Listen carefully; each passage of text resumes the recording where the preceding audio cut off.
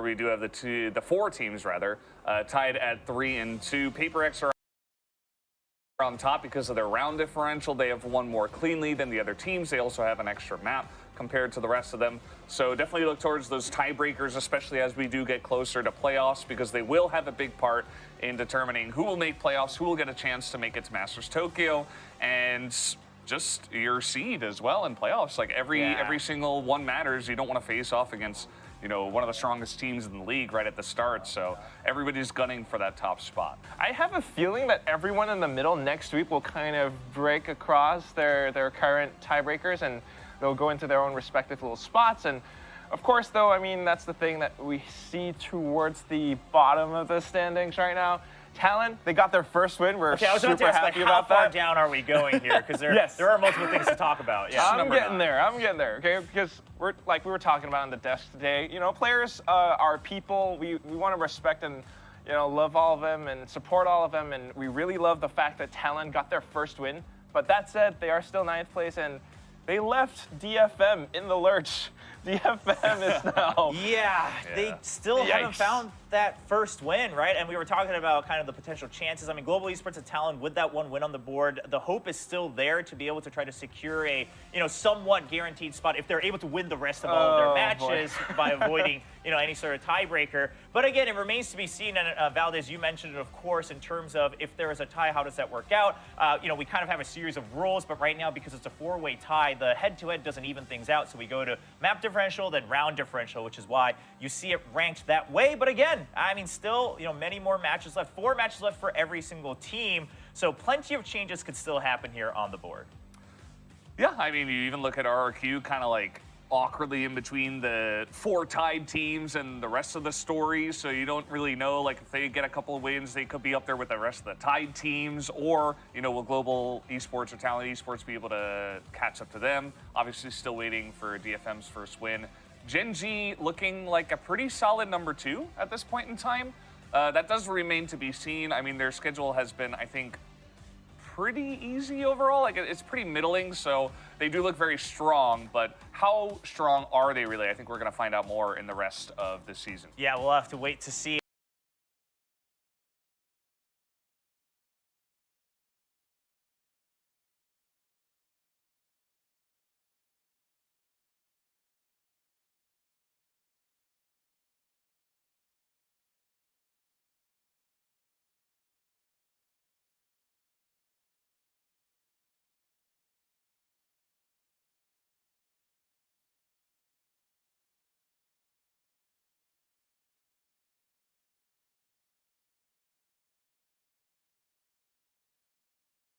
IGL, and he's also the one kind of leading his team to a lot of these victories, honestly. Dubstep, I think he had a pretty damn good performance just up against DFM, because how many aces did we see from this guy this week? And then, of course, we just had it this week. I mean, Jitboys, he was fun. Yeah, Jitboys was just very consistent. That was kind of like the consistency vote. Like, there were some other players that maybe were a little bit more clutch than him, but Jitboys definitely deserved it for the 2 maps that they won over ZETA, even going into overtime, catching the top spot for both maps. So definitely a big one there. Munchkin was a very nice surprise. I think that kind of raises the stocks of T1 a bit, because, he was always pretty good as an IGL. He's a good player, but he wasn't really as good as he showed in that match. And, remains to be seen just how far he can go. He did show a really high, but can he keep up with that high and bring it into some of the other matches? Because maybe it was just that one, but if he can do it again, then T1 are actually maybe top 2 or top 3. Ooh, okay, you're still holding on that hope that T1's potential is going to be reached within this season of VCT Pacific? I think so. Oh, okay. He's got a point. He's got a point. Yeah, do you agree with that? I think so, because, I mean, you can't think about Valorant as like this whole like power ranking kind of thing. That's just easier for us to analyze and predict things. We can only say this week because we're not doing the tier list. I know, right? We do that every 2 weeks. So. Yeah, as long as we're not doing tier list today, okay. Because they did fall to Gen G, but that said, they're gonna have different experiences, and just because they fell to Gen G doesn't mean that they are worse than Gen G. They could be better than some other teams. They could beat, I don't know, like Team Secret next week. Who knows? We're going to have to just wait and see. But this performance this week was pretty fun to watch. Yeah, well, we'll see if T1, they can continue to grow that. Now, I said it on the live show as well. I had a chance to talk to T1 ZETA. He goes in and tells me you guys can really trust us and kind of predict us to win from here on out. So this is all on his word now if they can keep this up. But we'll wait to see until we get to the upcoming matches in the next weeks. Now, you mentioned it earlier, Quack. We had some aces again this week. We had some fun plays. Ooh, yeah. And I know the entire crew throughout Week 5 selected a couple of our favorite top plays of Week 5. So let's take a look at our first one. This is a bit of a regular occurrence, a regular visit here from one of our players over on Global Esports. And it's going to be none other than Monyet. It wasn't a Monday, but he still came up with some crazy performances because he is that controller. He knows how to play around his smokes, and he was supported by Bazzi in that instance. You know, I think it was Davai was actually in the corner, but Davai was concussed because of Bazzi's Trailblazer, and it enabled Monyet to kind of maneuver around Pillar for the rest of the round just to finish it off. Yeah, I mean, you hear the nod again coming up. I mean, how many times this is from Monyet? Dude is a monster when it comes to split B. I mean, he, not only there, he's just like putting up some insane numbers this season. Remember, he was the first one, I think, to hit 40K.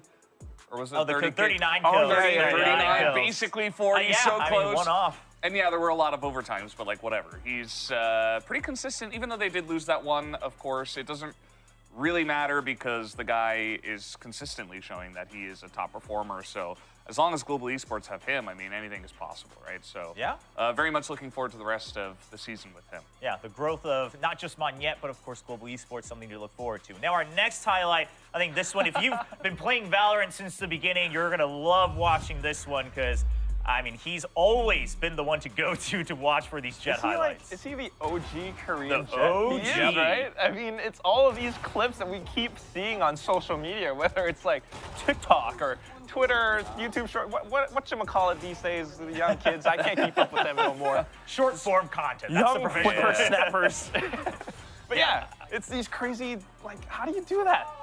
For me, it was actually the shorty kill that was most impressive. Funnily enough to say, because the shorty is like, okay, it's like a very short-range shotgun. You just click a button if you're close enough and you get the kill, right? But the op shots were pretty like standard. They were really good, don't get me wrong. They were very clean, yes. It was very clean. It was very, like, his positioning was perfect. The way he dashed out was very perfect. But like, when he's like jumping in between two people, he flicks shorties and then dashes again with the redash. Like, that was where I was like, okay, this is gonna be a highlight already. Like, and then he gets the ace. And then he gets the ace. And it's crazy because that was number 2.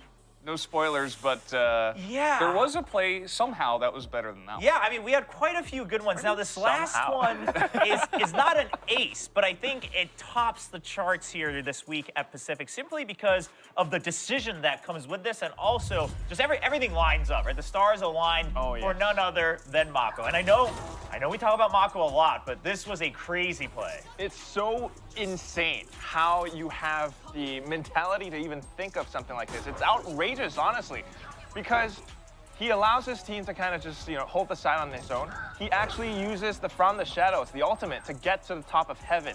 Nobody knew this. Nobody heard this. And from all this time, it almost looked impossible for DRX until Mako does this. He drops down, gets the spray transfer. And you see how instant and sequential that was? You realize how much you have to practice spray transferring, how much you have to master recoil control in order to get such a crazy spray transfer. I mean, because like the distance, it's more than 2 targets, it's 3 targets, and the fact that he's able to stop for each one and make sure he cleans up each kill it's incredible. It goes to show, again, I know we echo this every week on all parts of the broadcast, but it goes to show why Mako gets so much praise. He's the king of Pacific, honestly. I can't say anything else. He has the title right now, for sure, and he has for a little bit. I think that, even differing elevations, right? Like, he's kind of got that slope as you go into long as well, and just the whole play, like you were saying, Quack, where it's like just the thought to even think of something like this is pretty insane. So, from just the setup into the mechanics, he's kind of got it all, and he gets yet another top 1 highlight of the week. And I'm pretty sure there's going to be more to come. Yeah, I think there's going to be more to come. I mean, he's always been part of the highlight packages, even since Challengers Korea. So it's no surprise that he's able to continue to put these numbers up. But it's better to just let it play out, right? And there's no other way to explain what happens. This is just the territory of what it takes to be one of, if not one of the top players of the entire world. And of course, it's a pleasure for us to get to see him here in VCT Pacific every week as DRX continues their matches. Now, that's it for our top plays of this week here at Week 5 of VCT Pacific. And we don't have any guests this week, but that means we get to have a little bit of our own fun. And I love that I get to host today on Weekly Recap, and I don't have to go through because we have a little VCT Pacific quiz show. Now, what's a little different than what we usually do on the analyst desk, because this is actually, I see the questions right now, and we've got some nice trivia just about VCT Pacific overall. Some fun facts. What do you mean? All right. Well, the first question will let you know what we mean. What by this? We'll go through this. No, I think it's going to be fun. Some of these you might know. Even if you don't, I think it will be nice to find out for the viewers as well.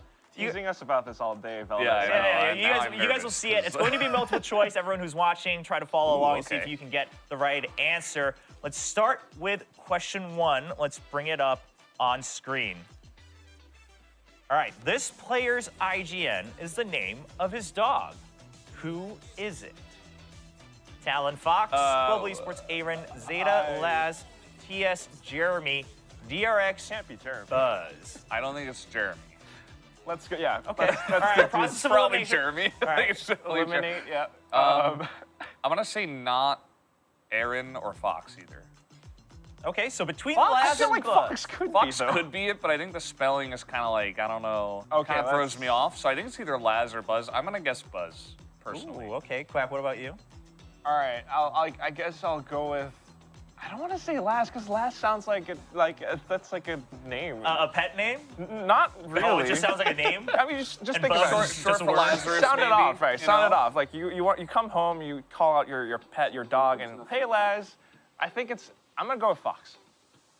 Okay, that's a curveball. All right, well, let's find out which player named himself after his dog. Show us the answer. What? And it's See, Laz. I teed you up for it. I'm like, it's probably Buzz. I know, I'll right? take Buzz. What? How do you? It's Fox.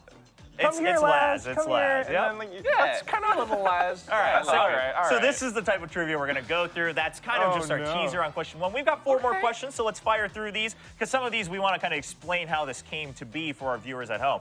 Let's bring up question number 2 and find out a little bit more here. This player currently has 225 total kills in VCT Pacific, putting him in first place for the highest number of kills. Who is it? We've got Monette, Jeremy, Texture, Depth, and King. All quite likely candidates. Yeah, this is actually difficult because I feel like it's multiple choice, but it could be. I have like 3 choices: Monette, Texture, or King. Monette, Texture, or King. Oh, really? Knocking Yeah. out Jeremy and Depp. All right, Quack, what do you think? Get your thoughts here while we count down. I'm just gonna lock in Monette right off Okay, the bat. Monette. This Is it is because how- of the Monette. 39 kills? Probably. I'm someone who I don't test well. I'm not gonna pass my And Valorant SATs. if it's Monette, then it's not Texture because they're on the same team probably. So I'm gonna go with King. All right, Monette or King. Those are the answers from our panel. Let's see the answer. Monette, he did have that record on 39. Depp? And it's Depp! Wait, oh man. There's a fun fact about this, because you guys are Okay. going to love seeing this. Let's bring up the explanation for how this came to be, because Monette was actually in first place with 217 Darn it. kills, but Depp takes it after their match I chose today. 5th place. I You meant chose who had the 5th least place. amount of kills. That's what I was saying. I don't know. Were we going Okay. for the most? Yeah, Depp yeah, we has were going for the gotten a lot most. You misunderstood the question. That's okay. All right. Well, Depp, he tops the board after today's match, of course, against Talon, even though they actually didn't win, but Depp was able They to did eke go out. overtime. They did go overtime, so that That's helps. true. All right. All I'm right. glad that I'm learning these, even though we're wrong. Yeah, I mean, Yeah, it's yeah. just fun facts, right? Let's go to question number 3. It gets better and better. So let's bring up the does it? next question. The guns that are most used in VCT Pacific is the Vandal. Then what is the fourth most frequently used gun? Fourth most Classic, frequently used? Sheriff, Spectre, Frenzy, or Ghost? I'd like to phone a lifeline. You'd like to phone a lifeline? To who? Who do you think is actually going to know this answer? Well, William, maybe. I do know the answer, actually. William. Well, I'll tell you this. Funnily enough, clearly, if the shorty's not in here, it's probably in top 2 or 3. So that's the other fun part. But I'm gonna say it's not the classic and it's not the spec. You think? Yeah. Okay. But it's the 4th most frequently used. Wait, just take a guess. I'm gonna say the Frenzy. Well, okay. Because that's become more popular recently, even over the Ghost. True. I'm gonna see go a lot Sheriff. of frenzies. I think Sheriff is a good guess as 'cause well. But we've is seen a lot 4th of- most? Like, how are we supposed to guess? true. Sheriff? Yeah. Sheriff for final pick? Sheriff might be a little bit too high, but I'm just gonna go And there Alright. anyway. I'm Frenzy, so. Oh, you're Frenzy. All right. Yeah, Frenzy or Sheriff? Show us the answer. Oh, there you go. There we go. Hey, at least one of us got one of them right. This was a tough. Yeah. So This far. is a team effort. We're We'll put- dividing. we'll put better than divide and 0. conquer, yes. Yeah. But yeah, this is the thing. They were tied with the Spectre actually for first place with 672 buys. But with today's match, the force most frequently is going to be the Sheriff. So interesting to find out. Actually, if you look at the scoreboard, Shorty not up there. Of course, Vandal and Phantom, no surprise that it's first and second. And then the Classic, and then Sheriff, and then the Spectre getting pushed down to 5th place. So just goes to show after the rifles, right, what kind of is the So I'm preferred. just way off. Yeah, Frenzy wasn't even up there. yeah, you're like King, Frenzy, they're I'm like like trying always the fit. hardest to choose the most Team wrong effort. one so far. Like, That's at least why- I'm doing the best at one Yeah. thing. Well, yeah, you know what? Yeah, Got you're that right. going, You're number yeah. 1 in something. That's what matters. That's what counts, right? All right, let's a go win. to question number That's a win. 4. Give Can't us the get next worse, one. right? We take those. Which one of the following pairs is a correct representation of the birth years of the youngest player and the oldest player in VCT Pacific? It's definitely 1990. That's what's his face? Wait, He actually, just played this is yesterday. winnable. Well, it has to be one of the Team Secret 1990, guys, right. right? Yeah. Why can I not remember? his I name? know that Forsaken's. I'm gonna go with 1990 and 2005. Number 4. Number 4. Yeah. All right. That's my guess. So let's assume Brendan's correct. Then it's between 1 and 4. Quack, do you So- agree with that? Yeah, I think so. I'm gonna have to go. I with look at the 1. birth dates a lot, actually. I'll just spread it across. One thing I'm unsure about is if there's actually someone 1988. I don't think so. You're number 4. I'm 1. 1 and oh, you guys are just split. from All Team right. Secret. All right. 4 and 1. Let's find It's a out team the effort. answer. We got this. We got this. Yeah. Hey, there we go. And it's 1990 and Hey! 2005. It pays to look at the From birth Team dates. Secret, who is that? And That's Jesse Vash. There you go. Jesse I kept Vash. thinking Saya play because they had like the Jit longer Boys. names. And then it's going to be Jit Boys, actually. Just got the MVP today for Talon's first win. 15-year Born in age gap. 2005. God, we're old. Yeah, the fact that I can very clearly remember what I was doing in 2005 Yeah. shows that Just I'm entered way high older. school. I was Yeah. in school. Yeah, than Jit Boys is. Well, there you go. It's a Okay. 15-year age gap, so we actually have quite a bit of depth here in VCT Pacific among our players. Well, this is my favorite question, our last question. The finale of the weekly excited recap. now. Let's bring up question number 5.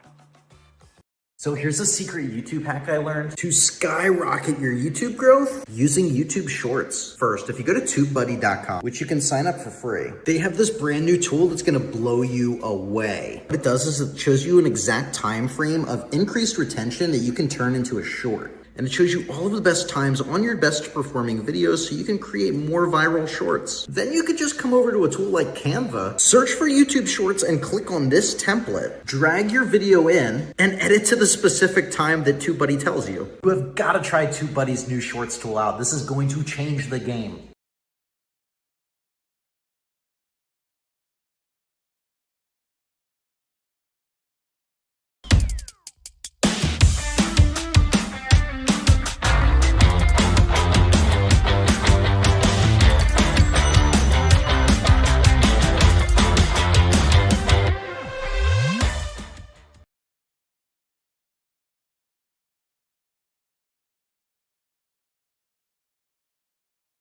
Pat of Talon Esports has played the most agents at 8 different agents in VCT Pacific so far.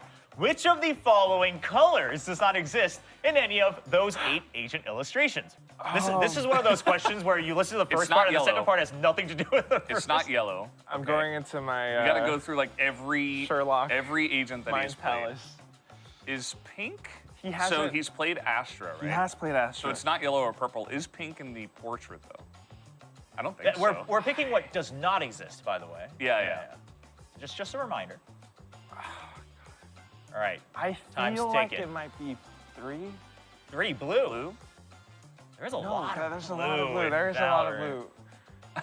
I know feel like he blue, hasn't it's done definitely Reyna not. or 10 anything. seconds. It's red or pink. I'm cutting you guys. It's red or I'm cutting pink. you guys short. 10, 9. I'm gonna go with 7. All right, you pick. 6, I'm gonna 5, go with 4. red.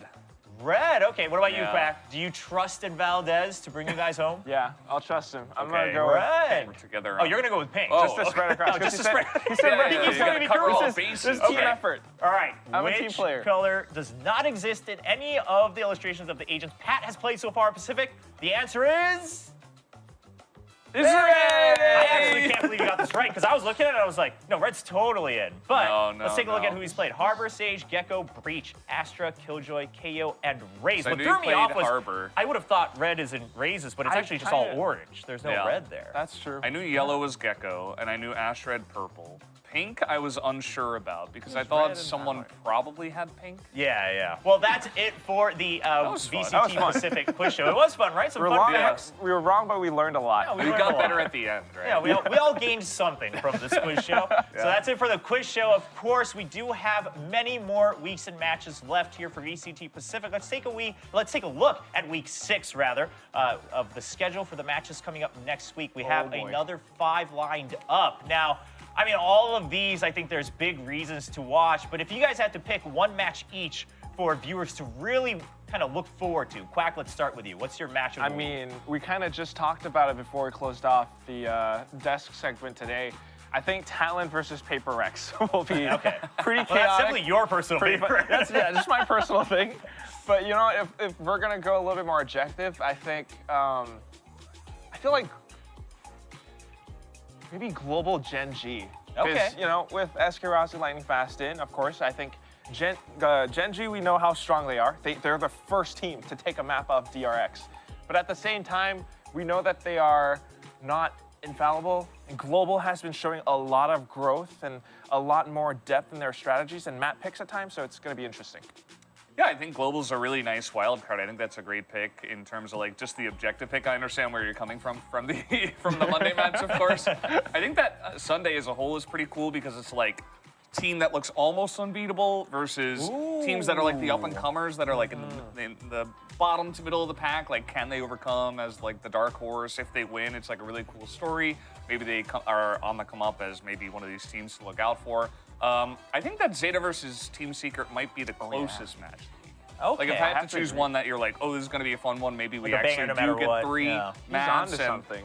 it could go either way. Like, Team Secret, yeah, they defeated DFM, but, like, where are they really? What I'm hearing And, from like, this ZETA, is every day is worth watching of VCT Pacific. All right? Yeah? No, but literally, I mean, on, this- yeah. especially next week, always is. not just out of team power There's a level, story every yeah, day, but the yeah. storylines are really starting to form here as we pass the halfway mark of VCT Pacific. Well, we'll be back next week with more Valorant Champions Tour Pacific 2023. See you then.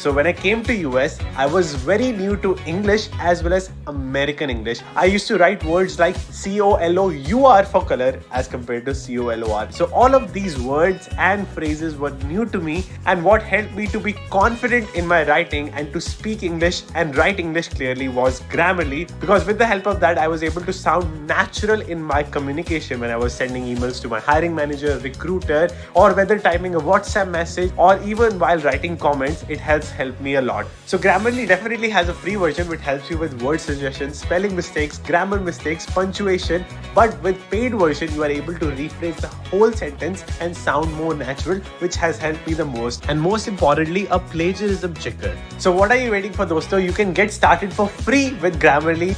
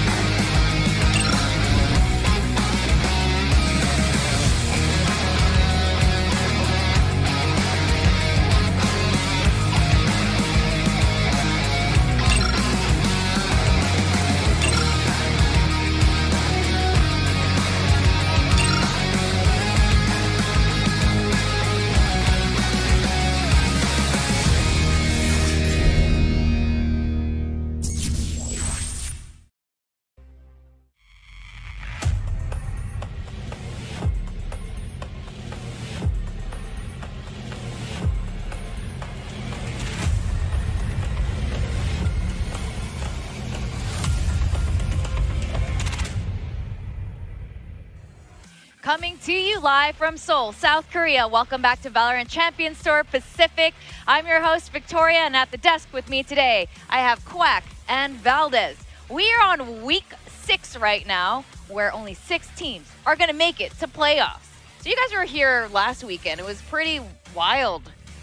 Yeah, it really was. I mean, gosh, Talon took a win. I got it. That's it.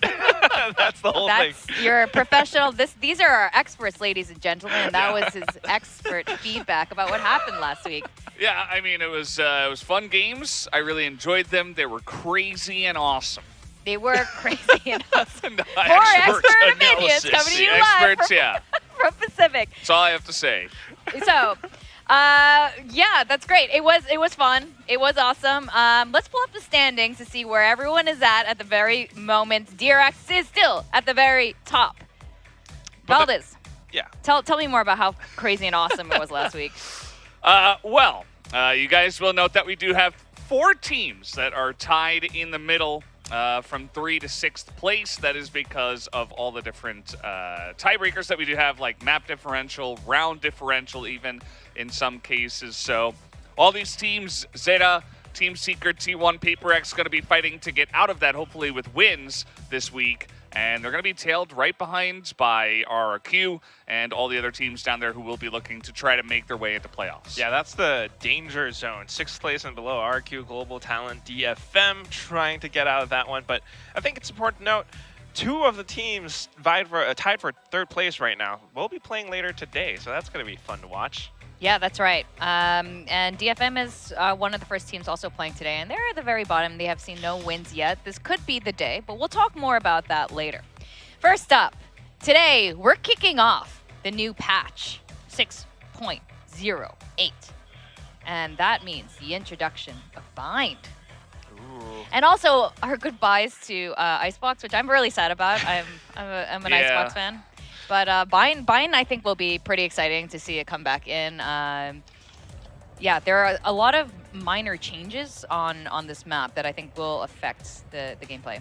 So, yeah. Any final words for Icebox before we see it go? You will be missed until you do make it back. Wasn't our most popular map, but it had a special place in my heart, and I guess your heart as well, Victoria. Quack, were you a fan of Icebox yourself? Neutral.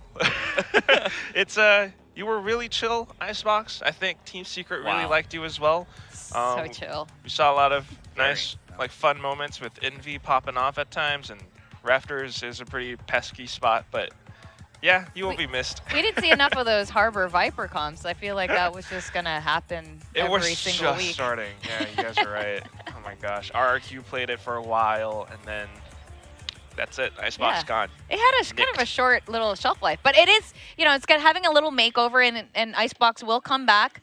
In the meantime, let's break down Bind. I'm sure those of you out there listening to this have already seen a bit of this the new changes. The TP, for example, the move. That's a big one. Yeah, this changes a lot of how you can defend and attack. That's right. I think not only have they seen it, they've also probably played it. People at home.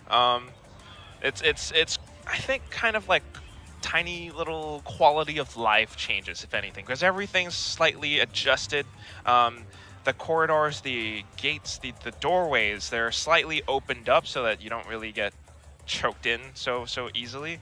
It's much easier for raises to blast pack out of, for example, and you don't have to like go in one by one. Two people can rush out of the door at the same time. But more importantly, when you look at some of these spots like triple stack right on the A side itself, you notice that one of those Radiant crates on top are like taken off. That second flattened. layer. Yeah, flattened a little bit. Yeah. Tetrised out a little bit. It is, I think it's pretty good changes. Kind of reminds me of the split changes. I like that, right? It's taking it very slow with the changes they're making. It's not like, you know, oh, this entire map is totally removed because of this. It's, you know, you'll see other different changes there. Like there's a barrel now. I think it's a barrel. It is. Yeah, that barrel. It's actually a good barrel. Yeah. There's a small window now. Yeah. You can look out of the window. You can, like, feel a peekaboo. little claustrophobic in elbow. Now you can throw things out of Just it. more ventilation, right, Brandon? There's also a vent. I'm glad you pointed it out. Exactly. But that's the thing with this barrel. You can stand on top of it, and because of the triple stack boxes, you can actually get direct line of sight into A short now. And that, I feel like it's a pretty interesting position that you could play. You might have to hold angles and like challenge your opponents and aim duel for that if you really opt for a position like that. But, you know, other than that, it's just really interesting how teams are going to adjust around this. I mean, it's this diagonal thing. You have less places to hide in. Exactly. It changes the angles all across the map. It's a very minor change, but it will change positioning for a lot of the agents. And that little peekaboo window, obviously lineups. Yeah. Yes. The lineups should be there. I imagine some crazy Soldom, if he plays today, you know, some like Soldom little peekaboo moments with his blades. Blade storm. That's possible. That's true. Yeah, so this is going to be pretty cool. I hope we see it today. I don't know if we're going to see it today. And of course, Killjoy, I don't know why she's been facing so many nerfs lately. This poor woman is facing one more nerf. Yeah. You know, her toys. Well, you know why? It's because ever since Chamber was nerfed, Killjoy replaced the top picked agent. And, that is true. Everyone's playing her now. I think she's got like one of the highest win rates, not just in Pacific, but like everywhere. Even in normal like ranked games, unrated games, she's just that good. Yeah, that's right. She is not the highest picked agent in Pacific, but in other regions she is. Yeah. And, second most in Pacific, right behind Jet. So she's definitely up there. It's kind of funny, you know, for myself coming from League of Legends, if you look at the league patch notes, it's like 17 champions in a row. Here it's like, okay, agent nerfs, 1. That's right. What? Just for the top. Only Killjoy. And it is a very small nerf because, let's be real, I mean, she still is going to have all of this utility. It's still going to work the same way. Of course, now you can see the nanoswarms a little bit more easily, right? So you can clear them out a little bit better. It is going to nerf her slightly, but she's still the same agent. Her lockdown still has the same amount of power, still very difficult to kill. So I don't think it's going to really change too much. I think everybody's still going to be playing Killjoy. Yeah, not so much. Maybe just some like tiny quality of life things. Like one of the other things that wasn't really included in the graphic is that once Killjoy is dead out of a round, you don't really... Her nanoswarms start making that buzzing sound. Yeah, which is just like, you know, it's nice because that means Riot cares, and we don't have to, you know, maybe get like faked out by little Killjoy utilities anymore. I feel like that made it a little bit more, you know, it's quality of life. Complicated, you know, with when you're still hearing the zzz sound. But yeah, I think this affects. I agree with you, Valdez. I don't think this is going to make huge changes with this nerf, but I can imagine for the everyday player, it will probably be helpful in the game. So anyway, that all applies today. Starting today onwards, you're going to see Bind, no more Icebox, and a little bitty Killjoy. We're going to play a game. Oh boy. Because it's another episode very happy of of that. Hey, We're Gamers. And today we're playing a new game, production gives us games, and they got a little annoyed that we were so good at the map game. Yeah. So they wanted to make it a little bit harder, and you guys watching at home. I didn't even get to play the map game, guys. Same. Neither did I. Yes, you never guys get a didn't play chance. it. It's been taken out of the game pool now, and we never get to play it ever We're again. just Just like skipping straight Icebox. to like Just medium gone. difficulty, Brendan. It's- That's how good of gamers we Yeah. are. We're gamers. We're higher level, so they give us the harder games. That's right. Yeah. Yeah, something like that. So this Surely. one's gonna involve a little bit of math. Oh no. Yeah. So all your casting abilities, I don't know, bring out the analyst side. The game is called What's the Loadout?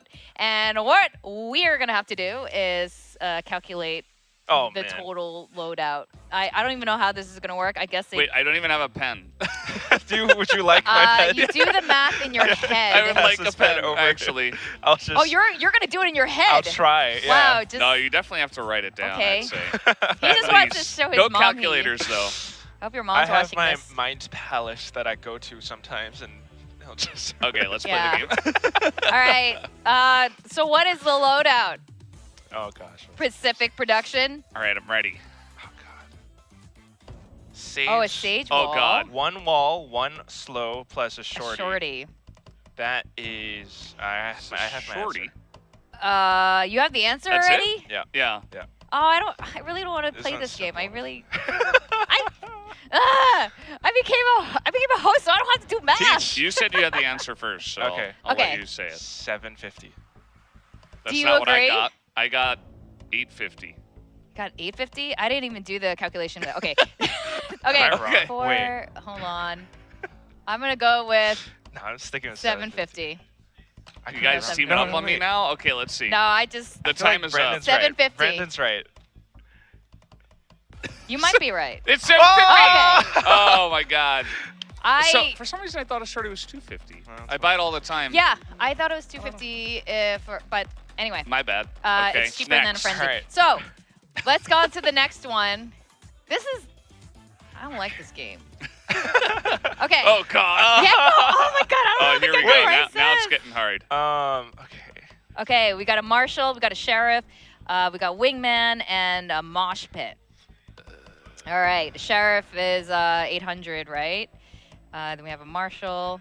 I'm gonna use my I got pen. my answer.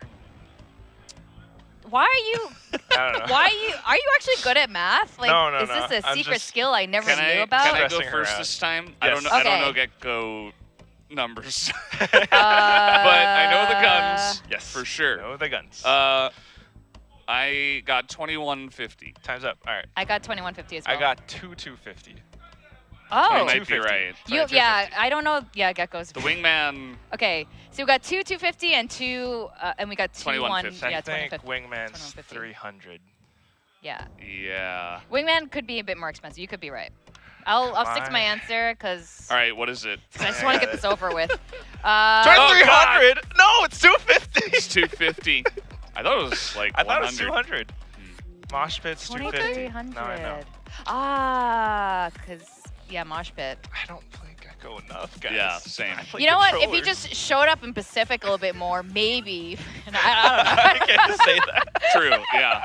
He's not Maybe. really in Pacific very much. I mean, he was in last week's game. Paper X played him, I think, Yeah. on Icebox, which Like is he really barely gets a showing. He's like hanging out in Uh, LA right now. He's not really over in fun. Korea. This is how we protect little Oh, we have a homie. score?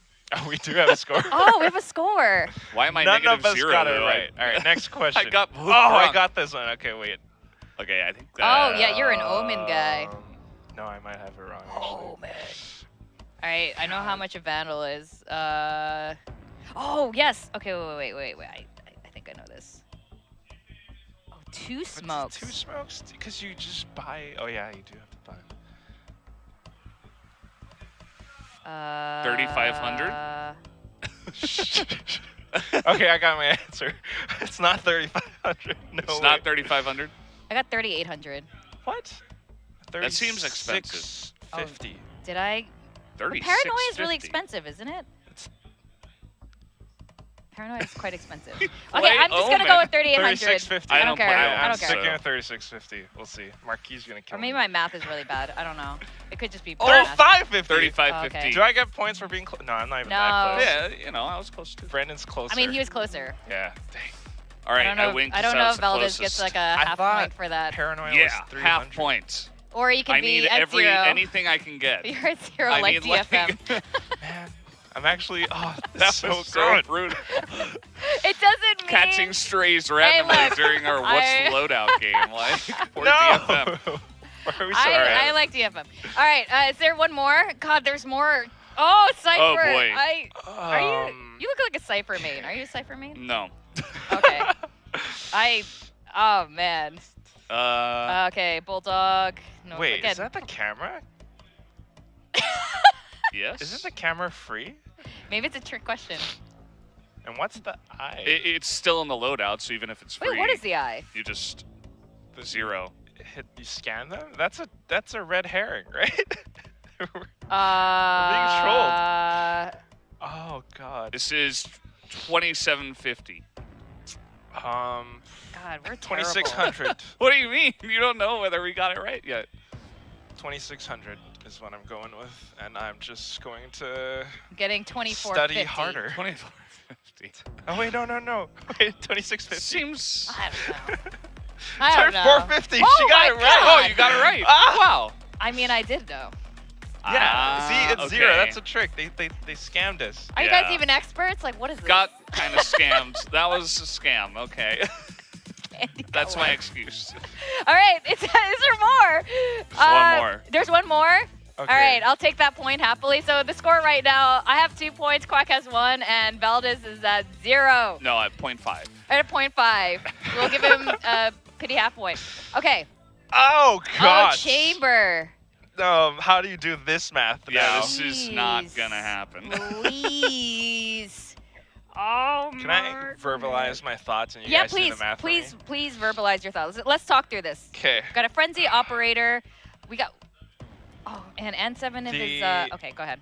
Oh, what is that? Is that the ult? Sorry, what's the That's times his 5 ult. thing? Wait, no, that's not. What is that? Okay, rendezvous free. Headhunters 150 each. Multiply that by 7. I don't know how you're gonna do that. Wait, am I doing the math for you? Yes. Oh, wait, say it again, say it again. Oh, It's gosh. 1050. Okay, 7 times 150 is 1050. okay. Valdez is going to do the math, and Yes. you talk through it, and I'm going to be your moral support. I'll stick I'm going to to be moral support. All right, let's go through that again. 1050. You got it? Trademark's about 200. That sounds right. 1250. Frenzy's 450, so that's 1007. Mm. And Op is 4750. Is it not We all 4750? yeah, I think it's Isn't it 4750. 4 and 9? I thought it was No. 4500. No, it's not 4500. It's not 4500. Oh my God. It might have been I in the can't past. remember how much an op costs. That's Yeah. the old one. I yeah. feel like the pressure. It's 4750. It's 4750. 4750. All right, we're Okay. just going to So go with Quacks. 1007. Oh god. So So about 6,000. Look at all like the script. We have like all this math on our page. Like our notes are ruined because they're making us do math on the desk. We already ran out of time. I'm just thinking. I wonder if chat's getting any of this correct. 6,450. 6,450. Okay, we're collectively. This is a team effort. Actually, you might be right. Quack Oh wait, got are you doing 6,000? Yeah, Okay, I'm I'm just gonna go throwing with that Brent. there. I'm gonna go with Valdez. This is how I'm playing this game. I'm going for estimates. I haven't now, gotten a single one right. All right, and the answer. Hey! Close. All right. Oh, it's nobody again. Okay. Okay, so trademark is So- that. Yeah, it's. Yeah. I knew there wasn't a 50 in an 47. Oh, operator. 4,700. Yeah. It's not 50. Yeah. Sorry, guys. No one. How do we not know Okay, the op That's price the of an 50 op? we got wrong. Yeah. All It's from right. the operator. So Good job, guys. do Good job. we announce the winner? Okay, so in third place we got Valdez at a whole whopping 0.5 points. Thumbs up. I Then got we two have that were close. Quack at a 1 point, and then first place is Victoria Choppy Ninja Chang with 2 points. The winner Is yourself. me. Again, I think I won the game last week too. Okay. Okay. Anyway, that was fun, I guess. I hope you guys had fun watching that. When we come back, we're gonna stop playing games and leave the games to the professionals. We're gonna watch the first matchup of today. So don't go away after this very short break. See you in a minute. Zero distraction. Zero doubt. Zero opposition. Hey, morning.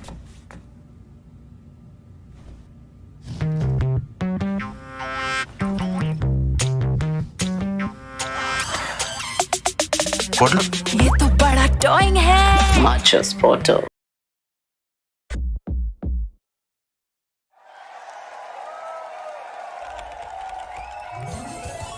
Red Bull gives you wings.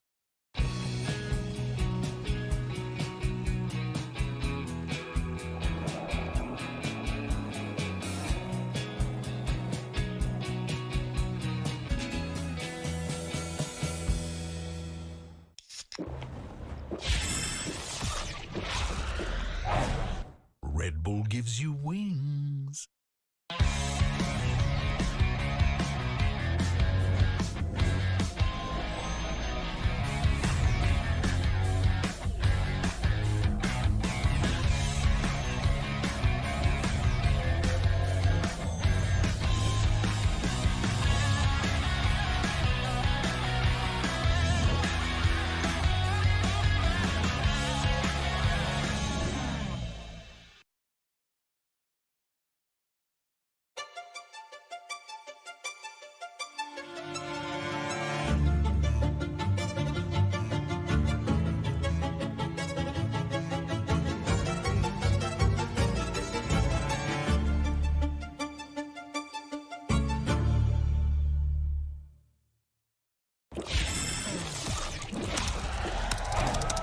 Red Bull gives you wings.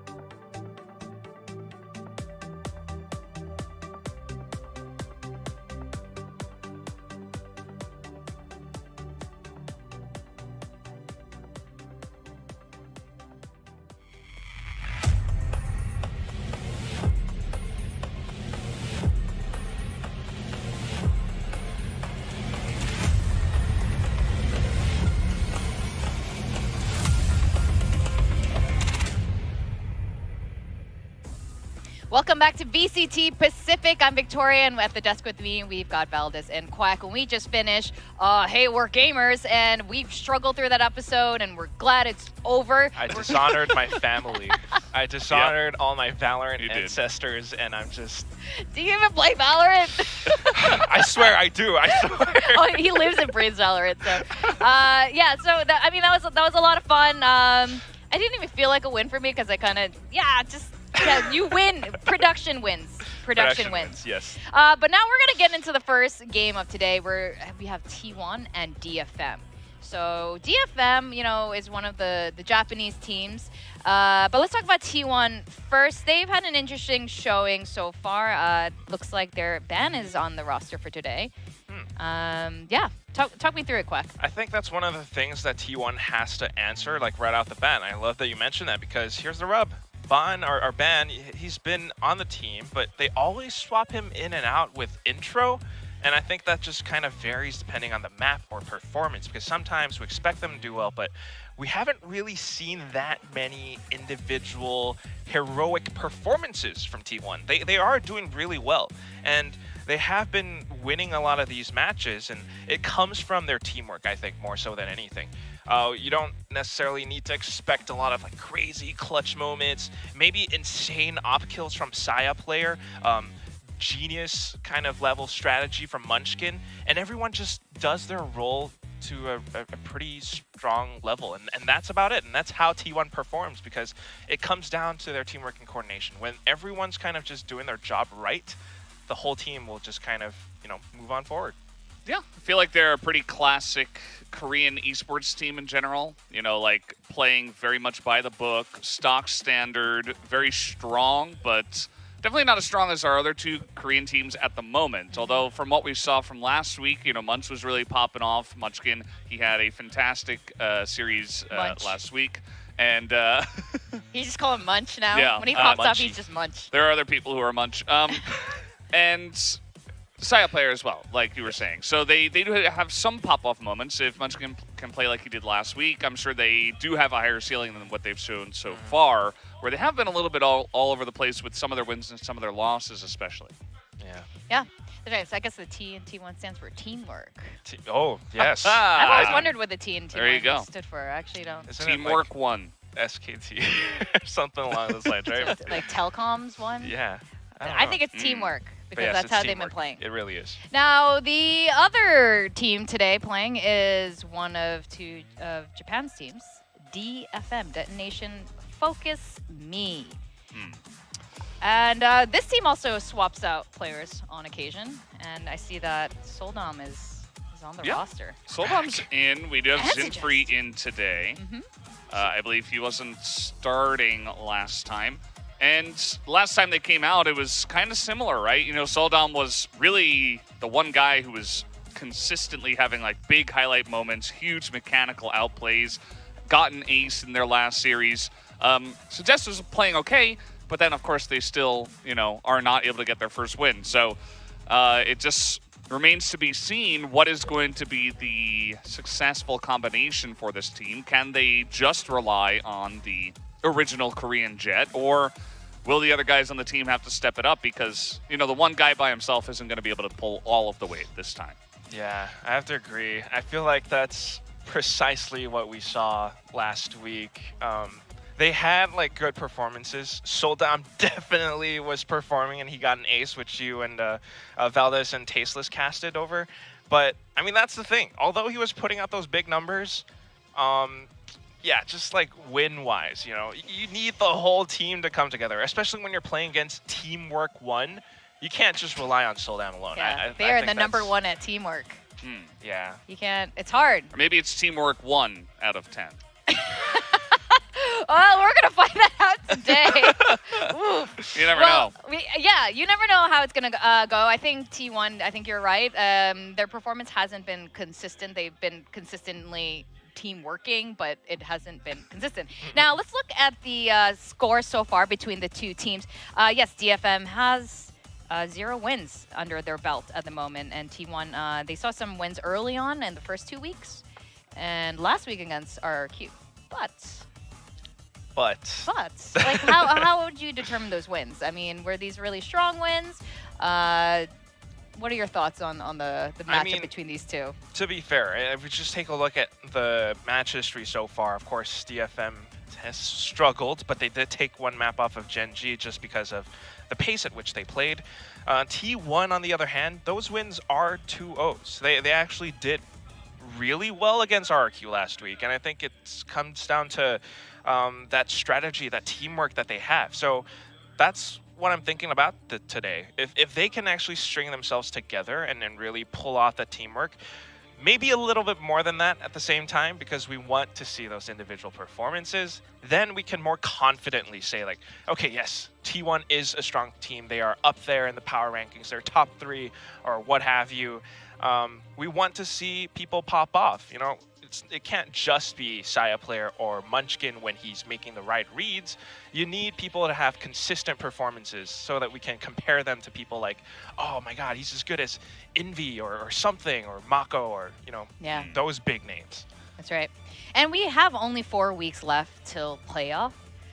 So DFM is really, I think they have to 2-0. Like, they have to really win every single game to Quack and I were we were doing the math before the broadcast, and there is still a chance mathematically, statistically, you can actually still make playoffs as DFM. I think if they take one more loss, it is impossible. It's going to be really difficult. You need other teams to lose, like specific teams to lose more than 5 games that DFM already have, so that's going to be a big one. There's an interesting stat here that T1 actually in 4th place have played the fewest amount of rounds out of any team. So this is including DRX and Gen.G, who are in 1 and 2 spot. Really makes you wonder. They're winning fast, but they're also losing fast, and a lot of their matches are 2-0 or 0-2 rather than having an extra map. Yeah. No, that's an excellent point. Now let's talk about these 2 key players. We're having, we plucked them out. Why do you really want to look at these 2? I mean, if we just take a look at the bottom statistic right there, first blood percentage, Soldam has only played like, what, 2 or 3, maybe even less than that matches, but he has like one of the highest first kill percentages out of any player ever in the entire VCT Pacific, because he's that aggressive. He's that guy who always pushes out, always tries to find an opening pick, and when he is feeling it, when he is enabled by his team and everyone's kind of able to support each other, Soldam goes crazy, man. He goes he goes nuts. Yep. Munchkin, on the other hand, like, it's good performances, it's decent statistics, but what we want to see is those big brain IGL plays, I think. That's right. So these are our predictions. I do know I'm a bit of the odd one out on this on the roster, but I feel like this is DFM's time to shine. They haven't won any games yet. Talent finally won their one last week, but today I think it's going to be DFM. But let's go check it out. We're going to go to the stage.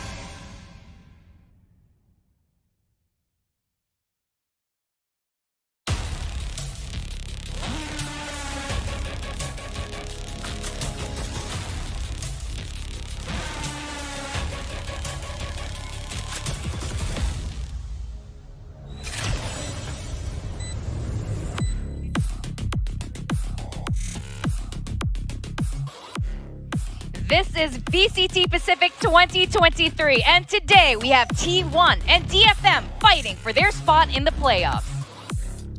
Yeah, I think it's going to be a little bit tough for DFM to do that, but it's possible that they can beat T1 today just because of how T1 might be a little bit inconsistent. Believe!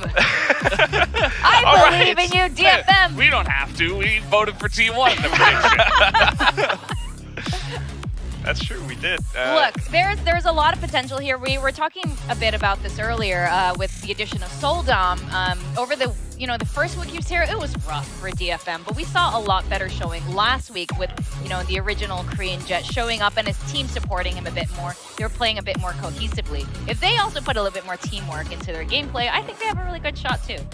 It is very, very possible, and at the same time, we really need to keep in mind that these are players who are like really giving it their all every time they play on stage. So like we have to respect that fact. And I mean, how about like a little matchup between Soldom versus Saya players? That could be fun because they're similar but actually kind of different at the same time.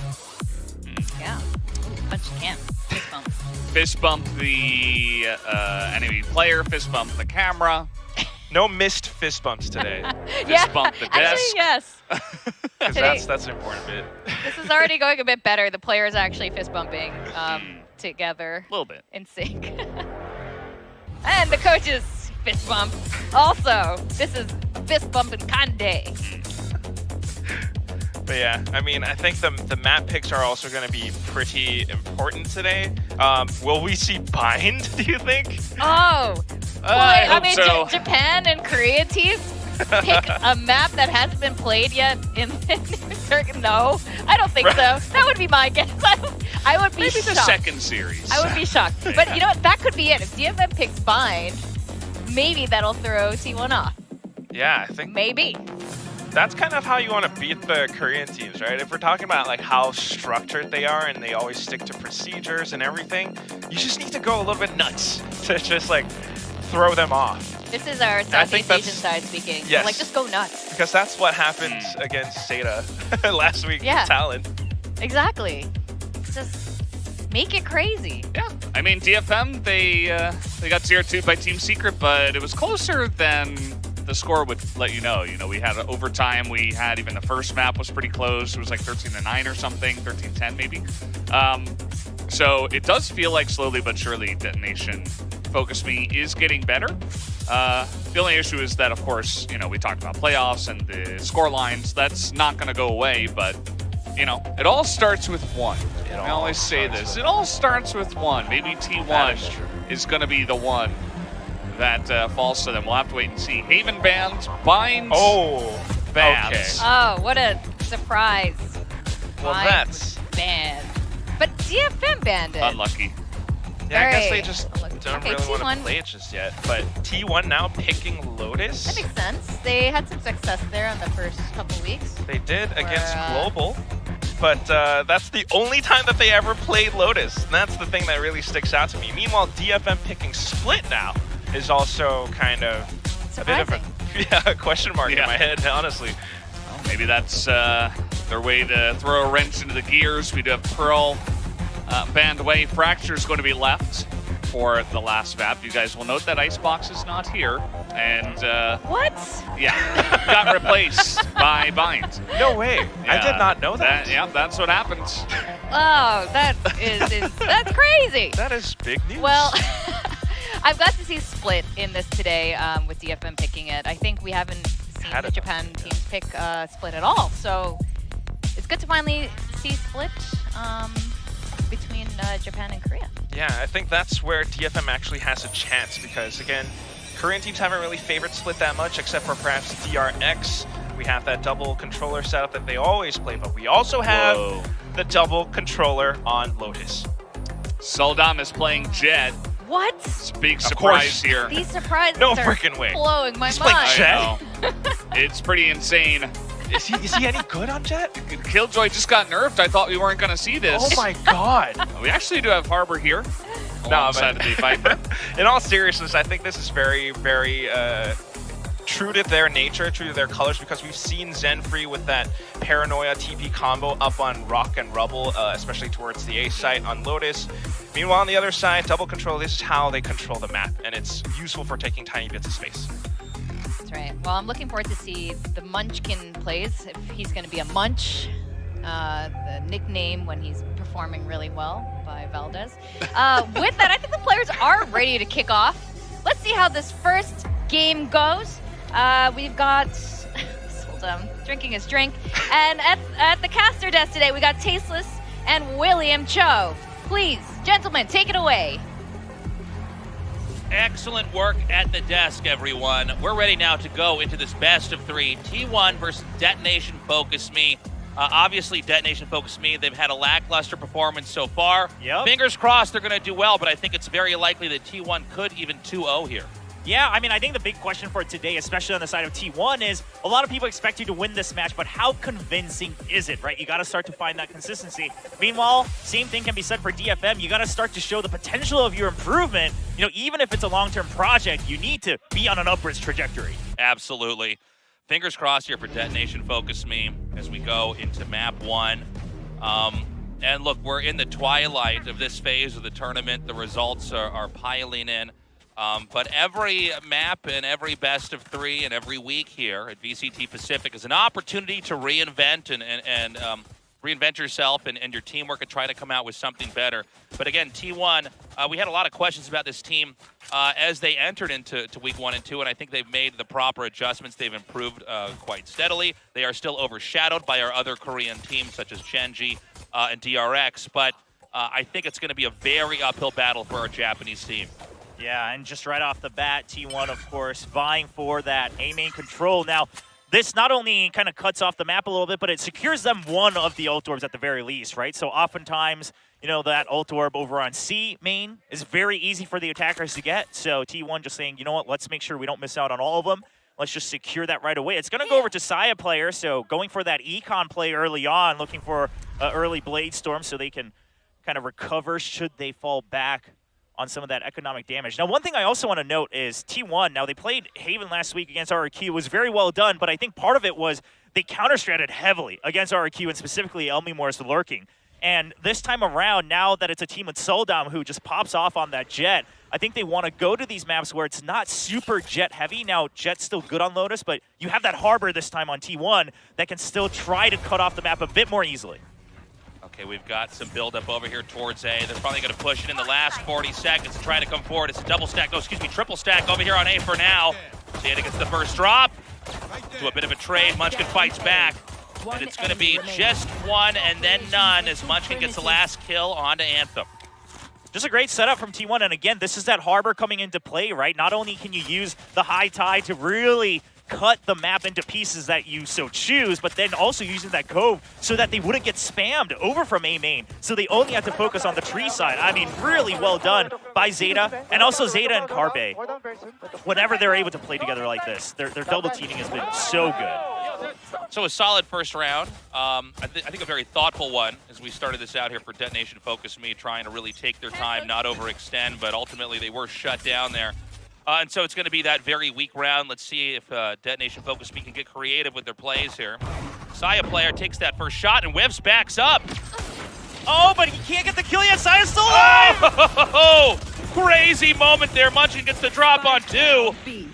Oh, man. I mean, that was kind of a battle of pride between the Jets. And Soldam did what he could, right? They realized that Saya was waiting there with the Marshal because he spotted on the first jump across. So they purposely used Jet to widen the angle as we see this round kind of finish off.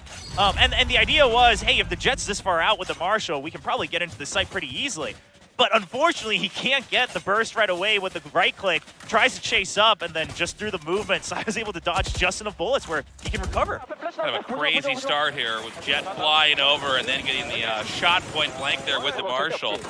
Looks like we're not going to capture that moment here in the highlight. But again, an expected victory here for T1. We now go into that bonus round, and we're really going to need to see Detonation Focus Me try to pull through with something. Otherwise, it looks like what we predicted may start to be unfolding here as we get into the first half. Yeah, absolutely. Now with their weapons, now they kind of had an idea of there was a Stinger, right, a Marshal on the other side. Ooh! Saya is not one to be slow on the trigger there, but Taka J able to just swing out wide. Gets that early pick. Now, DFM, they don't need to force this, right? They know the Harbor is nearby. They know they just took out the Jet. That means that there should be some sort of adjustment. DFM waiting to see if anyone pushes out for more information. Now, T1, on the other hand, they have a Killjoy, right? No need to overcompensate for any sort of deaths. They're happy to just take it slow, set up the utility over on B and C. Hey, it looks like we're going to have some noise created here. They haven't actually gone in through there towards A, and they're actually going to loop back around through mid towards B. They have ended up trading out. Taka J has been picked off by Carpe, and the B plant does start. We've got Munchkin ready to try to come in here through the Omen smoke. Killjoy utility going to be set up. They know he's in Shut there. down. Oh! Yep, saw the Nanoswarm getting shot down, so suggests just puts a little bit of pressure onto Munchkin. He gets scratched up quite a bit. Now, T1, yeah, they just need to get picks on the other side, right? Economic damage being done to DFM. It's a very small site, so if they can just keep him trapped in there.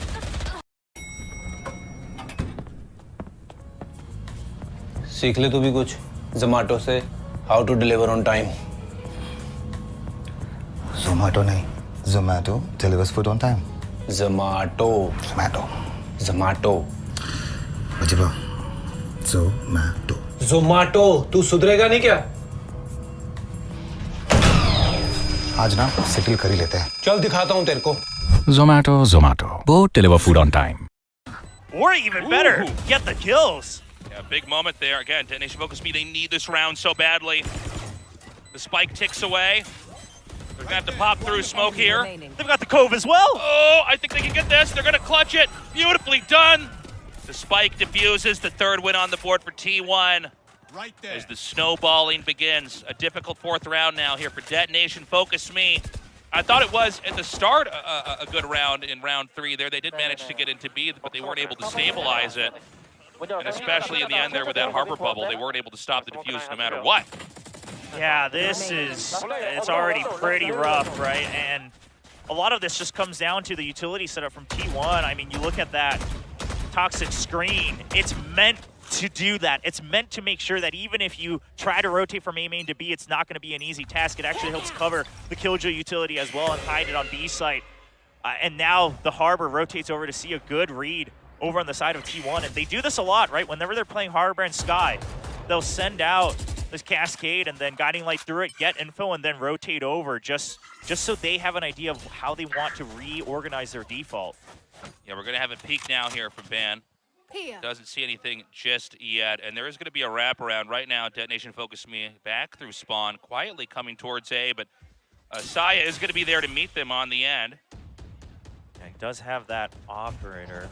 We have talked about in the past, occasionally, Japanese teams too willing to kind of run the clock here, and almost at times too predictable. A lot of moments coming in the last 40 seconds. This game could certainly be one of them, but that doesn't always give you a lot of time to secure the site. I mean, you want to have rounds that are drawn out and dramatic, and then you need to have rounds that are explosive. Yes. And so, this is already a pretty tricky round for them. And they're going to rotate back, seesawing up through attacker spawn once more. And it's going to be Ban once again there to meet them. Well, and the Nanoswarms haven't been cleared, right? They've never entered C-Site yet, so they don't know the exact location. Now, they can expect Nanoswarms to be there, but this could do a lot of chip damage. At 20 seconds, you got to win your first duels immediately as you enter. Now, they are going to get it. Anthem gets the first kill. You see Munchkin coming around, shots fired, and he ultimately does take out Soldum. He's holding! And many more!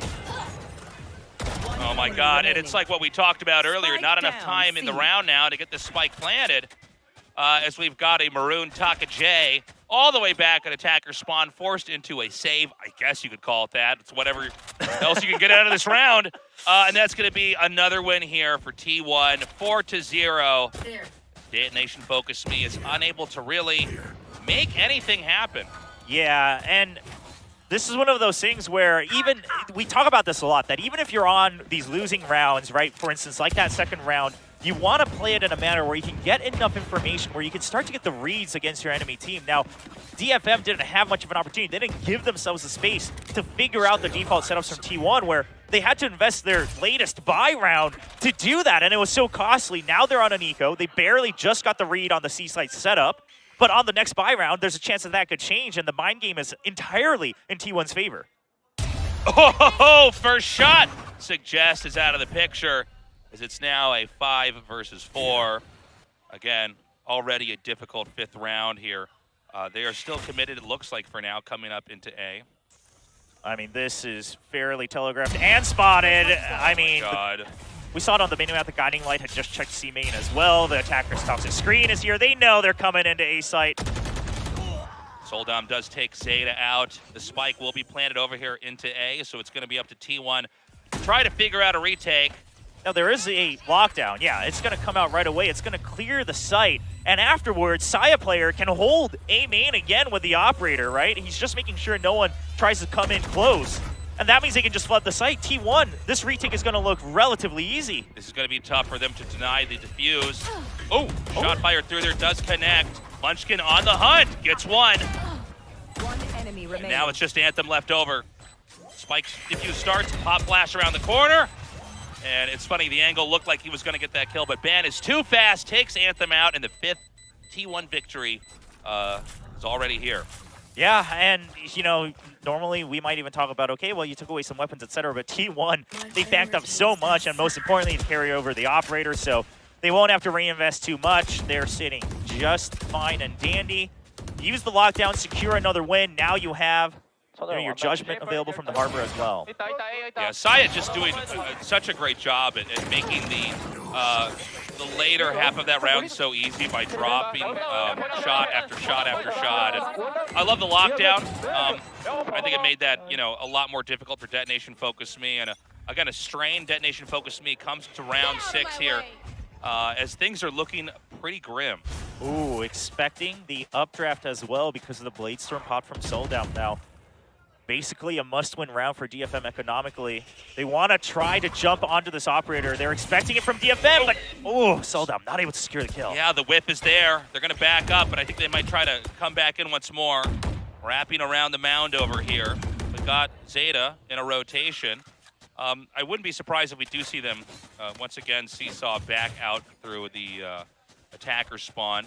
Yeah, now here's the thing, is that we talk about 3 sites being advantageous for attackers, and that's because you can take the lead in providing these mind games, right? You can really initiate the mind games against the opponents on the defender's side. The problem for DFM is because now they're on these desperation rounds every single time, they weren't able to take A space, right? So now they just spent the past 15 to 20 seconds extra to take control of A main. Now they're thinking about how do we want to shake up the defense, but you basically have to enter into a site now. Otherwise, again, you're in that same boat where you have to win every single duel to get the plant. 30 yeah, seconds it's left. getting worse and worse. With very little time left on the Yeah, clock, Saya's they're going to have to run still through the operator. Saya with a wrap around there. Does get the first kill, suggest gone once They more. gotta pinch him. And they do that. So they will be able to set this, the plant up here with 13 seconds left on the clock. Right there. But now it's going to be down to this retake. ZETA with some shots spammed through. None of them actually connecting as the Seeker's going to come up here. Has to take that out. A crucial kill from Zenfree, taking away the flashes. I think they might be able to do it. Detonation Focus Me looking good, looking very strong. Ban and ZETA going to try to come in here for the recovery. But through the Cloudburst, they're going to go first. ZETA starts it and continues as Soldom's gone. Oh my god, Anthem gets that kill. I mean, ZETA absolutely will try this. He has the money to do so. That's going to be it. Beautifully done. First round here for Detonation Focus Me. A hard-fought round as well, with only 2 rifles going into the 7th round. But again, it's a start. The question is, can they carry this on into anything that's going to be productive? Because we expect Detonation Focus Me to eventually get around somewhere in here in the first half. Yeah, and here's the thing, as we look at these replays unfold, I mean, ZETA, heroic attempt, but if anything, right, this is one of those rounds where ZETA can say, you know, I did the economic damage, right, I took away a couple extra weapons. Now, something to note is, now DFM, they need to remember that T1, they didn't bite on that fake entirely. So they need to understand that they need to start playing the clock a little bit differently. They can't rely on these heroic fakes just to secure, you know, 1 or 2 extra rounds because T1's not moving. The only reason they were able to make it work that time was because you had the From the Shadows from Zenfree, right? To able to pinch onto that operator. Soldem comes forward now. We do have Ban over here on the other side waiting to receive this. Are we going to have the same behaviors as before with Detonation Focus Me, where they're going to be a little bit timid trying to actually push? It seems like no, we're going to have another pull through into B, right up into mid. ZETA fires some shots, can't connect it. And the first kill there from Saya as it turns into a trade out. Now 3-3 left over. No plant just yet, but that's coming now. Oh, good interruption. Yeah, the Nanoswarms will buy enough time. Now, they still have control of the right side as well on that connection into A site. So the position is as good as it could get with the 3-man setup they have. Tin3 looking pretty good. Comes around with a second kill onto Munchkin. Banned in hot water right now. Hard to imagine that he could pull this through. A flash comes out, buying more time. And there's just too many angles to cover. That's going to be it. The second win here for Detonation Focus Me, and it's getting better and better. Yes, and this time, if you were looking at the minimap, you'll recognize that this was the way they want to set up. The entire intention was always over on B side. Suggest was always waiting in B main, already ready to pounce whenever they were able to come in through Link. So it was never meant to be an entire A hit. I mean, if it was empty, maybe they would have gone for it. But this is the way that you want to use your time. You want to secure at least one other part of the map. Curious to see if DFM is able to do that again. Right now, the setup, Alarm Bot just looking for an A main push out. So it looks like they've got to take control of B main and C main simultaneously again if they want to have any sort of macro movement. Okay, so just taking a bit of a forward approach to A as well, not giving it up entirely. I like it. Soldam going to come out here with a peek. Munchkin could pop out from the side. Killed my bot. Looks like he's ready any moment to do so. A lot of patience here, but he basically misses any movement through the middle. And they know they're on the door side. That's going to obviously be very audible, so that can cue up some attention over there. And are they going to actually wrap back down? This is a funny moment. So they're continuing to snake around back through the attacker side on the map here, maybe in hopes of either going back up through mid or maybe trying to come to A. We do have Saya waiting over here. Obviously no operator this time around. But look at T1, right? They just checked that it's A main, and then they put the Viper's Pit on C as well. They just cleared out B main, the information entirely in the hands of T1. Saya, all he has to do is buy time here on the duel. Saya's gonna be ready, gets one. Perfect shot. Does not get two. Thought he was gonna connect that. But they're going to be pushed back out of A. Again, it just seems to me like Detonation Focus Me is never willing to fully take a site unless they are so confident. But again, with 20 seconds left on the clock, they're going to go into the Viper's Pit. This is insane. They just have to run in and stick it, which means they have to flood the pit. Okay, so now they know that it's been emptied out long enough. And TakeJ, I like that he takes a forward position. If it wasn't for that, there was no way that this was going to be secured. The lockdown being invested now. Because they were in a rush, the lockdown has to be initiated early. It's not going to buy them enough time against the retake. It's basically a pure 4-on-4. Okay, they're going to invest the pit as well. They just want whatever rounds they can get. Yeah, I mean, this is going to be a very expensive win if they do it. If T1 can shut this down, it's going to be a very starved Detonation Focus Me coming into the future rounds. So far, we haven't had any progress made by T1. They do put a flash inside the Viper's Pit. Another flash. Anthem with a good lurk over there. And is then the favors returned by Carpe. Ooh, nice positioning swap there from DFM. That's it. They're going to ditch it. They're going to try to save those rifles. It's going to be the third round win. And what's been a very hot and cold first half here for both sides. We had 5 wins in a row for T1, and now Detonation Focus Me on the streak with a third for themselves. Yeah, I'm kind of curious as to what the comms must have been like for T1 there. Yeah, I'm not surprised about this timeout. Not only are you losing momentum, but you had the pit up. There was so little time. I mean, if you could have just kept the pit up for a little longer, right? Put down your last snake bite. Could have been the round.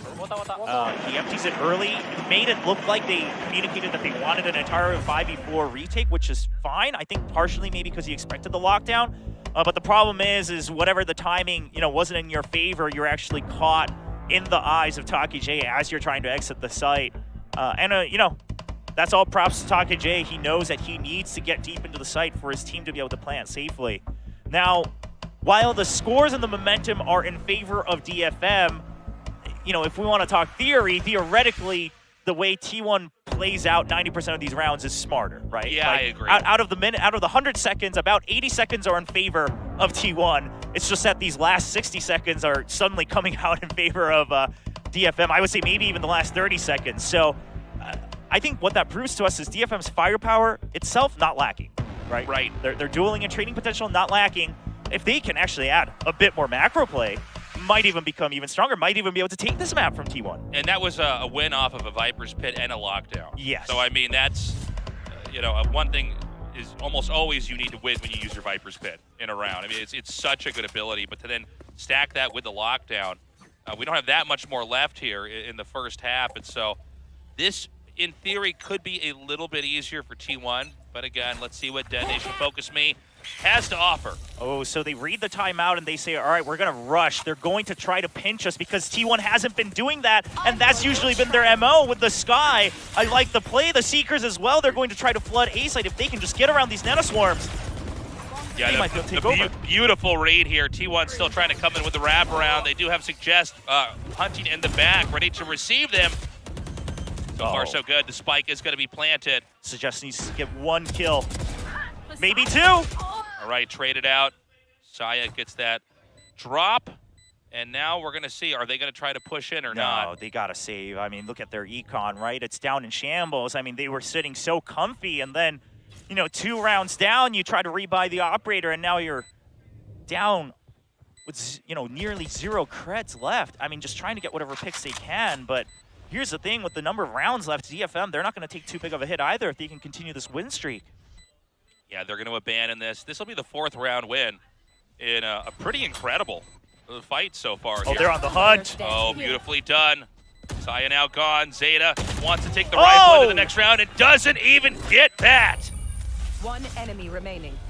DFM looking rejuvenated. And here's the thing, that was purely whoever took the lead in that conversation, whether it was your coach, whether it was the players coming together, maybe all 6 of you, but getting the read that T1, they called the timeout to adjust their defensive side, that it's to adjust on a push out. 1 enemy remaining. And what a good read. They're actually kind of using their passiveness against T1, right? Yeah. I don't know if it was entirely intended in the long run, but they make the correct read that, okay, they think we're constantly playing passive, now we'll switch it up. Yeah, almost using that, the opponent's team's timeout against them here. Oh, absolutely. All right, ZETA already has taken Jinfree out. Now, this was, again, a good read from DFM as well. They recognize that this time it's probably going to be an A main fight. They actually try to play a bit of a passive default. It's just that they get picked off right above the toxic screen there. So now without the Omen, they're just going to try to charge through here. This seems risky. Yeah, you still have time on the clock. Soldam going to come through, up, peeking into B. Ah. Oh, that's funny. I actually had that happen to me like 3 times in a row yesterday in my games. They're getting pushed right back out. We're going to hang back behind the mound. Now, we should point out ZETA is going to be here if A is going to be the target. We have seen a couple loop-de-loops done from Detonation Focus Me with going into B, back out kind of near C, and then either coming up towards mid or even going into A. Now, ZETA has enough util to buy time, right? I mean, yeah, I think you send out the Cascade now. It's already at 40 seconds. Then you have the Cove and the High Tide and the Judgment. You might as well use it just to secure this round. Try to make use of that Hero Vandal. Saya waiting. There it is. That's going to force them to have to rush through, and then the High Tide as well. They're just walking right through. Oh, I don't know how this is going to work out. Spike dropped, then picked back up. Suggest gets 2. A great breakthrough from Suggest and Taka J. Round should go in favor of DFM. 10 seconds left. Oh, Saya can't get that shot. Gonna try to come from behind. Shorty ready. Oh! Wall bang there. Last player Man, it's a standing. 1v1. But a tough opponent Suggests always gonna clutch a moment like that. 5-5, we're totally tied up. I don't think anyone really expected DFM to catch up this much, right? The first round, you know, seemed to be a Hail Mary, and then the 3rd round win as well, and we were like, okay, you've had these costly wins. But then, to string it together like this. It's cool that it's close, but what a funny way for this to actually be tied up with 5 wins in a row at the start for T1 and then 5 after that here for Detonation Focus Me. So no matter what score we get as we close out the first half, it's going to be extremely close, either 7-5 or 6-6. Saya back with the operator ready. Okay, both teams still aware that, you know, either side could try to contest for this A main control. Now, because they haven't pushed all the way out, I mean, ZETA and Saya player, yeah, they have to play it safe. Saya, he's gonna get spotted, there's too many! Bit of a trade. Operator now down. ZETA ready. Fires some shots. I don't believe any bullets are actually connecting, though. Taka gets healed up. Okay, now Suggest has already been kind of vying for control of B main, making sure no one's pushed out.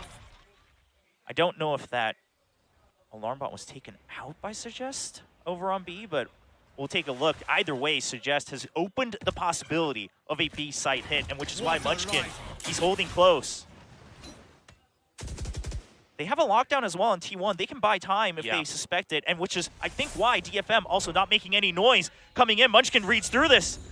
Munchkin's going to be ready, but he can't take out a single one. Just a bit of damage dealt there. And they're going to go for a B plant, and this is going to be an extremely difficult, if not impossible, recovery here for T1. Now they... Well, they need a plant still. Yeah, they were expecting that, you know, people might try to just push through right off of the pit. Beautifully done there. Oh, hold on. ZETA beginning to clutch this. He gets 3. Just Suggest left. And then there's none. The spike will be defused, and just a miraculous set of shots there. Well, oh man, unfortunate, because here's what happened. Is that you had, I believe it was Anthem with the shorty. He gets the kill next to the wall, but whoever was behind him, they actually end up being lined up unintentionally as ZETA just tried to spray on the trade against Anthem, gets 2 for free. Beautifully done here. I thought for sure this was going to be the 6th round win. Oh, it's Taka J, yeah. ZETA just gets Taka J and Anthem. And Suggest just back over here. That was the closing kill. Beautiful round. T1 viewing party over here. Yeah. So cool to see these viewing parties for each of the teams and the hype behind them. Yeah, and all in their kind of own HQ buildings as well for the Korean teams at least. Of course, you know, some of the Japanese and Southeast Asian teams as well, sometimes with rented venues. You gotta back up. He does get pinged. Oh my god, this is crazy! How? Nobody's thrown a knife yet. How is he still alive? I can't believe this. All right, suddenly ZETA has just killed 3. Well, we were watching those Jets run around.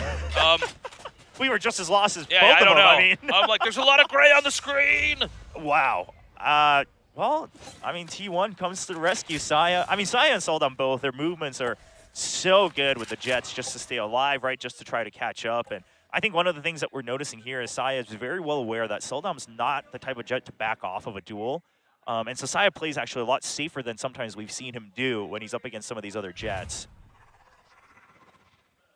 Well, this is a tough round. Obviously, you know, there's no reason to save. It's the 12th round here, so they're going to try to make something work, but it's a huge gauntlet of utility you're going to have to try to navigate to even get into A.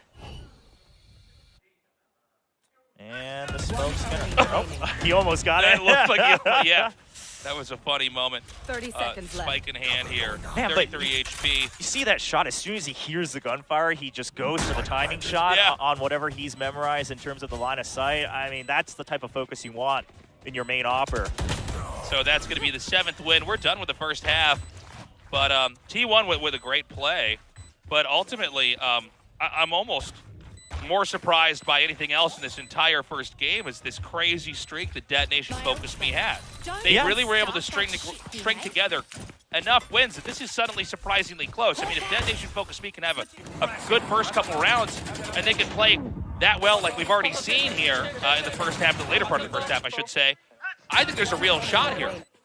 Yeah, and I think my big, you know, focus is on actually Zenfree, not because he's the one who needs to get the kills or anything, but because he's kind of the big difference maker in terms of Asian composition, right? You've got that Omen instead of the Harbor. Now, that means that you need to be more aggressive to make use of your utility to take control of the map. You can't just sit back with the Cascades just to deny map control. You actually have to take it with your own 2 hands. And here's the thing, when it came down to these 2v2, 3v3 skirmishes, T1 was constantly coming out on top. The only way that DFM was getting these early kills was when they were able to swarm or get some early picks, 1v1.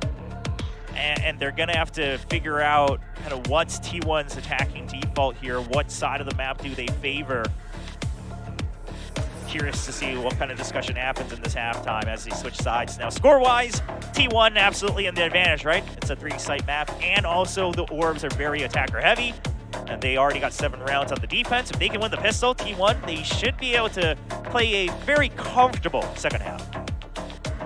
Yeah, great match so far. And I'll tell you what, William, I'm really relieved to see this. I was a little bit worried that this was just going to be one team dumpstering the other. And, you know, T1, it's going to be business as usual. But to see Detonation Focus Me evolve and improve and adapt, and I think show a really great match so far here, that's exciting.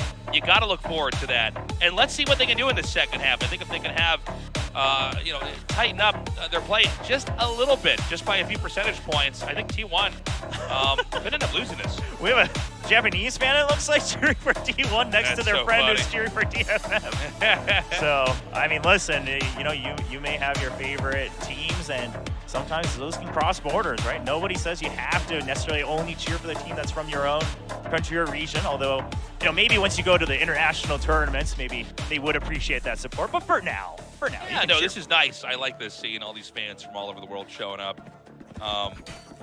And it's so cool that we now have all these teams here in Asia competing against each other. This has been a great few weeks, and it's going to get better in the next few we have to come.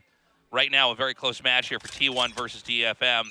T1 now with the spike, ready to try to plant. For now, focus down towards A. A heavy mid-stack over here for Detonation Focus Me. So Munchkin just goes for the Sheriff.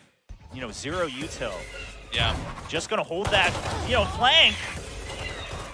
T1, they're so good in these pistol rounds, but hold on, Anthem and Soldom have something to say about that. That oh was... Oh my God, beautifully done. Anthem stays alive the entire time, goes for every single trade, cleans out the round. I mean, well played by him, really utilizing that choke point against, you know, T1. You know, they had to be able to actually flood B-Link there, or A-Link rather, to be able to win this fight. And okay, that was a crazy back and forth there. Anthem really clutching that at the very end. And it was like what we were talking about literally just a couple minutes ago, William, is that if they can have a little bit of a better start here, well, who's to say they can't actually pull ahead? I think it's going to still be a bit of a back and forth, at least score-wise. I know that the first half was like, we're going to get almost all of our wins at once, and then it's going to be your turn to get all your wins. But a very exciting start, and again, a very tough round here for T1 as Detonation Focus Me might be able to tie it up. Okay, so he was scratched up, which is why I was worried. I mean, I think Saya had the read as well, that he was just going to no-scope close range, but the Poison Cloud actually coming up just in time. Take J really utilizing his own utility to his advantage. He's going to get healed up as well. Now, but here's the difference, right? T1, they're trying to target these other sites to figure out what is your setup on the other parts of the map, right? We already saw you use the Paranoia to get control of A main once again. We'll let that be. Now they've gained a little bit more information of, okay, the turret's over on B, the Viper's been setting up this way on C, we got the ult orb. Okay, now we can try to go for a Hail Mary and try to remember what we gained in this round. Okay, collecting up outside of B. We don't have any committed locations just yet for T1. We do have a little bit of build-up on the other side here for Detonation Focus Me. T1 going to pull back out now towards the attacker side, perhaps coming towards A. Munchkin's already over at A. Oh, it does get the drop onto Soldom. Yeah, they recovered that Marshall, and he's going to charge in to try to clear the site. He gets another. Oh my God, this is a great round so far for T1. Should be an easy plant. Munchkin going to come very close to the edge. I mean, at this point, the gun advantage not necessarily entirely in favor of DFM. Right. Spike planted. It's been a great round for T1.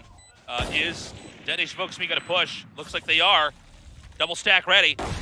Oh, and just the instant kill. Oh, whips the shot. 4 HP. Remaining. Covered by Ban. Beautifully done. Anthem, the last one. Hard to imagine anything but a win for T1. But Anthem pushes regardless. Carpe with 4 HP needs to hide. Try to get a surprise angle. They hear him. Okay, not bad. Carpe actually finally getting that last kill. Good hiding spot there. The 8th win here for T1. An unusual ebb and flow in the second half. Really a brilliant round for T1. Munchkin able to infiltrate the A site, and the rest of Detonation Focus Me unable to recover it. Yeah, and it all comes down to the fact that not only did Munchkin already take control of Rubble, but he had recovered that Marshall from Saya's body, right? I mean, because the Poison Cloud had to be up for Take J to feel safe, he was able to sneak in, pick up the Marshall, and then rotate back. And that one Marshall pays off. Now they're way ahead in Econ. DFM having to get thrown back onto the back foot on a save round here. I mean, they're going full save as well, Yeah, right? No big. utility from the Killjoy. Big eco round. Let's see if they can get some surprise drops. I mean, it's been a patient round here for T1. I think they're hoping there's going to be some kind of gambly play, like a bum rush from one of the sides, but Detonation Focus Me not going to do that just yet. Yeah, I mean, you know, if you have the gun advantage, especially on the attacker side, you might as well just spend the first 30 seconds. They've already, again, that previous round, they spent some time figuring out the setups from DFM. They know that it's not going to be a heavy investment this time around. And now it's just an all-in. They're even securing the ult orb as well. Saya, great entry. Oh my god, yeah. Taka Jake's unable to make any shots connect over there. Sia's going to be theirs for the planting. As we're going to see Detonation focus me and what they can possibly do to recover in a pretty impossible situation. Oh, and because of the guns they have, right, they can just spam through from Mound. They're all going to empty the site. They don't want to have to deal with potential, you know, close-range battle. And it looks like DFM happy to just say, you know what, we went for a full entire save anyway. No reason to give over some of these clutch ult points. So just going to die to the spike. That's just the agenda here. So as we count down the spike, I mean, let's talk about kind of how this has been going on, right? T1, obviously a miraculous, heroic, rather thrifty coming out from Munchkin, right, with that Marshall. And now they play this round safely again. They're actually going to get a flawless, so they're able to keep that lead once more. They have only 1 point away from the lockdown. That's the big focus for the next round. Anthem, suggest, okay, yeah.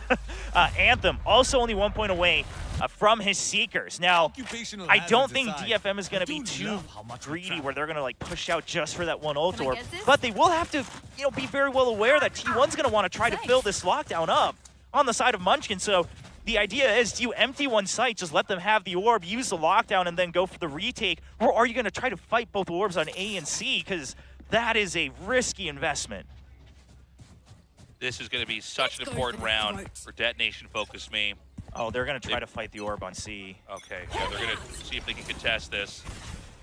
And we've got Saya hanging back. He's going to nab the spike and actually courier that up towards A. A has a pretty interesting defensive setup. Again, with the weaponry that Detonation Focus Me saved to get, they really need to make this work.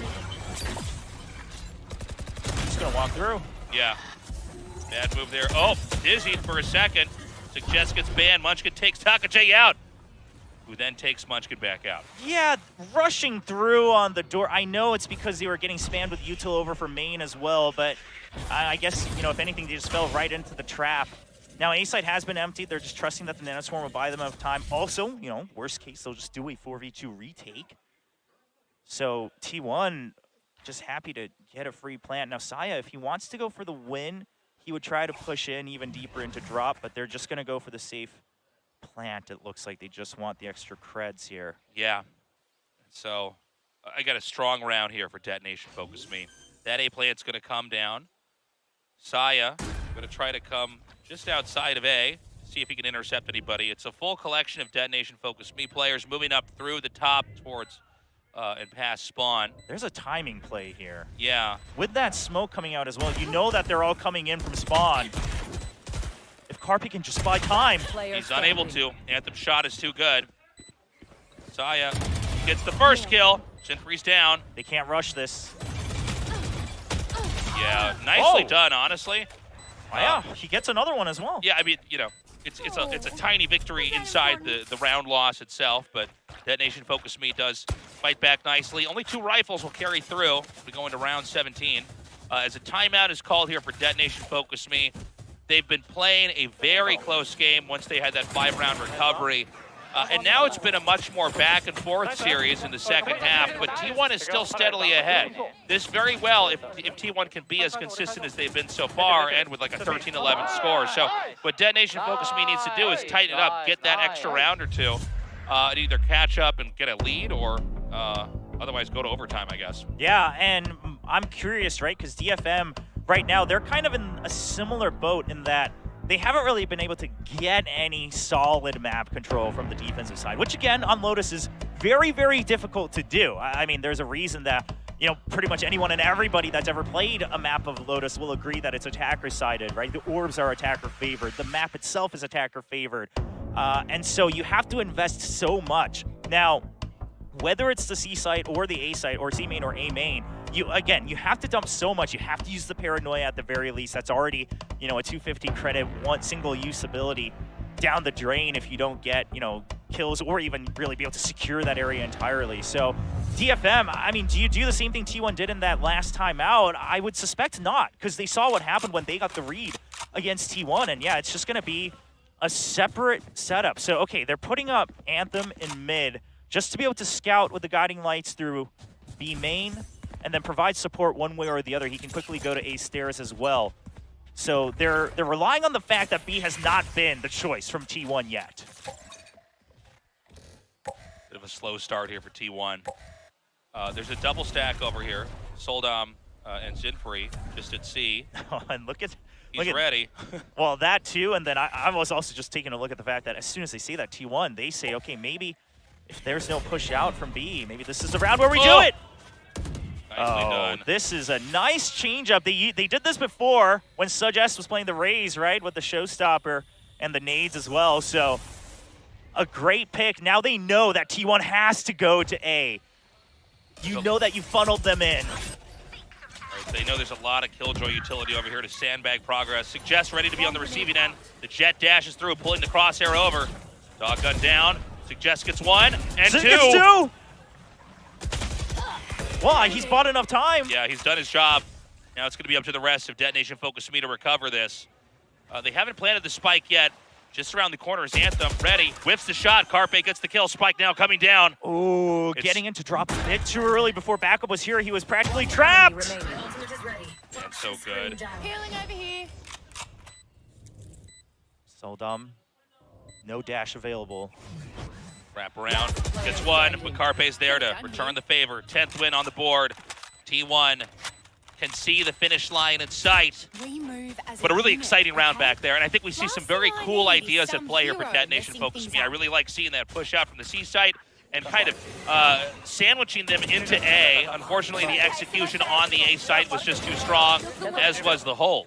I mean, here's the thing. We just saw how Taka J was taken out as well, and I don't mean to harp on DFM, but the reason it feels so unfortunate is because the macro idea was there, like you said, Tasteless, to pinch them in. But then they go for these individual 1v1 peaks that they didn't need. All they needed to do was buy time, even when it was a 3v2. Anthem traps himself into drop. Just an unfortunate way to finish that round where they should have been able to get the W at multiple points in that round. A big push here from Detonation Focus Me. We haven't seen an A push that's gone this far down, but everybody here from T1 is ready to meet them. As we see an action-packed beginnings here. 2 drop now for Detonation Focus Me. Just an excellent cascade from ZETA, saving the entire team. Yeah, just Anthem in the back, and he is cleaned up. 11 wins now. Detonation Focus Me, they need that energy that they had in the first round. They need to get those 5 rounds in a row now. It is looking dire. T1, obviously we expect them to win that round, but it's getting a little bit painful here for Detonation Focus Me. Okay, well, they buy that operator finally, right? So this is the round. I mean, not just because of the score, but also because of the investment. You have the operator, you have lockdown, you have Viper's Pit. You have so many ways to buy time and force a rotate to the other side of the map. Now, operator alongside the Viper. So most likely just if they get a spot, they're going to use the Pit to secure this site or eventually just to allow Soldam to rotate. An early snake bite as well. He's actually just going to plant Soldam there. Soldam all alone. Escape. Oh, great shot. Soldam starts it with an escape back to C, ready for shot number 2 to come forward. T1 unrelents. Taka J trying to buy time with the snake bite. He's got to put the pit up. He's got to delay this. Viper's Pit's up. Soldam still lurking. Okay, now wrap through into B now. Yep, B site. Nano Swarm, does it go off? No, it's just going to get cleared. Swarmed right away. Okay, double Viper's Pit now. This time attacker side onto B. T1 trying to commit to that 12th win. This is going to mute the advantage of that operator. He can't really use that easily in this position, especially. Counter lockdown. You should run. This is crazy, William. Well, but here's the thing. This is nuts. DFM, they don't have a way to clear that lockdown. Yeah. And time-wise, if you wait for this, there's really not a good way to say this. You're going to run out of time. You have to go through a Viper's Pit as well. Right there. You have to flood it. There's going to be a scramble to try to get in now. We've got Zinfree and Soldam coming in. Anthem as well. ZETA takes Taka J out. Oh, and the door closes again. shot from the back over there. It's a 2v2. 2v2. Not much time left to defuse the spike. Suggest just gonna have to save. Couldn't get through the door in time because of ZETA holding it down. And will he survive? Okay, he's just gonna hide. Very smart. Match point. Really well done from T1. I mean, you know, they make sure they don't overcommit on chasing Soldan, but they put enough pressure to draw out these crucial ultimates, right, coming out from DFM. DFM, I mean, they played it right. They had to use the Viper's Pit just to save Soldan, otherwise Soldan would absolutely have been swarmed and probably Taka J taken out as well. But the unfortunate part is you see him beating his friends with the ladders. That was funny on the left side. All right, it is a timeout called here for DFM. It's now or never. Yeah, and something I've noticed a couple rounds in a row from DFM is they're a little scared to use and trust their utility, it seems like. For instance, even then, you know, the Nanoswarm setup on B, you might as well have just popped it as soon as, you know, hear the door open and then close just to buy time. You kind of wait until I think it was cleared out. Maybe it was popped and they just jumped all over it, but it didn't seem like they were taking many hits on their HP bars. But we saw that on A side as well, right? They popped the Nanoswarm, and then Taka J just curious to see if anyone's going to try to come through, trying to use the off timing against them. And I mean, we have a lot of fans here, as you can see, cheering for DFM.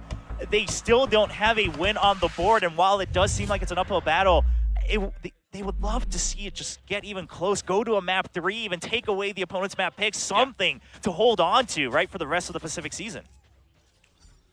Well, they did it once in the first half. Can they do it again? But it matters in order to tie this up and go to overtime. Giving Detonation Focus Me your energy, guys. This is a tough situation. Okay, with the one way that you know that there is attention being put into the C site, and look at T1. They are just sending Ban on his own mission to seek out all the util on A, but they're waiting for this pitch onto C. Oh. Saya shoots a knife out, doesn't connect, shoots a second, can't reach that one either. Oh, but here's the thing. They used the paranoia, and they couldn't get a kill, nor can they keep the space. They have to back out. Zenfree doing a heroic hold on Mound just to try to hide and get one kill, but so much investment to lose that space. He Shroud steps back towards C. They're pretty confident this is either going to be B or A. Okay, a good read. Yep, they get some good intel there with the bird. Oh. Nice shot for Ban. Not necessarily opening B up fully, but they are going to try to push it and make some headway, closing out mid. The spike's going to be shuttled up into B now, and it's going to be up to Detonation Focus Me to try to recover it. Suggest with that kill on the Ban is going to even this out to a 4-4. In close quarters now, the question is, can Detonation Focus Me push in and crush through, or is this going to be a T1 victory? Okay, so Munchkin just checked door to make sure that they're not getting flanked. Zenfree actually coming through from behind there, but he's not going to have enough time. Now that they get the early kills, he's going to try to draw attention. He just needs to stay alive so they can swarm the site. All right, this is all but over. Just Munchkin left over. Can he do it? Taka J and preventing the push. The fuse starts. It gets to halfway. He starts the second half. They're forcing him out. That's a great moment back there with not many more seconds left on that spike. They do get the defuse. This is 12-8. Detonation Focus Me starts the comeback. Can they keep it going? Will we get to overtime? Now, while they weren't able to secure that area on C, you called it as it was happening, Tasteless. A great read from Anthem to check if it's a push onto B, right? Because they heard all this noise without the main force being on A, they expect, logically, the closest is going to be B. You know that we were all over on C, so the guiding light gives them the information to set up for that B hold. Ban even getting a little over eager to take extra space over on B Heaven. Gives them an advantage, in DFM, a great retake. Zenfree actually waiting on that timing for his teammates to get the kills to open the door as a distraction. Right, flash through here is going to reveal exactly how many T1 players are there, but it doesn't matter. Saya takes Zenfree out and starts it. Some shots fired through into A, but there's no one there to receive it. A triple stack onto B. Only Taka J into C as A site is naked, but T1 hasn't pushed in. Just waiting to see if there's a pinch on the other side as well. Because they heard everyone running through B. They're afraid that there could be a flank coming in from the B side as well. Good spot from Saya. And T1, they're playing the clock so much to their advantage. All right, here we go. The creep into A begins. And nice flash over there onto the sky. Saya gets one. Anthem takes Zeta out. Anthem gets 3. Suggest clutching that as well. There's one player that could do it. Maybe it'd be Munchkin, but this is a tall order even for him. Spike is dropped, by the way. Okay, so Anthem purposely makes noise as well to go into tree just to draw out Munchkin. They know he's still in A main. Left. You've got Suggest up top. You've got TakaJ watching stairs. No reason for anyone to peek out aggressively. Look at the angles they're holding. They're all ready to trade for each other. What do you think? Should he try to save? I mean, listen, there's no reason to try to come out. I mean, he's going to get pinched no matter what, but... You only have 100 credits yourself, right? The rest of your team can try to go for some form of a buy here. If you want, I mean, you could also, you have enough rounds where you could go for the Hero Vandal play. But also your position, that's the biggest thing, is your position is so disadvantageous where you didn't have the spike. They already have control of the site. And a great hold from Anthem. Here's the thing, I was about to call out that he got stunned by the judgment. He was the only one who wasn't able to dodge around it too much because of the limited space on A. He still gets 3 kills.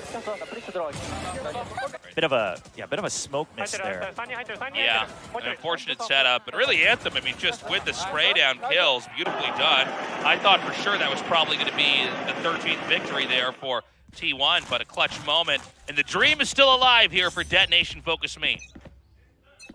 With DFM, they're starting to play their defense a lot better. I mean, yes, Zenfrey, he tries to go for another risky play in that previous round, but at the end of the day, the way they're adjusting mid-round after the first battles, right, has been much improved. And in fact, in some ways, not that this is a stat to boast about, but the fact that you're winning these 4v5s is quite impressive on the side of DFM, and it really goes to show that they're starting to get a better read on T1's mid-rounding now to throw a wrench into the plans of DFM.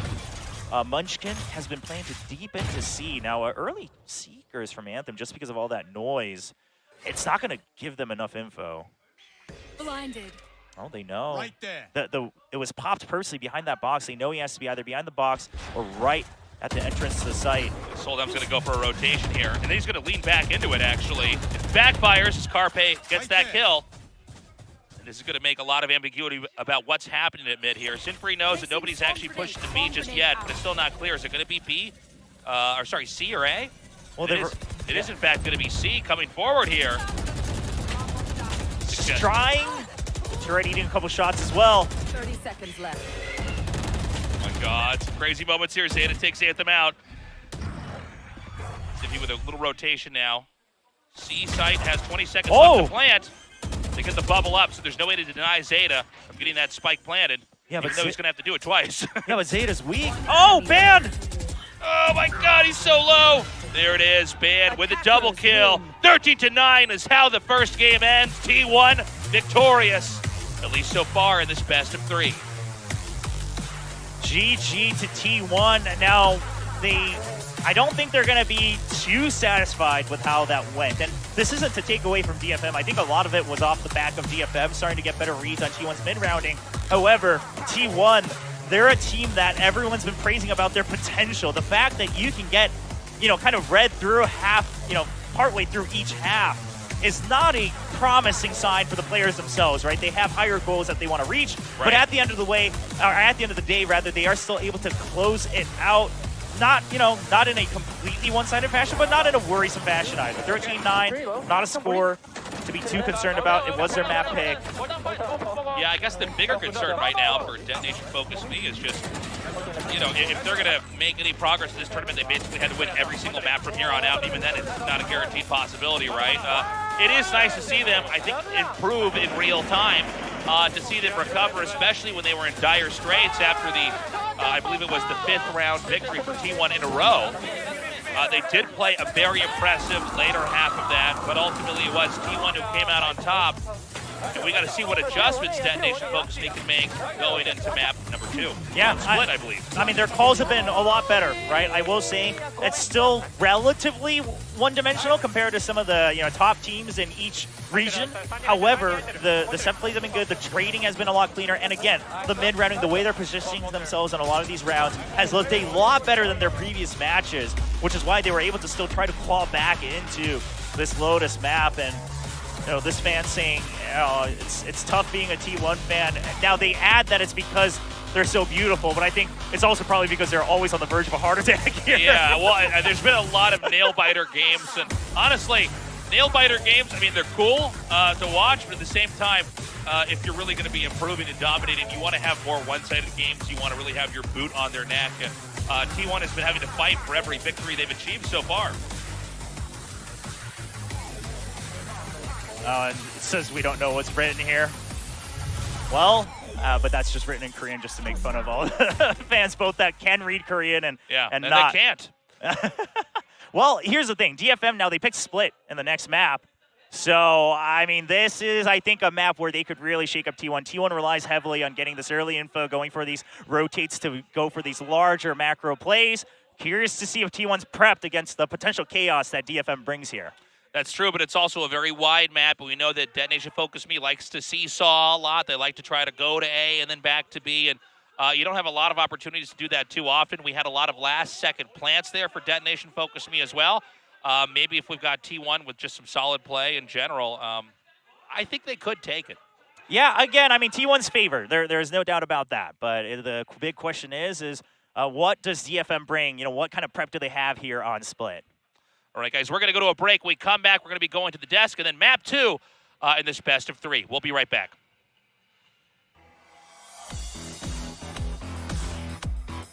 We triple stack over here on A for now. ZETA gets the first drop. Can't get the kill yet, Science still alive! As we see this round kind of... Oh, I think they can get this. They're going to clutch it. Round, shots fired, and he ultimately does take out Solda. He's holding! And many more! Oh my god, it is... Now his wrap around there. Does connect it. And the first 3-man setup they have. And 3 looking pretty good. Comes around with it. And it's just, he's going to be ready. Gets wide, the Viper's pit, another flash. And 1 kill. Just suggests left. Just going to hold that, playing that. That was He might stack ready. Oh. Okay. Just going to walk through. Saya gets the first, they're over. Gun down. He just gets 1 and 2. Is practically trapped. As we see an action-packed beginnings here. Oh, left spike. Use the spike. Good intel there.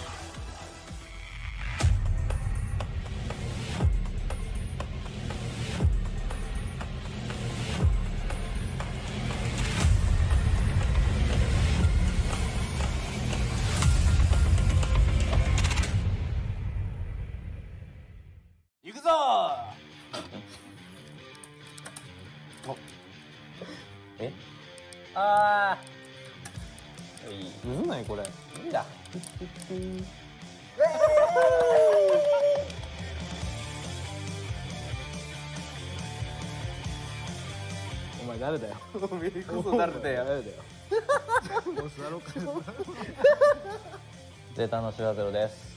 ZETA のバースです。ZETA じゃない方の竹 J です。どういうこと？ TFL のアンセムです。VCT リーグで日本代表としてプレーすることはどんな意味がありますか？曽田さんどう思います？特にない。特にない。俺もない。なんもない。アンセムは？でもめっちゃ嬉しいことはあるじゃないですか。何？ある？何？ない。日本の誇りもなんもないらしいですね。ZETA は。いや俺たちあるもんなって。いやない言うとまあ嬉しいことでもあり頑張らなきゃいけないなとは思うよね。頑張らなきゃいけないなしかないよね。うんそうだね。多分人変更した方がいいかもしれない。このチーム間でなんかライバル意識みたいなのってありますか？どうだろうな。難しいところではあるな。ライバルだと思ってないし俺は。あそうなんだ。ライバルと思えないし。なんで？いや俺やっぱでっかい夢を持ちたいからさ。俺のライバル増えてくるよ。かっこいいでしょ。すごい。だからZETAごときではライバルとは思えないかな。ちょっと病床だよ。夢はでかくね。まあ夢はでっかく持った方がいいからねやっぱり。お互いのチームの弱点を言ってほしいし。サジェストは弱点だよね。うちのチームは。サジェストのとこだけマジ来てくれたらマジで勝てるよ。俺はなんだろうお前。1マップ目が弱い。ちゃんとや。それちゃんとした弱点や。え？相手チームの弱点 DFM なんだろうな。ゼロ勝とか。そうだねゼロ勝だから多分ねビクビクしてると思う。メンタルね。メンタルが今ブレてる。ブレブレ。本当に。ね、見てわかる。見てわかる。すげえ。さすがサブやな。さすがサブ。だからもうしてるもんここ。ジェットは一番上手い人。それだね。デップ。デップ。それだね。オペレーターが一番上手い人。ラズ。デップ。ラズ。ラズさん。一番僕が上手い人。俺。シュガー。シュガー。シュガーゼロさん。お前らさ、俺らうまいやついないぞ。シュガーゼロさんがうまいに決まっとるやん。センチネルが上手い人。サジェスト。センチネルでしょ。サジェスト。デップ。一番マッチョの人。サジェスト。メロフォビア。ああ。それもあった。99。ジュニア。ラッシュトークしながら最後に一言お互いにメッセージ。でも勝つことないじゃん。いや勝つよ。だってゼロ勝じゃん。勝ってないよ。ゼロ勝じゃん。2勝でしょだって。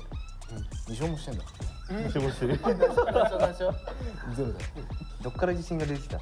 自信しかないよね一応ね。自信しかない。でも自信は大事ですよ。自信は大事。応援してくれてるファンは楽しみに待っといて。どうぞ。ZETAファイティング。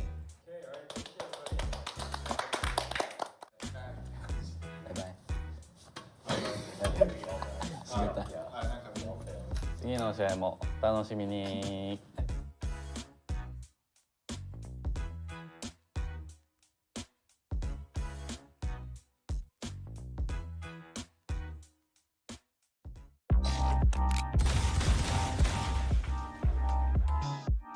Okay.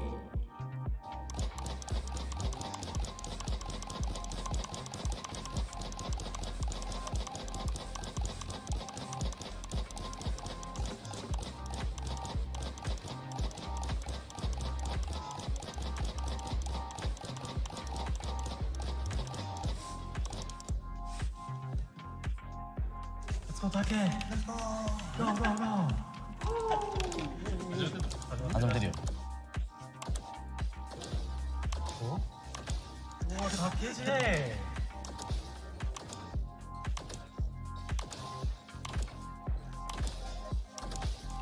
おー。面白すぎる。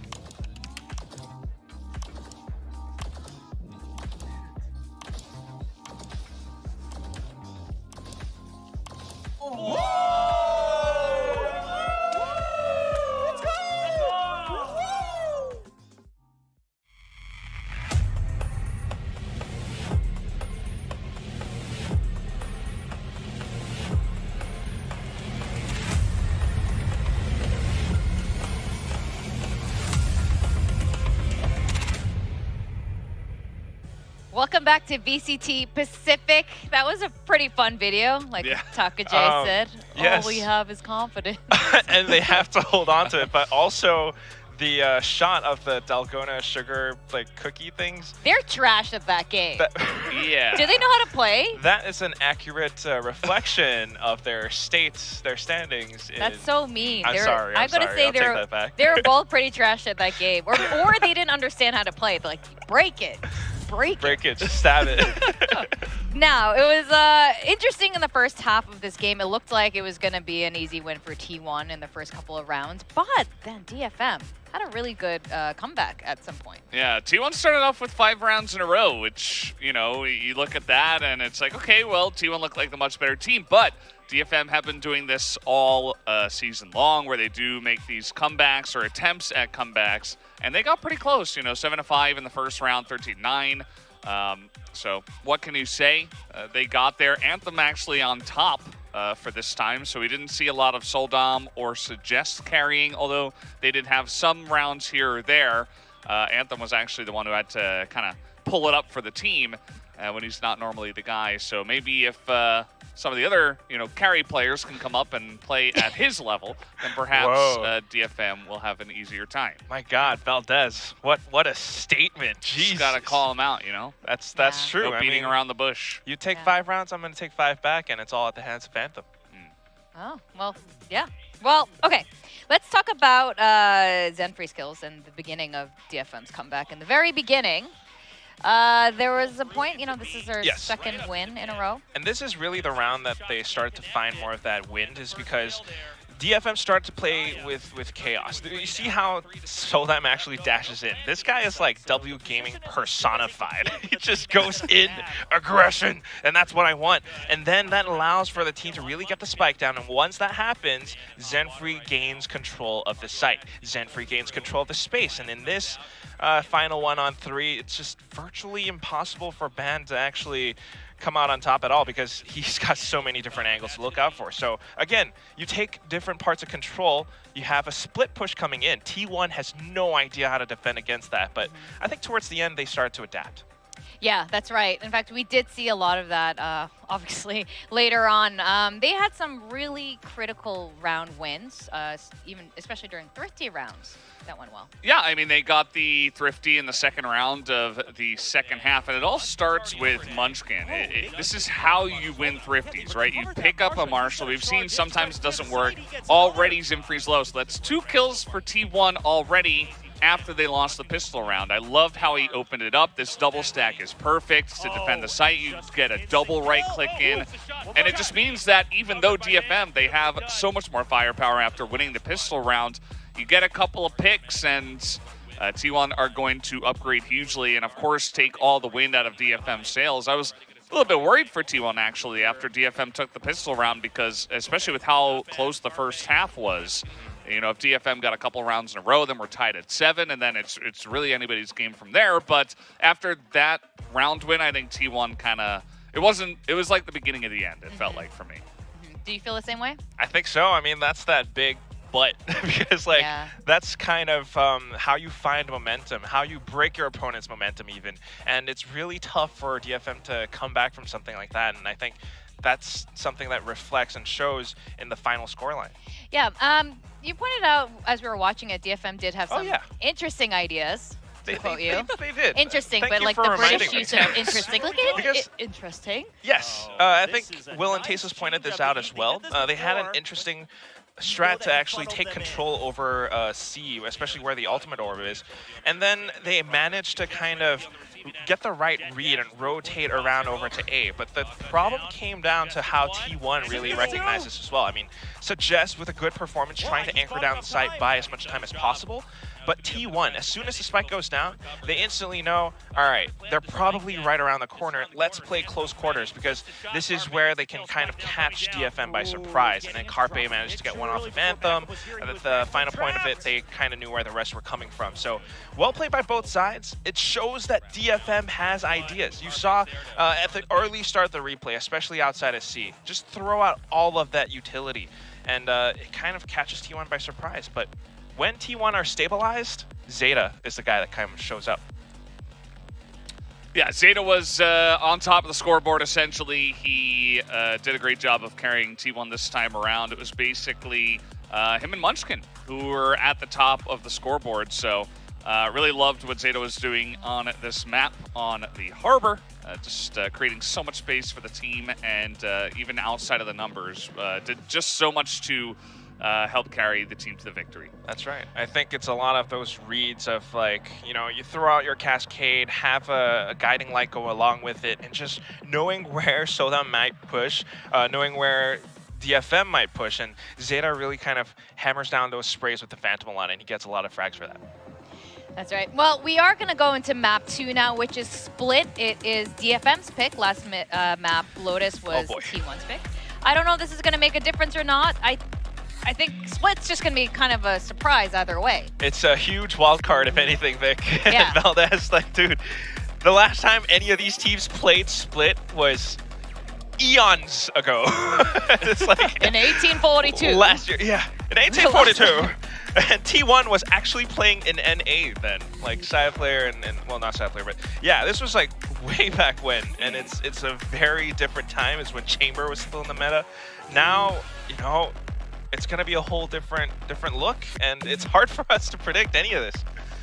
Yeah, I don't know. I mean, Split is definitely an interesting choice, as you mentioned. It's been a long time since both of these teams did pick it, so maybe this is something that DFM has been preparing. Perhaps, you know, with binds, if you were going to go for like a crazy kind of wild card pick of a map, binds could have also been another option, but hasn't been in the pool for nearly as long, obviously, so as it did just join. Oh. And take a look at these comps. Okay. My goodness. Well, I mean, it's just to dive right into it, right? I think the current meta that we're seeing so far in Split, especially with the Pacific teams, is to play double control. You almost always see an Astra Viper, especially from the Korean teams. But what you just saw on DFM's side, you got double Sentinel instead. You have the Sage, which could still be viable, especially with the wall, and if you know how to play around that. And then you have the Cypher, which I have to presume is something to they're going to use to counter maybe Saya player or something. That's right. I mean, and unlike our game earlier, Cypher will not have 3 ults. I'm kind of curious how this is going to play out. Yeah, so with that, I am expecting some of those clippable sold-out moments on Split. I feel it in my bones. And yeah, so we're going to go into Game 2 now. Split between the Japanese and Korean teams, DFM and T1. Take it away, Tasteless and Will. Consider it taken. We're ready now to go into map number 2. It's going to be on Split, as said at the desk. We haven't seen these guys fight on this map in a long time. No, especially in these iterations, right, of their rosters, and of course the game state as well, as Quack mentioned.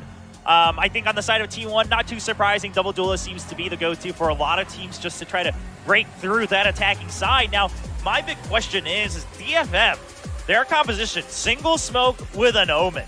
And then the Sage and the Cypher, some very old school ideas on Split where a lot of people, they start to shy away from that Omen, especially the single controller, just because you can't buy, you know, enough space, right? The Viper or the Astra has a little bit more of a global or semi-global presence on Split.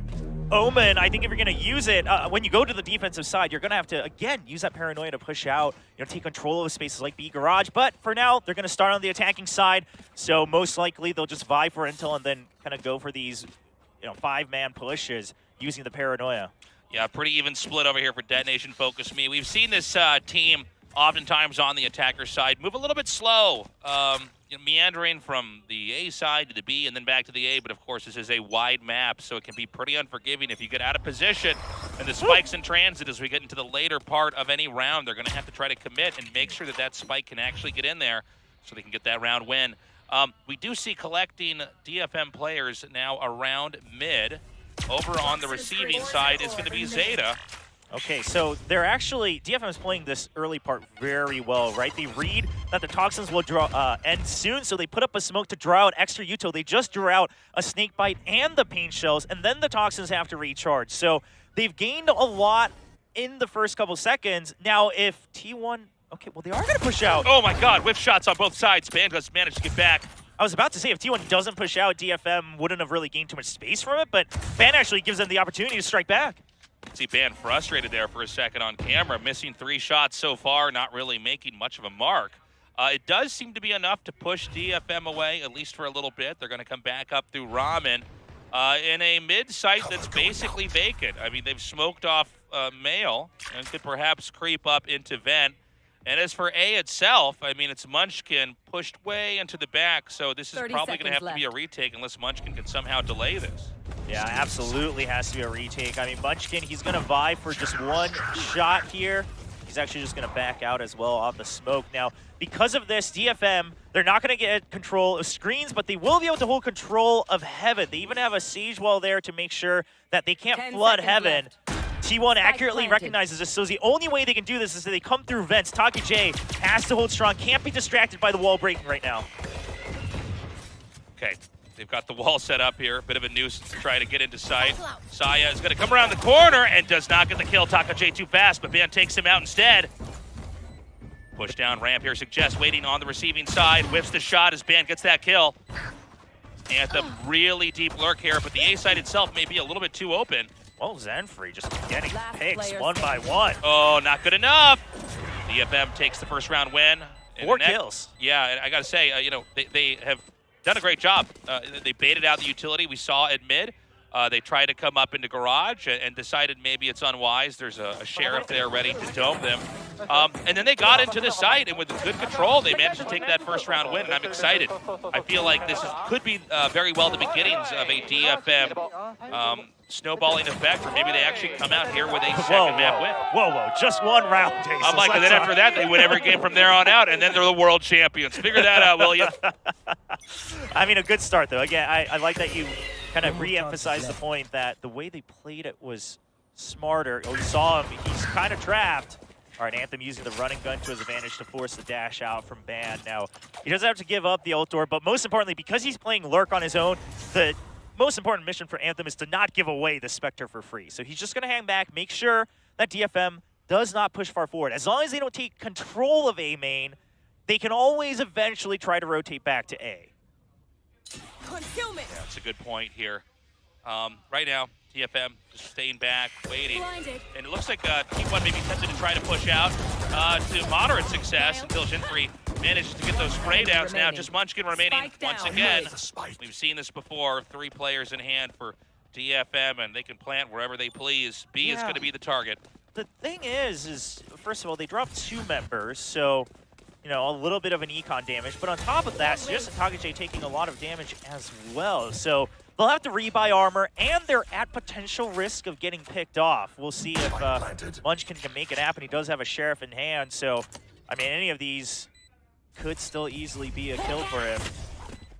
Drops down, and he is met by all 3 at once. Good coordinated movement here for Detonation Focus Me. 2 wins now, and is going to that so important bonus round. Oh, Zenfree already with the Seekers, though. Oh, wow. That's actually pretty big. We'll see how that plays a role here as we go forward. But, yeah, I mean, superior weaponry results in a superior gunfight there in the mid, and it's an easy closer from there on out. Yeah, I think Zenfree and Takajay had Bulldogs, so they do not recover the second Bulldog. They just go with the Spectre, so they'll just have to stick with it. Either way, they would have just kind of used, you know, recycled the weapons they had, so it doesn't make a huge difference in the overall economy, but it does make a slight difference in their firepower. Now, changing things up instead of focus on mid, an early push. Now, they saw the snake bite, or they heard it at the very least. Not sure if the toxic screen was up, but either way, they know that there's attention being brought to A Heaven. This time, Lurk duty on Takajay.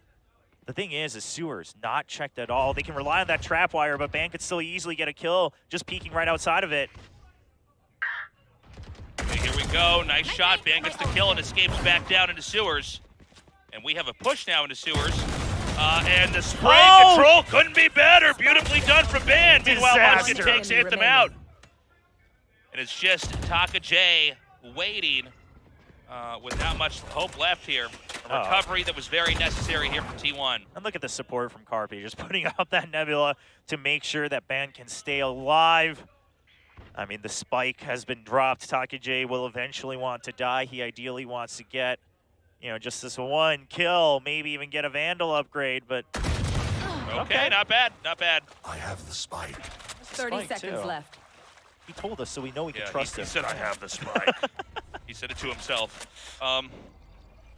And I guess you could try to come up here to B. I mean, this isn't a bad idea. Here's the thing. Try to get as much out of this round as you possibly can, you know? Yeah, so because he picked up the Vandal, in some worlds, maybe he considers saving, but because his armor already took a hit anyway, you're already primed to buy the next round.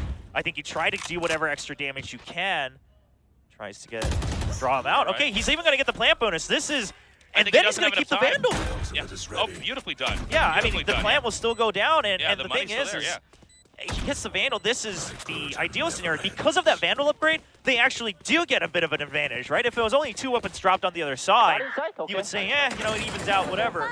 But making use of whatever was possible here from Takajay, just good focus to the very end. And again, this is where we say, even if it's a round you're supposed to lose, you got to lose it wisely. You got to gain whatever you can, and Takajay makes it happen. T1 hungry now to try to tie this up 2-2 is racing up here towards A. Excuse me, DFM up here towards A. And now we have the shot. The dog detecting exactly how many players are present. The bird confirms as Munchkin going to hop back up here to the corner of A. Now, and mid is totally cleared here by T1. Yeah, now DFM, they didn't leave anyone in the lurk, so they've already full committed to A. They know it's a race against whoa. What? That was crazy. That looked so funny. He actually did get that last bullet to connect onto the head, getting 1 kill, softening the push from Detonation. Detonation's not in a good space right now, Tasteless, because here's the thing. Yeah, you can't rotate to mid without any information. You have to flip the site, but so much time has been spent. Sildom barely staying alive. So many shots received over there. They do have Taka J here with a lurk up in heaven. The spike is going to be planted just behind the pillar. Man comes around, whiffs a couple shots, and Anthem gets him. Oh, crucial. Ban, if he had gotten that kill, it was an easy retake here, but now that they know they have to clear ramp as well, Taka J's still alive on heaven. Okay, Shroud steps just beside the wall.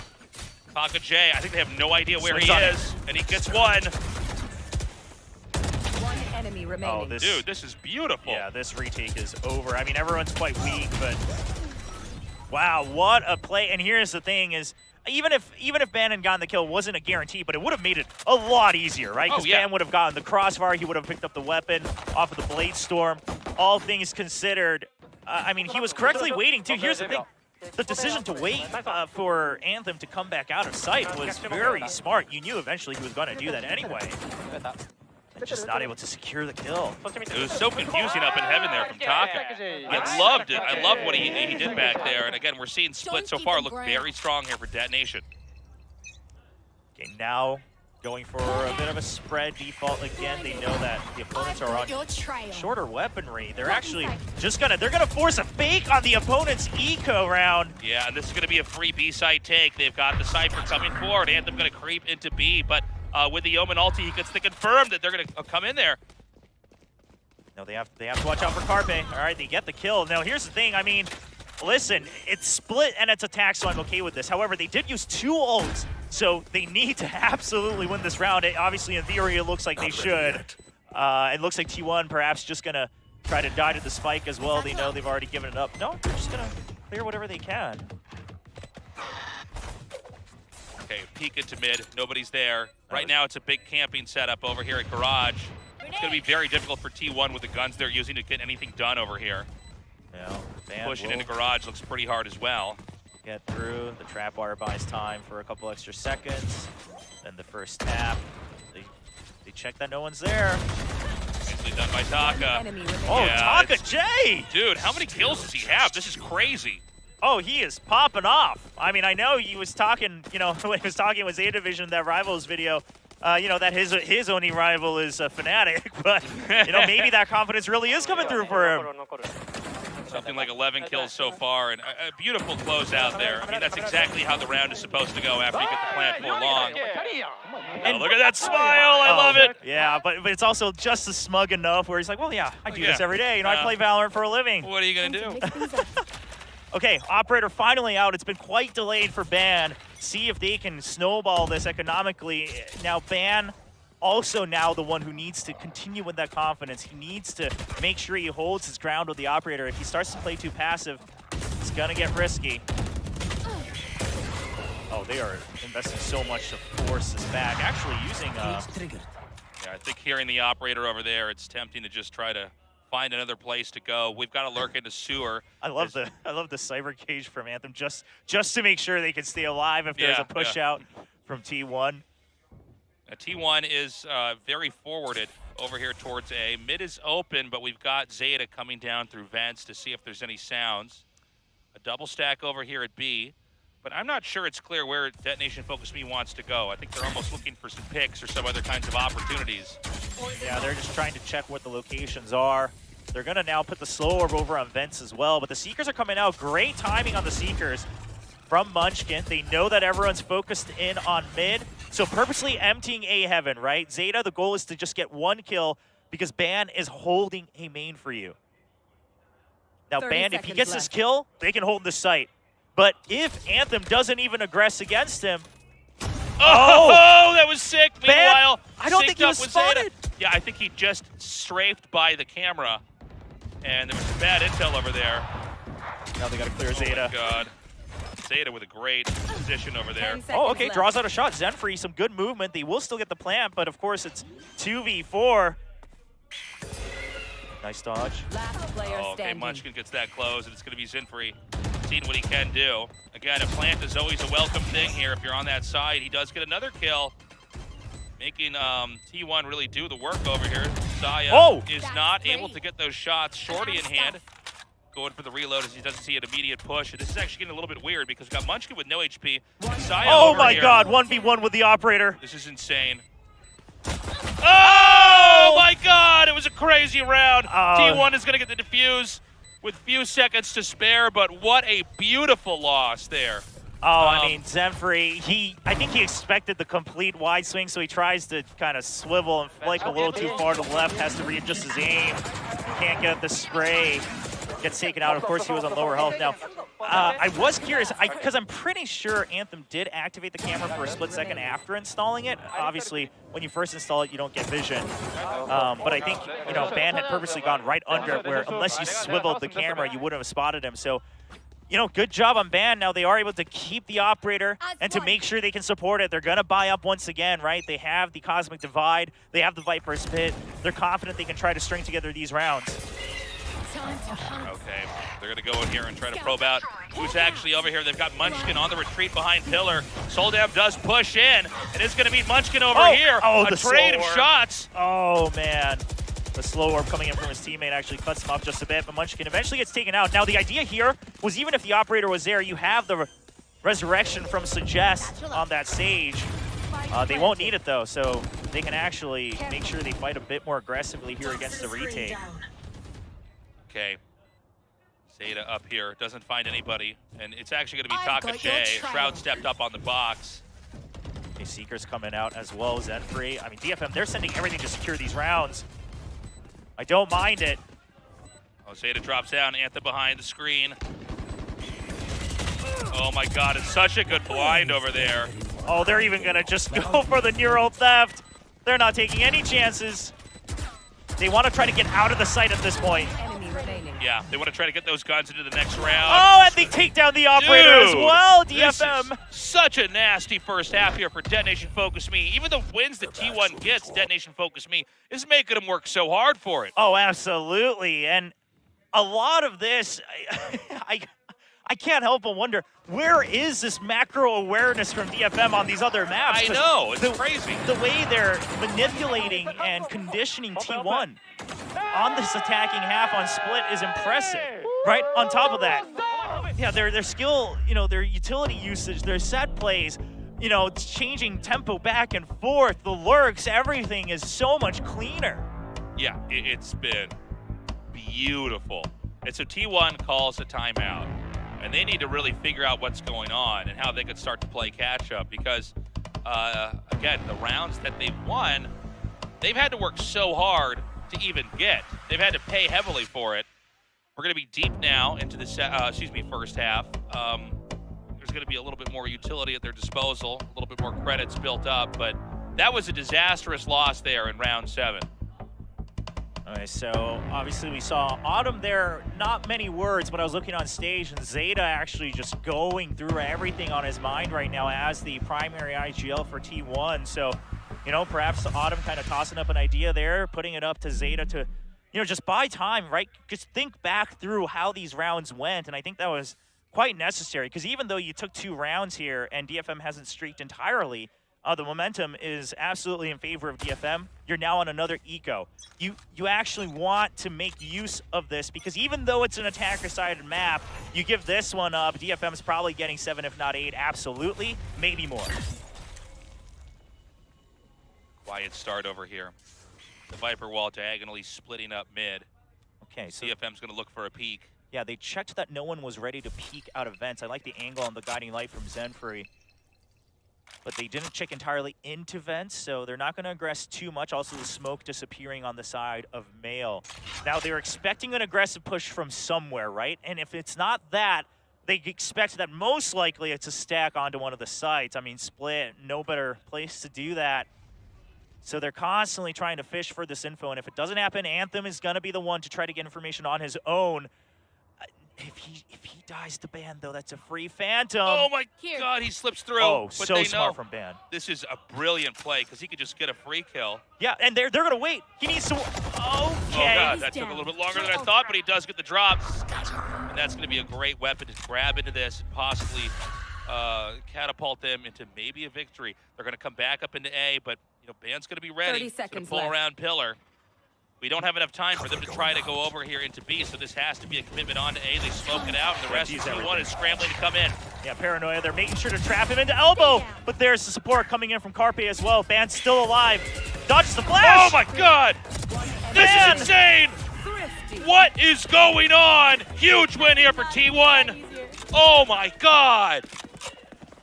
Oh man.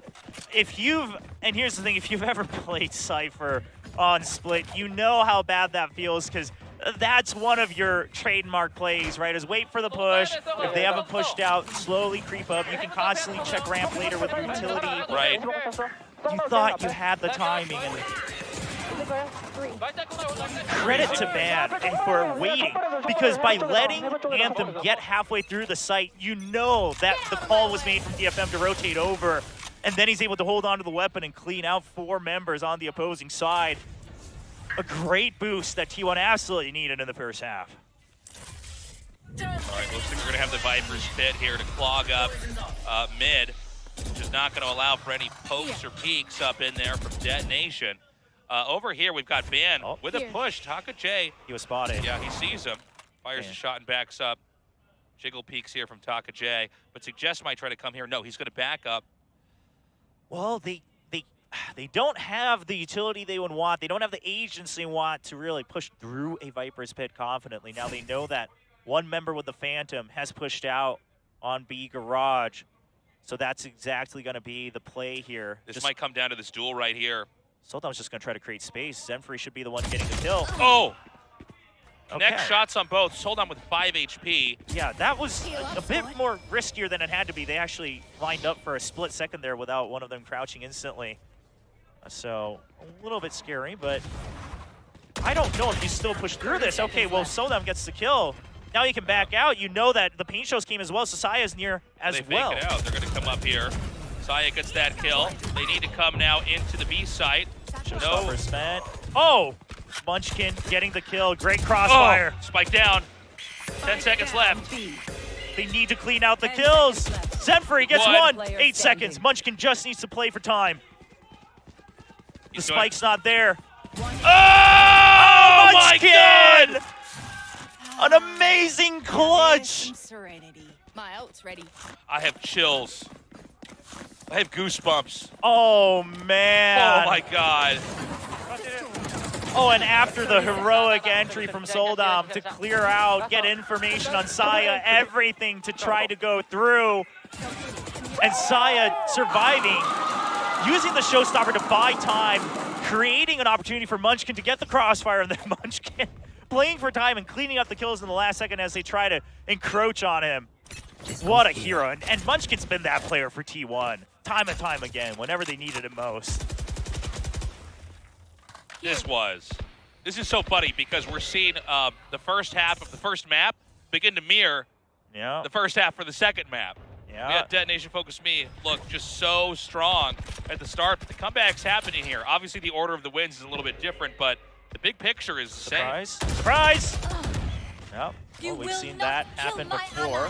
Seek them out. Toxins going up. Seeker's coming out. Yeah, uh-oh, DFM starting to rush again. They're starting to overheat again, Tasteless. They were doing so well in the first part. They are going to get down onto A, but they're going to have to work for this one. Taka J very badly injured. And they have no control, right? They don't have ramp, they don't have heaven, they don't have screen. They are stuck here. It's going to come down to duels. Okay, so Crossfire set up, Cosmic Divide to buy them time. Now, T1, if they're going to go at 3 different angles, they got to have the timing perfectly. Yeah, we see Omen smoked off here in mid. Okay, so they clear out the cubby. This could be doable for Detonation, actually. Yeah, the smokes just to make sure that they're not caught from a further range here. Yeah, T1's been clearing a lot of angles. Hold on, Carpe starts it. Taka J very. Oh, Munchkin gets it. And that's it. Yeah, beautifully done. It's interesting because for a little bit, it almost looked like maybe T1 was going to burn through too much time just clearing the angles. Obviously, they have to do that, but they weren't able to win any of the duels. DFM wasn't. And so, there you go, 5-5, 2 rounds left in the first half. We're dead even. I was curious about this timeout because here's the thing is, yes, your composition is not as aggressive, right? You don't have double duelists. You have that Sentinel, the true Sentinel in the form of the Cypher. So, yeah, maybe you've got some extra setups cooked up on the defensive side, but, oh, man, letting go of this streak. I think probably the hope, if you're the coach of DFM, was, okay, you know, give them 2 rounds. It's all right, cash back up. Let's get to, you know, let's guarantee 7, if not 8. Now you can only get maximum 7. You've already taken a couple hits as well on your econ. I'd have to take a look. They're on a triple losing streak, and they had just bought as well in that previous round. So gotta double check the buy status there. Oh, the kid's excited to be Looked like they were in a timeout over there for a second. Yeah, I love keeping to up see what it. they're gonna do. Yeah, it's so cool to see everybody come We've actually down. had a lot of families visiting as well, right? Yeah. Just with their kids to come watch, the parents trying to get in on it. Maybe they play Valorant, maybe they're trying to learn Valorant with their kids. It's been very nice. It's been a fun few weeks so far. So we've got that timeout called here. Obviously, it's either going to be 6-6 or 7-5. So a very close fight so far here. Okay, so they're just going to even out for buys on the last round. They are going to put Ban back over here at Garage, probably for a pick.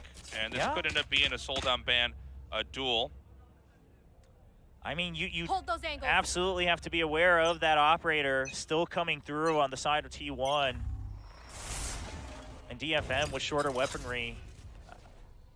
I mean, yeah, this type of macro play, right? But here's the thing, ZETA's learned. He says, okay, well, if my screen is up, I can jump peek this at a relatively safer angle. Not have to worry about using the snake bite just because of that smoke. He's truly improved from kind of the mental conditioning that DFM has forced here. Oh, that was sick!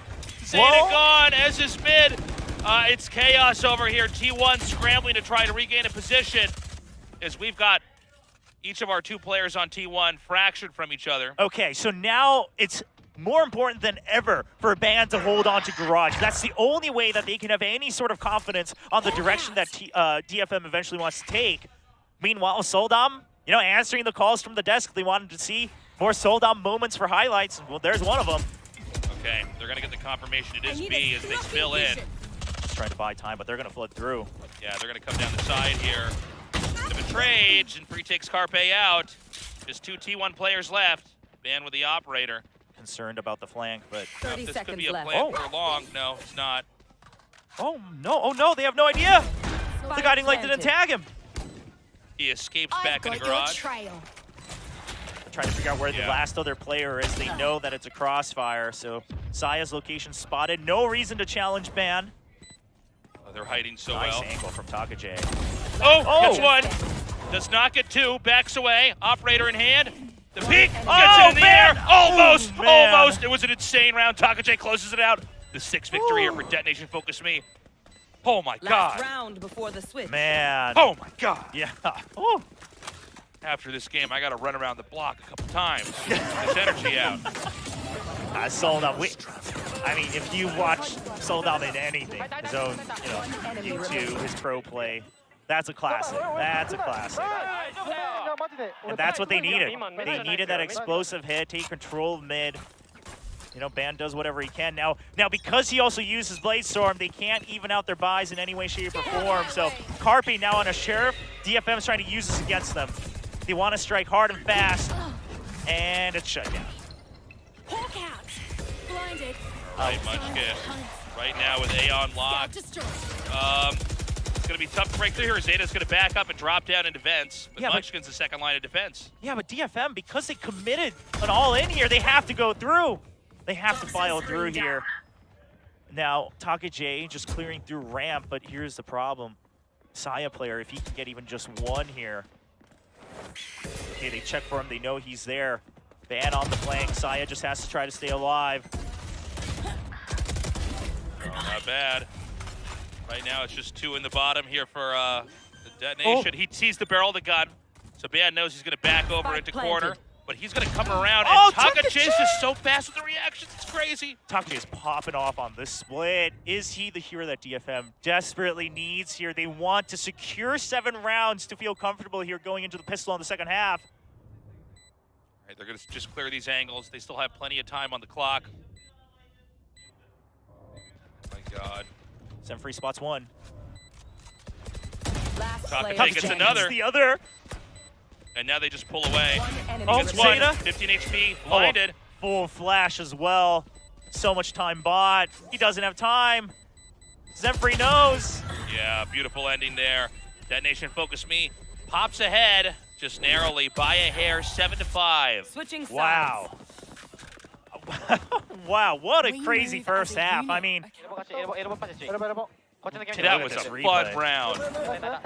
These have been great rounds between these two teams, and how exciting is it that Detonation Focus Me is now up ahead?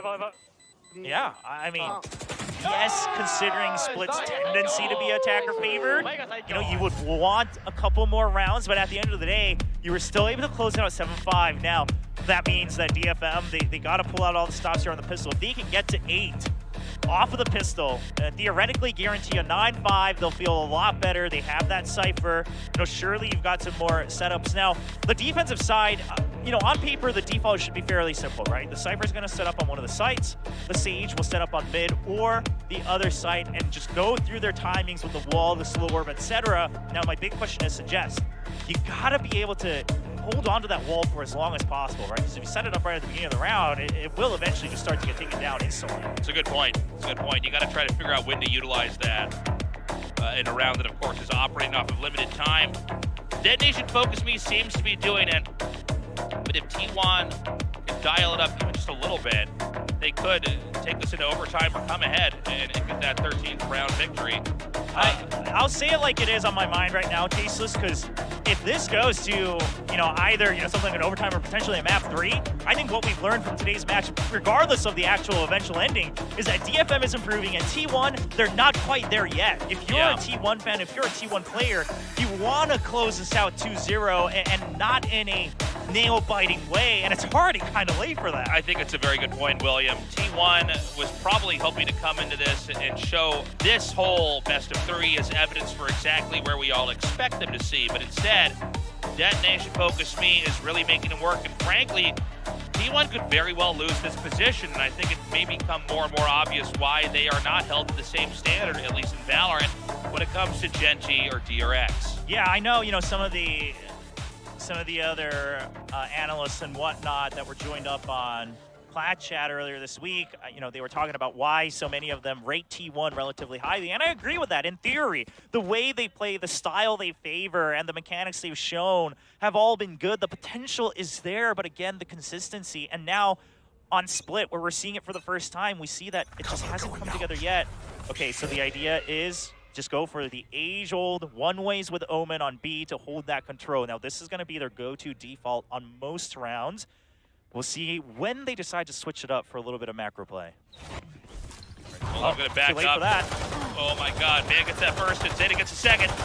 Oh no, Zenfree, a little shaken up. Yeah, just shooting in between there. And it's just Takachei and Anthem in a very impossible situation, but Takachei starts it until ZETA takes him back out. Anthem, the only one left over here lurking up in B heaven. Yeah, well, that's going to be that. 6th win up here now. T1 getting that crucial pistol round with a magnificent push up into mid through male. Really not even letting that utility get set up over there for Detonation Focus Me to even sandbag the progress, basically cutting right past that. I love it. Yeah, it's one of those cases where it's like, okay, saving your utility, you know, going for the body checks early. Yeah, this is what you probably wanted to see on the other maps, but on a pistol round on Split, as soon as you've cleared, you know, B garage, maybe the guiding light earlier would have been better. Again, hindsight is 2020. Yeah. The improvements are there, but this time a little bit of a hectic scramble there over on B heaven. And T1, they're not slowing down at all. Their MO is we got double duelists. Let's just really press the issue here. They did a bit of a coin flip move here, which isn't bad, by the way, when you're down like this, trying to just push into B. I like that we have Carpe all the way in the back, ready for the wraparound, but they're going to come through mid. Anyways, we've got a plant that's going to soon happen here at A. Now, they didn't take control of Heaven War screens. They will maintain some form of control on ramp. They still have, you know, they still have one extra star for that potential gravity well once it comes off a cooldown. But I think, you know, if you're DFM, again, they like to go for these full saves, probably looking to just die to the spike. You know, they've pinpointed where they're going to have to run to the finish line to end the round in fashion. All right, well, this is the most exciting round I've ever seen. So this spike's going to explode. We're going to go to round 3 in the second half here. Well, here's the big question. Suggest doesn't have a dash. Will he make it in? Soldom's going to be able to dash it into the finish line. Yeah. Who's going to get in there first? If you want to show your friends how fun Valorant is, show them this round. Tied up 7-7, and we're going to go to that round 3 where we want to see Detonation Focus Me actually turn this around. Yeah, now triple Bulldog on the side of Team 1. I do wonder if you consider maybe giving up one of those to trade for Carpe, just if Ban and Saya are going to continue to press this quickly. It doesn't look like it. Looks like their focus is again going to be on mid. They're going to, again, T1, they've now read the style of DFM, right? It's the old style. Okay, Cypher most likely set up on A. We'll know as soon as we see if that one-way comes out on B main garage or not. This time it will not come out. It's actually just going to a deep smoke with the slow orb. Yeah. The thing is if you're not taking control of this, you just spent 200 credits to buy, what, 15, 20 seconds? Yeah. Now you have to use your second slow orb again. That's half of your arsenal gone on the side of Suggest. Yeah, they've flushed out any defender's position here onto mid. We hear him drop down into there, make the sound, and now they're going to slow it down a little bit. They've got plenty of time left in the round. Yeah, they actually, because they most likely heard this wall go up as well from mid, so they know if we just wait until 40 seconds, B site, we know we can just push against the Sage. That was a funny moment. They basically pinged the Viper over at A, which isn't exactly helpful information for what's happening, so it seems like Detonation is maybe a little bit confident this could actually be an A push, and they're going to send the Viper in there for that. So it's going to be up to Suggest here, perched up on the wall. I like the positioning here. But they're just going to wait. Yeah. The wall is just going to get broken through. Oh, they come in one by one, though. A Ban updrafts on his own while the wall wasn't broken yet, trying to get a surprise kill. Spike down B. 30 seconds Spike left. is down, and they don't have that much time to work with here. One enemy remaining. Okay, this looks like it's going to be a win for them. Nicely done. I think they got a little bit too eager. I think letting the wall dissipate would have been a better move. Well, yeah, I mean, or at least wait until it starts to weaken and then break through it all at once. Or, quite frankly, you have 3 guys, just blast through it, right? You know the Sage has used all of their other Yeah, there's a lot of ways to approach it, but I think that was a questionable one. Again, we expect Detonation Focus Me to take that. Not the end of the world here. I love Suggest here. You know, it does feel like Detonation Focus Me is a bit more relaxed in the earlier weeks that we had here. Oh, yes. They're definitely having fun. This stage is definitely become a bit more like home, and they're playing like it too. Okay, so just, you know, again, a fast push. You have double duelists, you might as well. You've already created a crossfire over on ramp. You still have control of the sewers as well, so worst case, you can still try to go for a rotate. Now, curious, okay, DFM, because of all this spamming, they've actually taken control of mid. This all comes down to Carpe. Well, it seems like T1 could just get in here. Oh, Suggest no. drops Carpe out. That's too bad. That was a great lurk they would have had. Now they know it has to be A, because there's no way, if Carpe's already taken down, he's been the lurk. And ToxJ spots him as well. They know it's an A site. They're happy to just give over the plant. Anthem barely staying alive. Munchkin trying to get this kill. Oh, he tries to rush through, but the Guiding Light hadn't hit yet. Yeah, and DFM starting to stack these kills up. Only 2 left. It's going to be hard to imagine T1 could hold this. They know where Saya is. Oh, too bad. Sold him. Just get Saya there, and ZETA's taken out. Flawless. Yeah, beautiful round there from Detonation Focus Me. This is going to be now 9-7.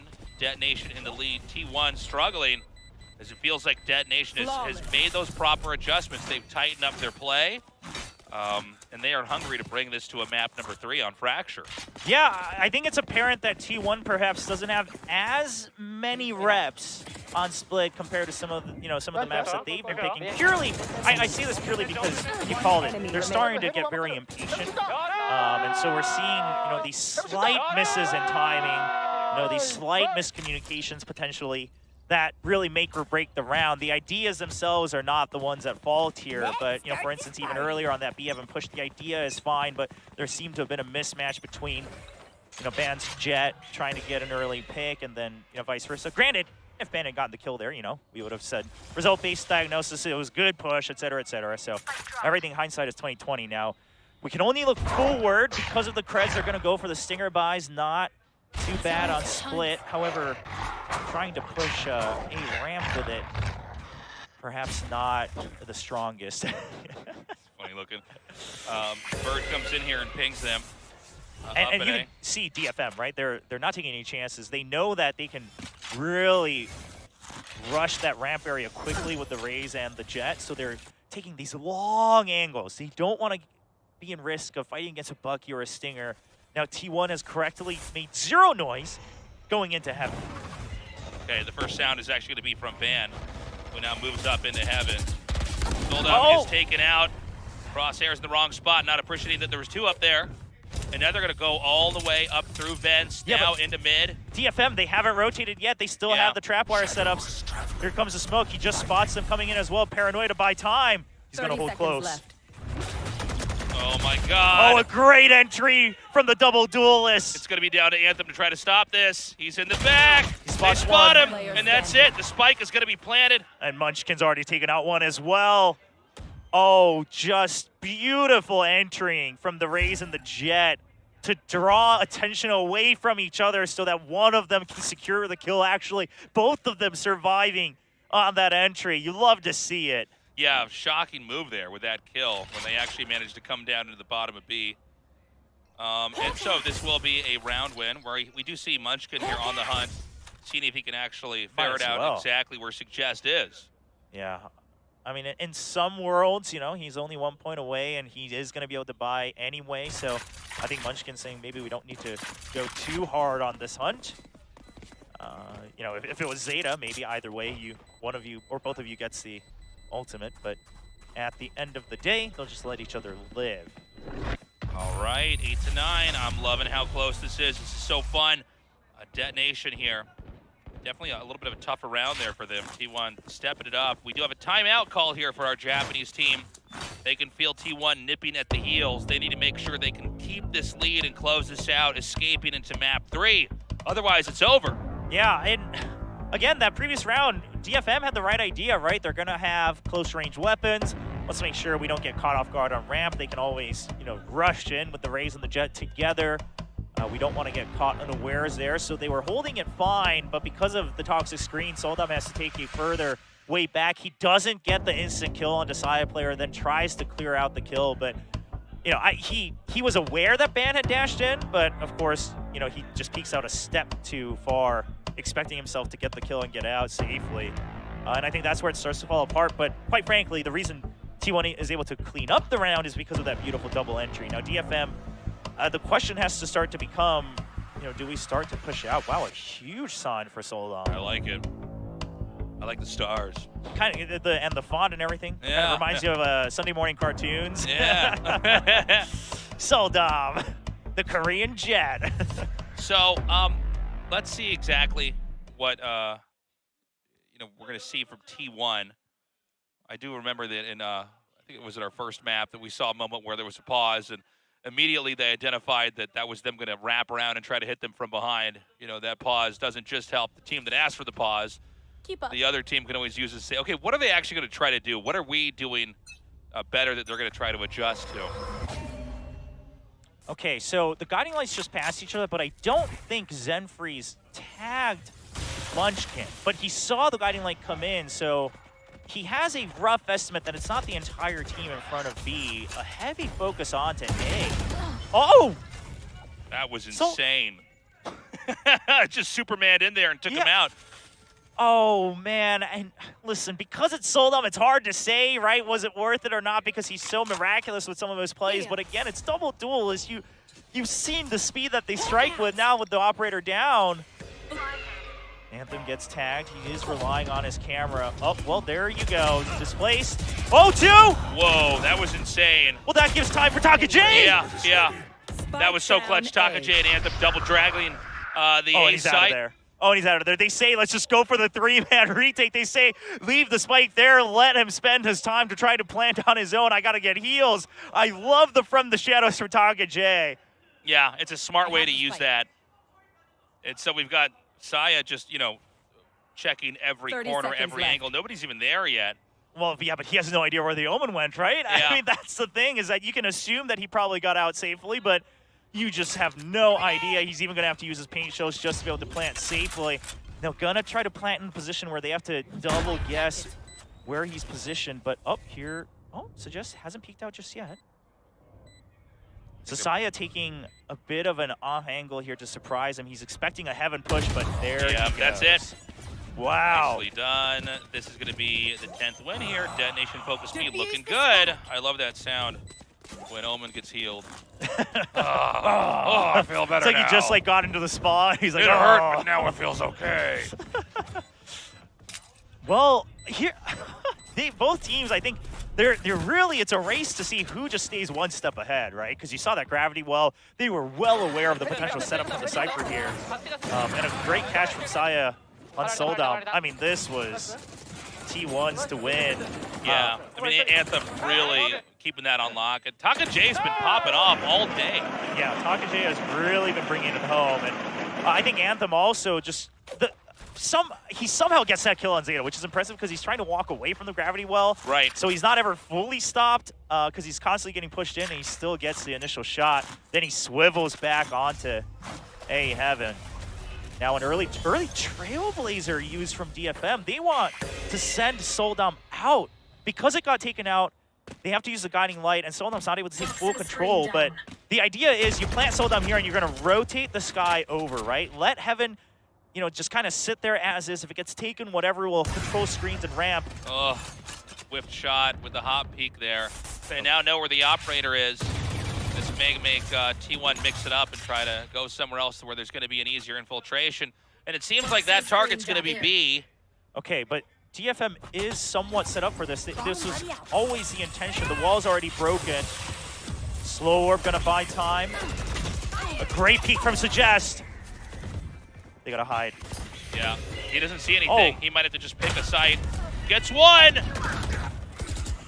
And the timing from the rest of the forces of T1 to come in off of that showstopper. Right. It allows for a clean plant eventually, 3v3. I have the spike. And I like this. They're going to make that operator absolutely useless. They're going to plant down in here. 30 seconds left. And how exactly can Detonation Focus Me take this? We have Anthem dropping down. Okay, they all switched to rifles, and they know that all three were in the pit because of that neural theft. They've got to create these crossfires. Will they wait for a potential Guiding Light? I think that might be the timing here. Yeah, they're waiting for it.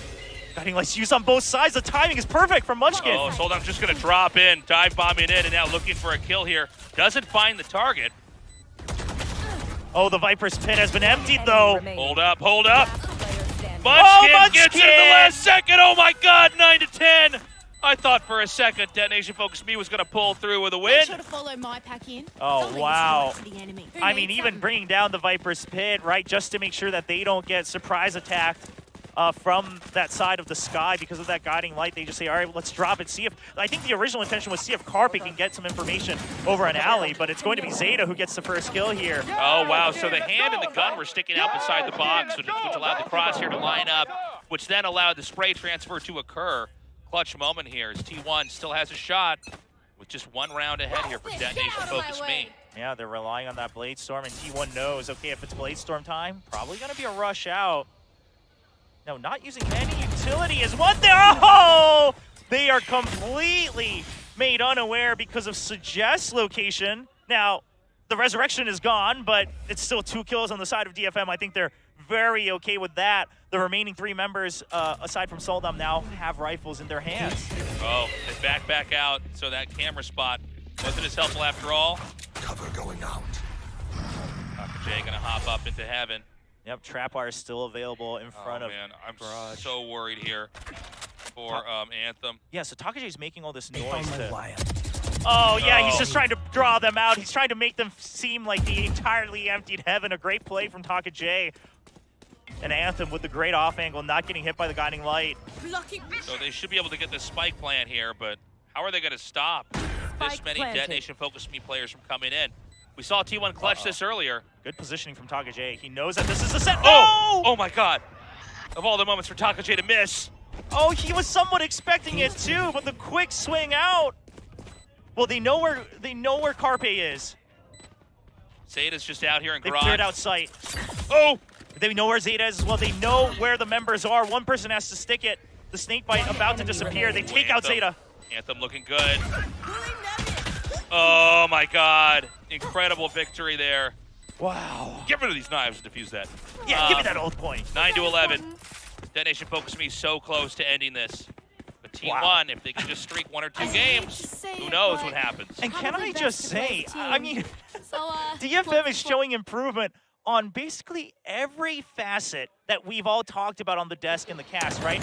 Things like rushing in when you have a man advantage retake. Things like, you know, not taking space on the attacking side early on. I mean, all of this has been improved here on Split. This is their map, and you can see how riled up they are. I think part of it's because they probably finally feel like, yeah, this is what we've been practicing. Yeah. This is the type of game we've been playing. It's finally clicking.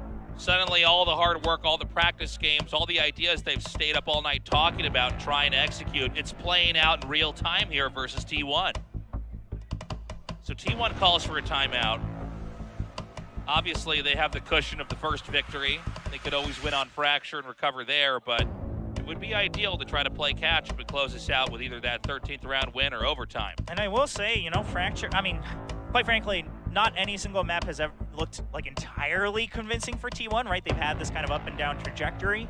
But even Fracture, they've been running that double duelist. Now, as strong as it can be when it's going your way, that is a composition that has stark strengths and weaknesses, and that's a composition that DFM has tape on. So I don't know if you can feel too comfortable. T1, they would desperately want to finish this off. Now DFM, another read that this could be a fast and hard push onto A. They're going to try to just slow down the second line of entry, it seems like. They're just giving up ramp. They know that that's been the way that they've been entering. They've heard it. Heaven's been taken over. Ramp has been given over to the T1 side. All right, they see the Cypher. Anthem has been pinged. He's taken out. But Zemfree with great cover as well. But the flood out from Heaven. Oh no, Soldam spotted. It's gonna come down to Soldam. He's already picked off. The spike's gonna be planted over by Pillar. A 2-stack up from Spawn. Oh, Suggest has res, but no agents in a good position to use it.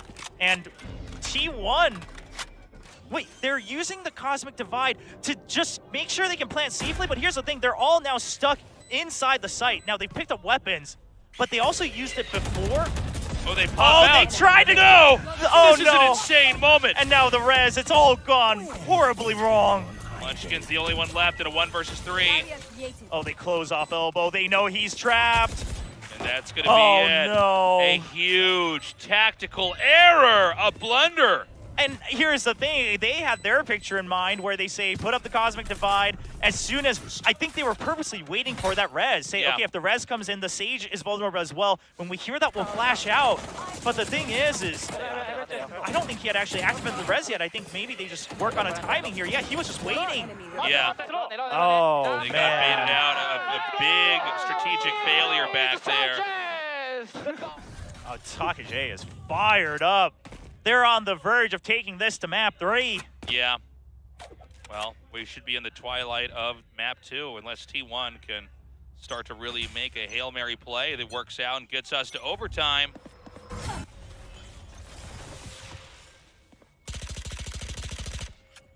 I mean, T1, they've discussed in their timeouts, see what they've changed. And I was hoping to see this now. That previous round was, of course, a bit of a half-buy, but you know, just going for this mid-control early, right? Force out this early utility from Suggest. So they've drawn out the wall.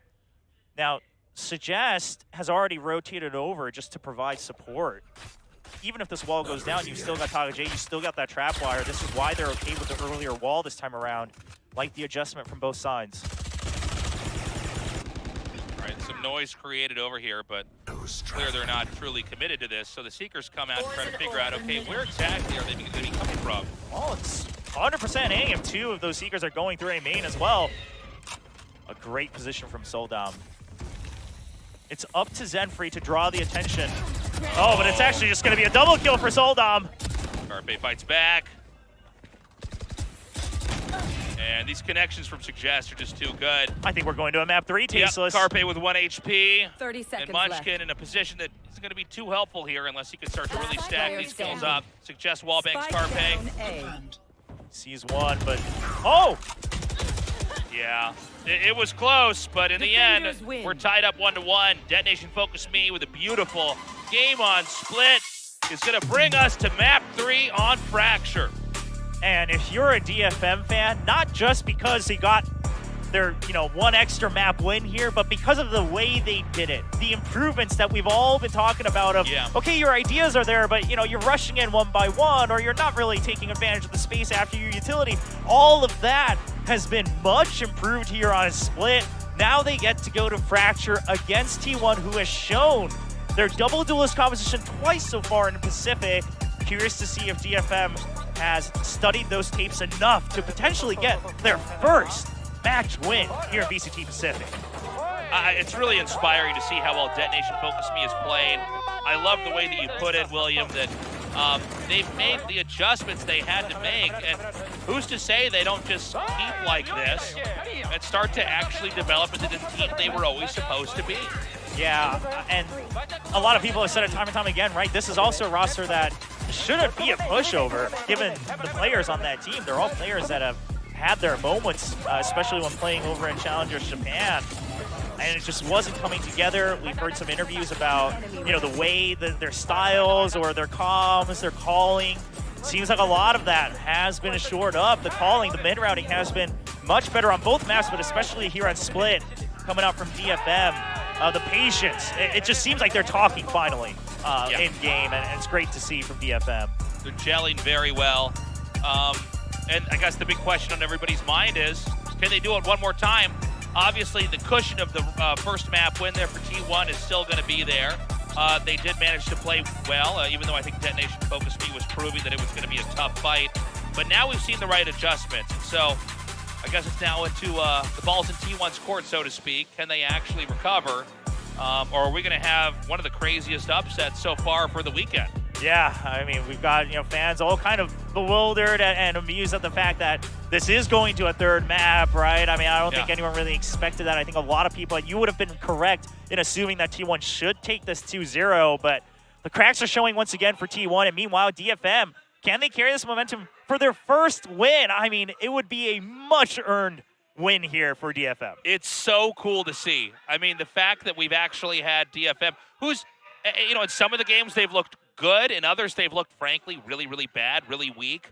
To see them galvanize here, and map 1 was exciting, right? Because it was close. We thought, well, that's pretty cool. But the reality is, as we went to map 2, they managed to take it. So we're going to be going to map 3.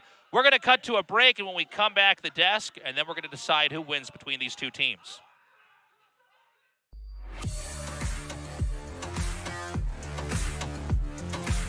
To moderate success. Here we go. Nice showers. And the spray. I have no idea where he is. And he gets no one's there. Did that by Taka. Oh, yeah. Taka chip. Oh! It's always a welcome thing here. If you're on that, really do the work over here. Saya. Oh! You know he'd be. Saya. Oh my God. It's such a good. Out of the sight at this point. Oh, wait, he needs to. Okay. Oh, God. Dodge the blast. Oh, my God. This is there. Oh! Surprise. Oh, Sova! Meter in hand. Peek. But all in here. They have Zephyr knows. Yeah. The wall's just going to get broken through. Oh, they come. Okay, this looks like it's going to be. There you go. Displaced. Oh, 2.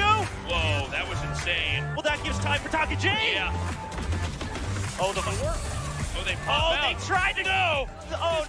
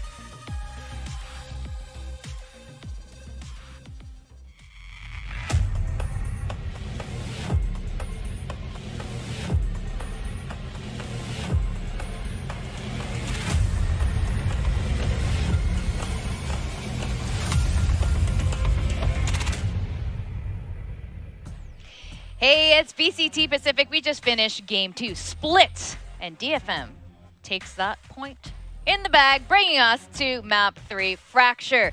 Now, what happened there?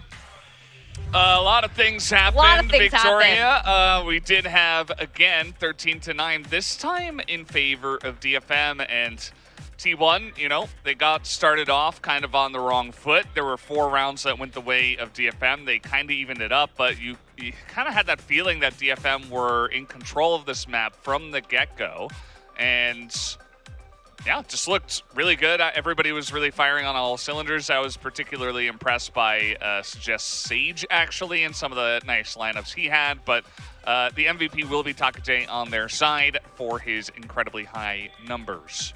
Yeah, Valdez, not gonna lie, T1 looked kind of lost on Split, if anything. I mean, they had this double duelist setup that didn't really work out because they just weren't that coordinated. Like, DFM actually looked good with the set plays and kind of strategies that they had sometimes, the way that they actually held down positions. And at the same time, it's their standard kind of strategy or protocol, which is really what DFM does. So a lot of times you rely on previous maps who have been Anthem on the Sky, you get information, and then you kind of go in together as a team. This time, Zenfree was the Sky, and this time everyone was kind of getting all of those kills. Like, you could see in the highlight reel, so many multi-kill moments by both sides. Yeah. DFM did their homework, and you can see exactly why they picked Split. She's so happy about and this. And it paid off. Yeah, no, I mean, it's just great to see. They have no wins in VCT Pacific so far, but they have so much vibrance and energy. They're having fun on stage, and I feel like they deserve the win. And this was the game where at least one map would be in the bag, and you know that was the map. Yeah, so I think they've been doing well. Let's talk about round 8, Quack. There was a nice thrifty win from T1 too, though. This was one of those heroic moments that we see from T1 that doesn't happen that often, but it actually did. And it happens with Ban on Jet. He actually sneaked down ramp just because of how slow DFM was playing, gets the first pick, gets the Phantom, and then DFM tries to collapse in on him, thinking that he's the only guy on the side. Let's take him down, there's no problem. And of course, Ben just kind of goes nuts with the Phantom, dashing in and out, getting a couple more frags, even getting some CQB ones just to finish off.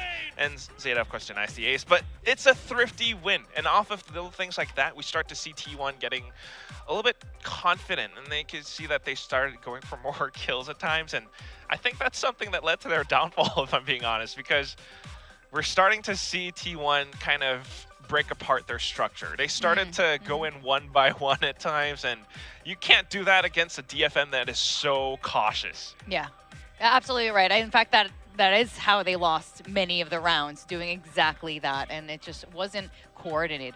Now, there was a really cool, you mentioned Suggest as Sage, and he had some really cool lineups as Sage. He particularly had a really cool wall on B site. Haven't seen any Sage, like not a lot of Sage happening in Pacific. Yeah, and you know, you could see T1 got the second pistol round. It was tied up at 7, but they just kind of pushed hard through the wall. They had shot it down. It was very obvious where T1 was, and it was just essentially a free kill given over to Suggest. And Takaje's right there. They take down 3 kills before the push even goes in. And this is really kind of the backbreaker, you know, you just got those 2. This was, of course, the bonus round, but DFM were able to hold on to 4 rifles. And from there, just playing it out really, really slowly, cautiously, as you mentioned. And again, another note on the T1 side as well, the fact that Ban on the Jet was kind of top kills and kind of carrying the team. It's not something you see all the time. But it doesn't seem like he's going to be subbed out or anything like that based on what I can tell, especially after his performance on game number 2. But also, what does it mean about the rest of the players on T1 that the guy that's getting subbed out all the time is the one that was actually carrying? It's not necessarily what you want to see. Begs the question, like, what happened? You know, like, what's going on? But I tell you what happened. It really is what Victoria said earlier. DFM did their homework. And that's exactly what that wall shows as well. It's kind of DFM style to play really carefully, cautiously, and sometimes they even have this like spider web of utility, and that's really what that Sage wall is about. You have slows coming in, you've got like nano swarms and paranoia coming out from Takaje at times. It's incredibly smart, and when everything falls into your web the right way, like things are just, it's just like a feels good moment. Chef's kiss, and well played by, of course, Takaje. Oh, yeah. Takajay was amazing. I was so impressed by his plays as Omen on the split map. In fact, the last 2 maps, they did lose the first map, but Takajay was doing great. Over 200 damage a round is all you can say. He was doing so much for the team every single time, pulling more than just his weight. So a big start performance from the side of Takajay is definitely what you're going to need to carry your way to the victory. Detonation, they have won 2 maps so far now in VCT Pacific, and both of those were against Korean teams. One of them was against Gen G. So maybe they just decide, okay, we're gonna really ramp it up and play better when we do have to face against some of these really strong Korean teams. And this is a good start for them. You never know what's gonna happen on Fracture. You really won't. Like, it's actually such an interesting thing that you brought up, because that is the next map that we have. DFM took that 1 map off Gen G on Fracture, and at the same time, like, you know, it's this style that DFM plays that actually can kind of break apart the Korean team's structures. They just don't really know how to react to it sometimes, because are they going to play slow, or are they going to suddenly have Soldan like dashing into ropes and updrafting on top, and you just don't really know how to like flick to that or anything, and it just kind of makes you so confused. And Fracture is one of those maps that can be so confusing, so it's going to be crazy. Yeah. I think what we talked about this at the very beginning, what we needed to see from DFM is that sort of teamwork that T1 does well. And I think they really rose up to the occasion. While we did nominate Takajay as the key player, it's safe to say all of the players have been doing really well. It's not Soldam who's topping these, topping the frag charts, although he had a pretty spectacular surety kill in mid. I know like a couple of us are going to go home and try that later. She is going to try it. I'm personally going to go home and try that later. It was fun. I mean, that's why Soldam is the Korean Jet. He has these crazy plays. But with that said, they've all been having impact. They really have, but yeah, I mean, that's what you want to see from DFM. It's that coordination, and if they can continue off of this, I'm not going to lie, they actually might be able to win this series. We had, you were the solo predictor of Talon last week. Now we got Victoria, the solo predictor here for DFM. Is it the solo prediction buff? Could be this week. That's coming through. This is pretty interesting as well, because you talked about how DFM took down Gen G on Fracture. The last map that T1 won last week was also on Fracture against RRQ. That's right. That's where Munchkin really popped off. So probably comfortable, I would say, for both of these teams. We could get a really fun close match between the two. Yeah, definitely. And like Quack was saying, Fracture is one of those chaotic maps where anything goes. Sides can get switched in a blink of a eye. In a blink of a neon eye. Yeah, because neon is the duels that you might want to have. But I mean, that's why it also comes down to the agent composition that we're going to see, because they have had some stark differences between these two teams so far, especially on Split. You know, T1 a little bit more meta. We have the Astra Viper. We have 2 duelists, which honestly came out of nowhere. I didn't really expect that. But DFM with something more unorthodox, if you will, the double Sentinel, and then it kind of worked out. I don't know if Fracture's going to be the same. Out. Yeah, well, yeah, it did. Okay. Yeah. They did win the map. That did happen. Yeah. But yeah, I think what's great to see is that with Soldam, I think we were talking about this earlier as well, that first week he was in, it was rough, and then it was just slowly getting better, and we're just seeing a lot of it start to gel. Let's see if he's still in the roster for this particular and final map. I mean, that's also a good point to bring out, because the time that DFM did beat Gen G, if I'm not wrong, Soldam wasn't playing at that time. I think it was Suggest who actually popped off. But now we've swapped some roles. Suggest on the Sentinel, and then Soldam is the one, of course, doing all his lovely, lovely Jet things. But Fracture is a different map. I don't know if you want to have Jet on this one. That's a really good point, actually. Conditions for these two teams, really. I wonder if we're going to be seeing Jet, actually. Does Soldam play anything else besides Jet? Is it like only he is Jet? the original Korean Jet. Yeah. Is he allowed He is Jet. He is Jet. I don't think he's allowed to play anything else, actually. If I were the coach, I would say no. Yeah, he's playing Jet. But so, you know what? But so is Ben. There you go. He looked great on the Jet in the last game, so I don't mind that. Well, double duelist. Double controller on DFM, double duelist on T1. And again, it comes down to those conditions of, can your individual performances come that strong together? And can you string them together? Because we need that coordination, especially when you're on a chaotic map like Fracture. Oh my goodness. It's double duelist, but it's Jet and Raze. I don't think we've seen that this season yet, so. Also, Killjoy against Killjoy again. Again! No. Wow. Even with that nerf, we're still seeing plenty of Killjoy. Has not deterred any of these teams from not playing Killjoy. All right, we are going to go into map 3. We've got T1 and DFM. And in the caster booth, we got Tasteful and Phil. How dare you? How dare you shave my name like that? How dare you say I have tasteless. taste? So we're going to be going into the third map here to decide who's actually going to take this. Dead Nation is looking strong. They've made the improvements. They've tied this up 1-1. The question now is, can they close it out, or is T1 going to come back and assert their dominance, leaving Dead Nation without a single best-of-3 victory in the weeks we've had here at the VCT Pacific? Yeah, huge questions, and Fracture, a map where both teams have had some positive memories, right? T1 got their win against RRQ. Now, they lost prior to that, but that time it was because they, again, counter-stratted RRQ very well, and Ban was having a much better performance on the Jet. Same thing can be said for DFM, though. When they beat Gen G, the counter-stratting was done so well of just understanding Gen G's playstyle, their goals in the composition, and now a bit of a change as well, not just in the players, but would suggest playing that Sentinel instead of the Cypher. They're bringing back the Killjoy here in Fracture. So DFM, I think they'll have a bit more flexible utility. Cypher's fine on Fracture, but obviously the lockdown does so much for potential retakes. Okay, to start this off, T1 here with the spike. Munchkin going to be the first to make contact, it looks like. They've only heard one person, though. Biggest thing, yeah, you had no idea that it was going to be 4 people. They're going to chase through. They got to take Carpe out. Oh, a nice pass through coming out from Soldom just to try to draw away the attention. Now, it didn't work, but at the end of the day, they take the kill without extra casualties. They know it's a B plant.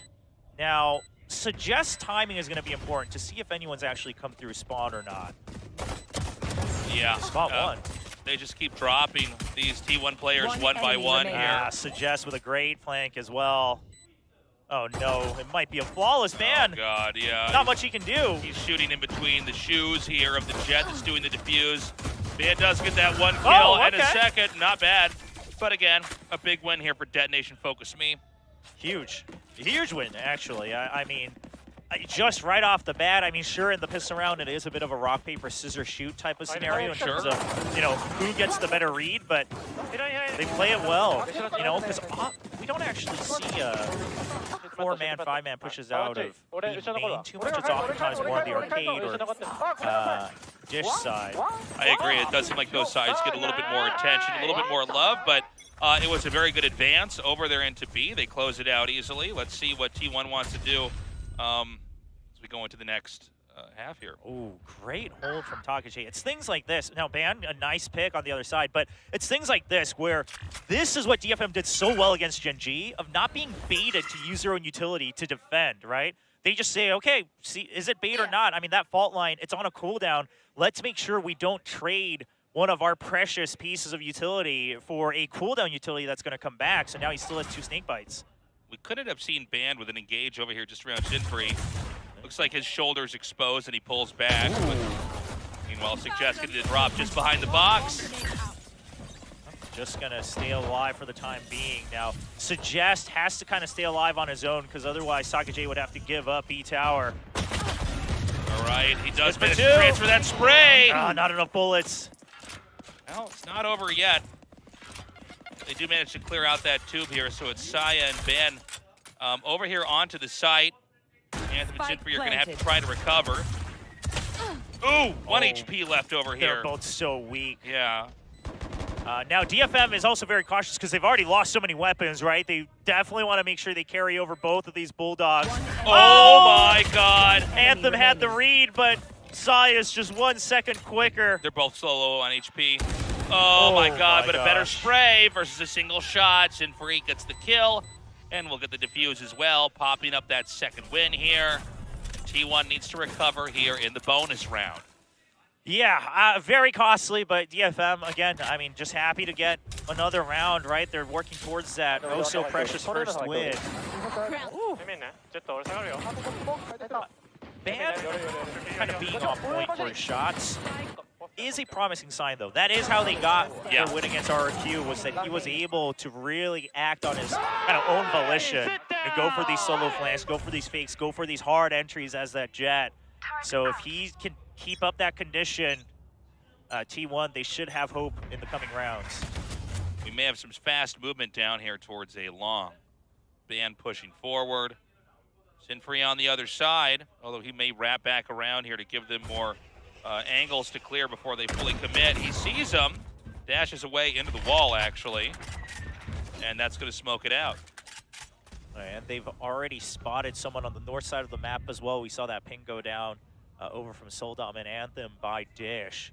Now, only one smoke remaining for Zenfree, so T1 not in too much of a rush. They're actually just going to get Sands for free as well. Okay, the push comes in. We've still got Zenfree lurking up here in heaven. They haven't cleared that yet, but the wall bang gets the confirm and the kill. T1 with the plant down here in hell. Oh my God! Soldom again! I can't believe it. Oh, just man. keeps happening. Clears the close angles with the shorty.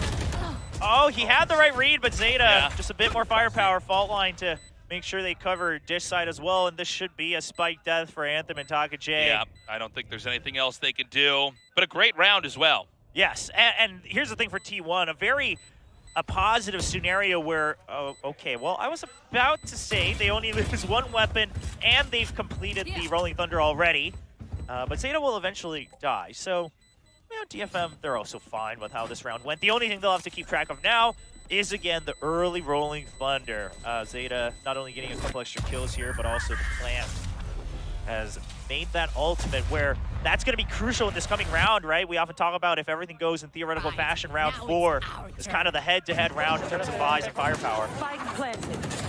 Yeah, it's so cool to see Soldom pull this off over and over again, really eking value out of that shorty at moments where the area is so open. The only way you can come in is to helicopter above him and then dive bomb down.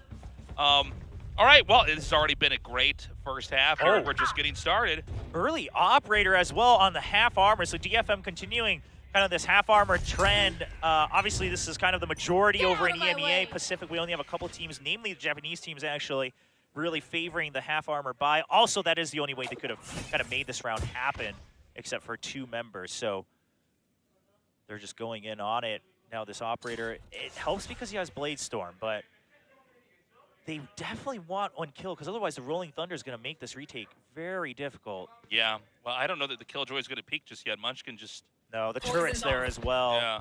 Here. And he'll get spot. Oh, actually, backs away. Taka J shields that for him. Oh! Okay, well, he does get Munchkin, but it is a bit of a trade. Okay, so you spotted 2 members and the toxic screen now down from DFM, so it's just going to be an A hit with the Rolling Thunder. Ban's trying to take advantage of the fact that people have to be stunned here, but he's just going to trade out 3v3. Oh, they're trying to move in now. This will be that retake. Soldom going to come around here from Dish. Okay, you have to be aware that DFM is going to try this with the Blade Storm. Absolutely. Yeah. Could see a pop in, just like we saw in the last round, actually. Yep, just checking Sands first. They want to close the distance so they can take advantage of Soldom drawing attention to himself when he dashes in. He's going to check main first. Nobody there just yet. Don't have that much time, so they're going to have to burst in a second. Oh, but Suggest gets one. Now Soldom can't go in. He's actually just going to get the kill for free. And this leaves just Carpe here. Anthem comes around. Oh, Anthem playing this so smart. Yeah, that was perfect. Just baiting the crosshairs over there. 180 degrees behind. The shot comes in with the kill. Third one here for Detonation Focus Me. They've started it. How far can they go? Yeah, great start. And most importantly, keeping that operator. The idea from T1, it was fine, right? Rolling Thunder to make sure that you push everyone out and Ban's trying to work off of it. But the problem was the rotate from Suggest very quick on the trigger to cover for his teammates. Man, it's been a while since we've seen Suggest really enjoy his time on the stage. I know, it's he's great to loving see him. this. Well, I mean, you know, the hard work is finally paying off. Yeah, I mean, everyone on DFM just looks much better in spirit today. There's a lot more life in their faces here, as this has been a brutal couple weeks, but a real Cinderella story here, possibly, if they get this third map win here in the end. And a great read again, right? You double stack Viper and Killjoy on B. As long as you hold tower, you've got the toxic screen for the retake. So now we have Zenfree also ready to provide backup in the middle of the map. They've already taken control of A Hall, A main as well. So the only place they're really concerned about is Dish. But even that, Anthem is watching from long range. Seems like they're going to send the spike down through middle under. Oh, Soldom, how far are you going to go out? Yeah, but Soldom's going to be here on the receiving end with the operator. And he has a couple more angles he could escape through if he gets the first pick. And does! Yep. Spike down. And he's got the dash, so he's going to hold for another shot here. And with ZETA being gone, that means no flashes. Going to pretend that he's disappeared. Okay, goes for a timing shot. Gets a little scratched up, but he will be fine. There. Anthem's nearby to help provide support. A lot of time left here. They're going to have to commit into this. Oh, Anthem's so quick on that. He was expecting it. Soldom tips out. The door is shut. He can't find the shot. Now, they have orbital strike here, so DFM, I don't think they're too worried about flooding the site. They're trying to, T1's trying to bait it out.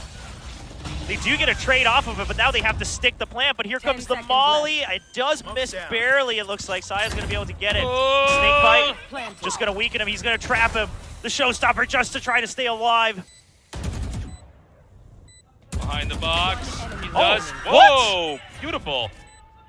Oh, Zenfree tries to go for the wide run and gun, knowing that Saya has to be scratched up, but he just takes it a bit too far. Doesn't stop in time to secure the shots. Yeah, it's funny. I thought that Detonation had that, but I think with, you know, beautiful gunplay there at the end, it was a clutch moment. They did manage to get those kills. They closed that out. The game of catch-up is real. As we go into round 6 here on the first half. That's a pretty devastating round, right? You drop your operator, you've used your orbital strike. Oh, that hurts. That hurts for DFM. I mean, Soldom had a really good opening kill there to make things happen. But now T1 able to recover a little bit economically. Okay, Ban immediately drops Zenfree. Quicker push into A as the turret's gunned down. Kind of a funny entry there. Getting pushed off of the packs there from the Rays. Now, even though this wasn't a full save, I think DFM just going to look for whatever damage they can do. Yeah, only so many times Soldom can do this before eventually it just gets to be obvious. Full tactic. But again, we don't really expect you know, any win from there. So it's like go in and just see who you can take out. Whatever. 3-3 here. Ear's still ringing. And a much more viable round here for Detonation Focus Me. One thing that's been consistent with these two teams since the beginning is that it's been so close. Yes. I mean, lots of back and forth. And let's be honest, I think a lot of it also reliant on those timeouts, right? Of how they use it, how wisely they use it, how much they're able to adjust. Got a little bit of T1's comms there now. The operator is back. They do have a lockdown, but Carpe is probably going to save his orbital strike for as long as possible against that as well. So not anything that's going to really change the flow. Oh, man. Whoa! That was huge. Yeah, Anthem, I think he only kind of spotted the first pass through from Ban, and then the crossfire has a deeper angle through that wall there from Saya. And they're going to bide their time here. They just check behind to make sure there's no counterplay. Soldom has to win this duel over on main. Zenfree gets Zenfree! A heroic hold! That's going to force Munchkin. Yes! Oh! Soldom waits for it! That's what I was going to say. Because you lose the entry, Munchkin has to pinch a lot faster than he originally wanted to. Zenfree. He's had a tough going today overall in terms of pure kill death, but that was a moment he absolutely needed, both for himself and his team. And now, I mean, this is just, it's an ugly round here for T1. They don't have any access to the spike. They've got some decent guns, which I guess they will just go ahead and save out. And it doesn't seem like Detonation Focus Me is even going to go for the hunt. They're going to play very conservatively and just eke out that 4th round win in a bit of a dull ending here for round 7. Well, DFM going to be very happy about that one. They'll, use whatever just to make sure. The only place you don't have eyes on is 10 Dish, seconds left. so just using a snake bite to make sure no one tries to go for a last-minute jump onto Zenfree with a heroic hold on there. Now, the drop from Dish was, obviously somewhat expected, but the fact that he hears Saya go above, that's usually the point of entry from the raises, right? It's the best route. And then he waits for the drop first, keeps himself hidden, and then creates the angle for Saya. Good play. And Soldan was going to hold on to that angle for the longest time no matter what, but because his back was safe, he was able to stay much more focused, knew that, this means if there is a flank, if there is a lurk, it has to start coming in now. A great hold from DFM and a timeout right away from T1. Yeah, T1 pumping the brakes, and I can't say I really blame him. Detonation focused me. It seems like they're getting stronger with each passing round. They're patient, they're calculated. Sorry to cut you off, but one of these days, I just want to cast to be like, well, I do blame them for this. You know what? I think they deserve this. No. Yeah, I mean, it's been a great showing here from Detonation Focus Me, and honestly, I'm pleasantly surprised, as I'm sure many people who are watching, unless, of course, you're a T1 fan, the casters, only Victoria actually picked a win here for Detonation Focus Me, and we've had a couple upsets like this, but this, I think, is maybe the most surprising of all if they actually can manage to take it. Yeah. Well, I have my excuse. T1 ZETA told me that they will never disappoint again. Oh. Here's the funny thing. So that's how it works. I actually think I might be the curse for I think I've gotten every single one of their matches wrong. Maybe I've only gotten one right, but I think I've gotten every single one of their matches wrong. Both the wins and losses. So we'll see if it continues today. It's not over just yet, but DFM seems to be one step ahead in terms of the adjustments. The early Seekers just to buy time. This is providing enough time for backup to arrive. Yeah, they sandbagged it pretty nicely. Can they actually shut them down when they go for entry? Oh, they don't know about Anthem. Yep, Anthem here. Bot. Just nipped there by the Killjoy utility. Oh, they have no idea. They have no idea the Boombot went over to the stairs. Oh my god. Oh, the crossfires are all there. The gunplay is just too good. Total shutdown there. Detonation Focus Me in, I think, our shortest round yet. Gets the victory, 5-3. A great round from DFM. I love the Seekers just to buy time, right? Because you knew that A main, the hall, the entry there, you had the toxic screen, you had the nano screen, you had all sorts of things set up to make sure that there wouldn't be an entry in. But on top of that, you use the Seekers to make sure you buy time over on Sands. It gives Zenfree an opportunity to come through spawn, make sure that Ropes wasn't taken for free, and then everyone from B main also just pushes out to secure information. And now it's just going to be a fast hit. The Rolling Thunder available for ZETA. Saya waiting on the other side. Along with Fan, actually. Yeah, they're not going to... Are they going to rush for this? Okay, they're going to use the lockdown first, which is why they're in no rush to go in with their duelist. They actually want to see if anyone gets shoved out of sight. All right, counter lockdown here. Oh. The defenders gotta mute the use of this. So Carpe is going to use his orbital strike, but that means DFM kind of comes out on top in terms of the ultimates. Yeah, I mean, they had to pay for this, right, to get in here, and of course a retake is still very much a possibility. Soldam starts it with a kill on Carpe. Smokes down. Zenfree, yeah, I think you just used the orbital strike. I don't think you save that. Make sure you clear out sight now. You know they have to be tower and arcade. Your spawn has been taken over, but the Rolling Thunder is in. Oh! Saya and Ban take two. Takajay? He's hit it. Oh, man. Yep, and that's going to be it. T1 keeping it even here, 5-4 now in the game of catch-up. In a very high expense round on both sides here. Yeah, I mean, here's the thing, that the trade for the lockdowns and the orbital strike, sure, in favor of DFM. But T1, they were holding on to that Rolling Thunder. And that's why they're okay with not branching out, right? They're okay with just keeping the north side of the... You hear the frantic comms from T1. But yeah, that's why they were okay with just really being funneled into one side of the site. A great retake. DFM, I don't think maybe they were expecting that Rolling Thunder to come out right there. Oh, I think we're going to get this picked up right away here. T1 going to come out ready to bazooka down somebody. Hasn't found a target yet. Meanwhile, Bandit Carpe gets 2.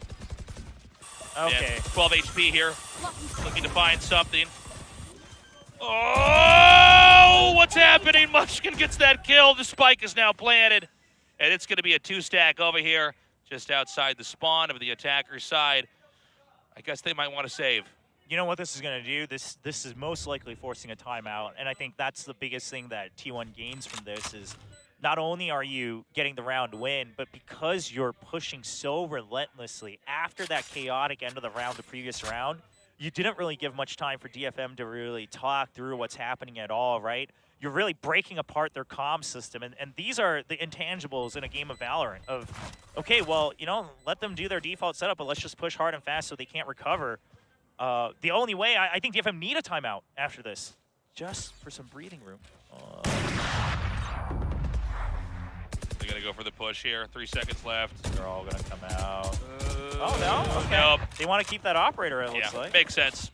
Okay, 5-5. 2 rounds left here as it's neck and neck. Yeah, there's that timeout. Yeah, good call there, William. I mean, T1, I think that this is what they wanted. Surely you expect this timeout, so it's not going to be a surprise. Of course, as we always say, both coaches have an opportunity here. But DFM, most likely, the biggest thing they're talking about right now is just let's get a little bit of breathing room, right? Let's just kind of recover. You know, let the past rounds go by. Talk about what have we been missing.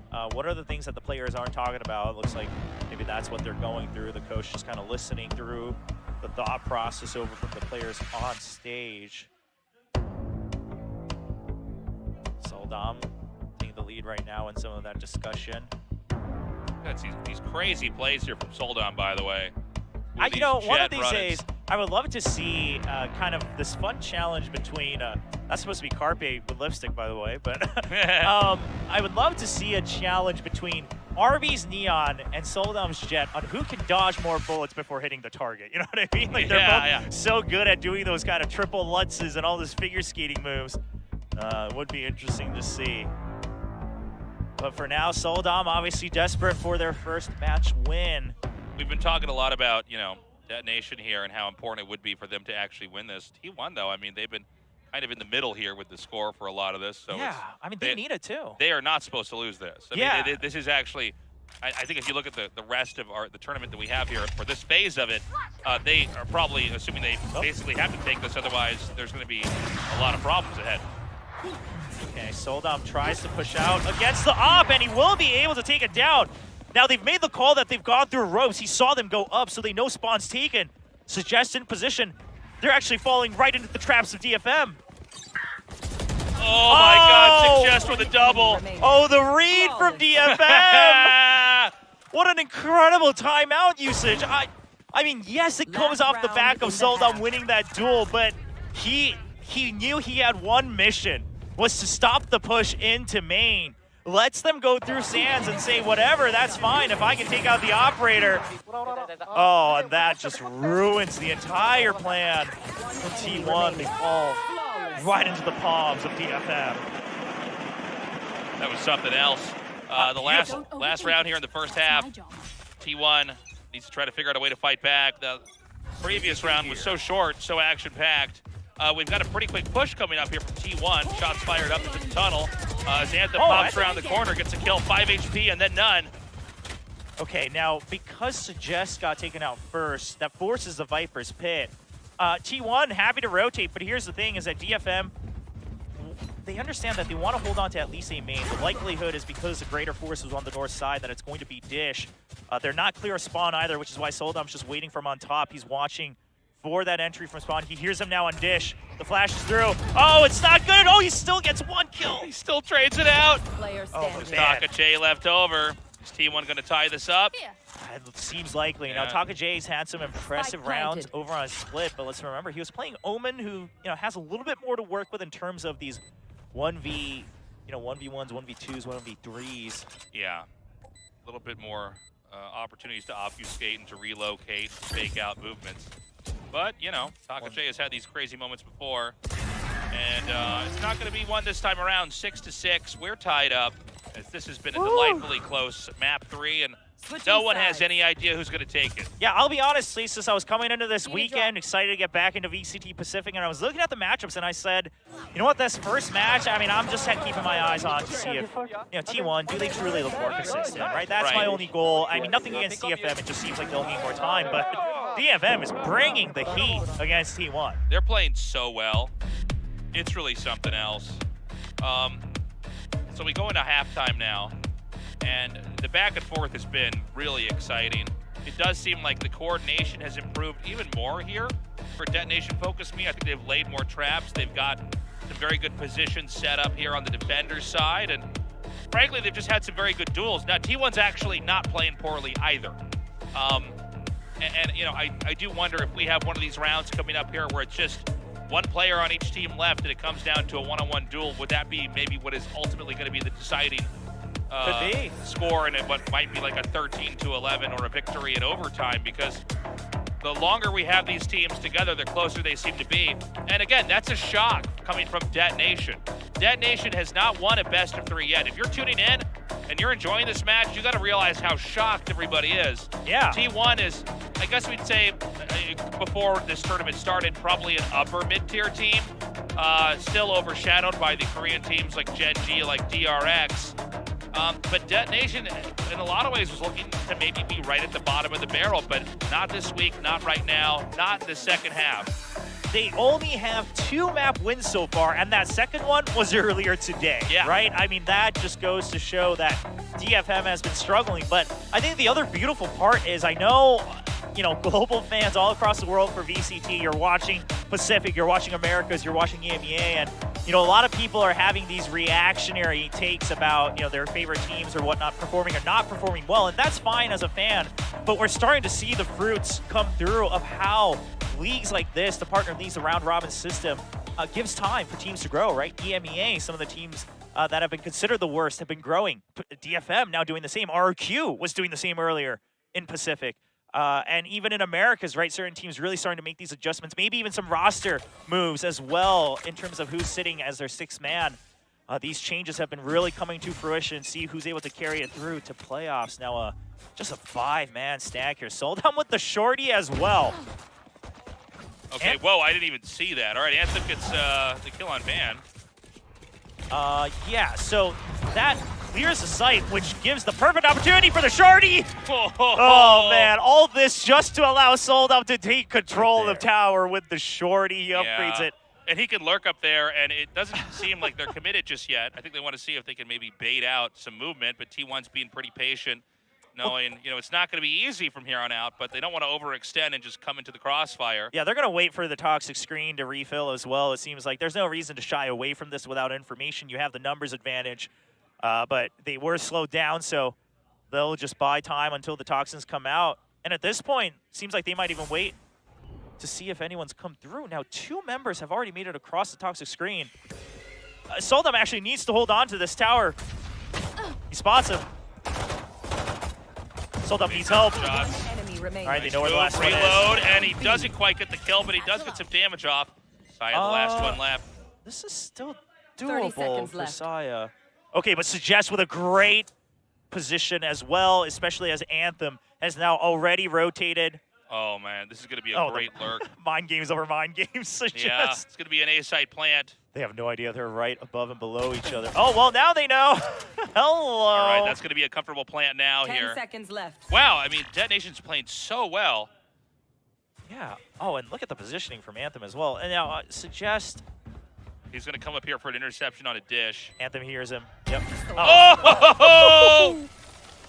Beautiful ending. First round win in the second half. DFM looking clean, looking calculated, looking composed. See if they can string it together now. It's been a lot of back and forth in the first half. Yeah, I think losing Ansem really hurt. But they played it pretty well after, basically having control over that site. They seesawed back to the other side. And again, these are the things is that, having this way out available, these are things that have been missing from DFM.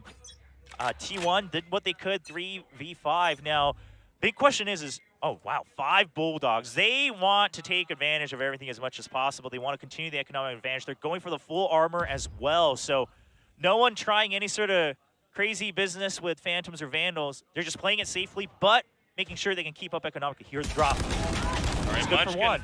Trades out one, totally worth. B. We do still have the Marshall player over here at A. Okay, because it was one person pushing out, they expect B to be empty or weak, and they would be correct in that. However, the positioning, they can't secure tower just yet. And because they have the better weaponry, they're not going to take the risk of doing so. Taka J just planted.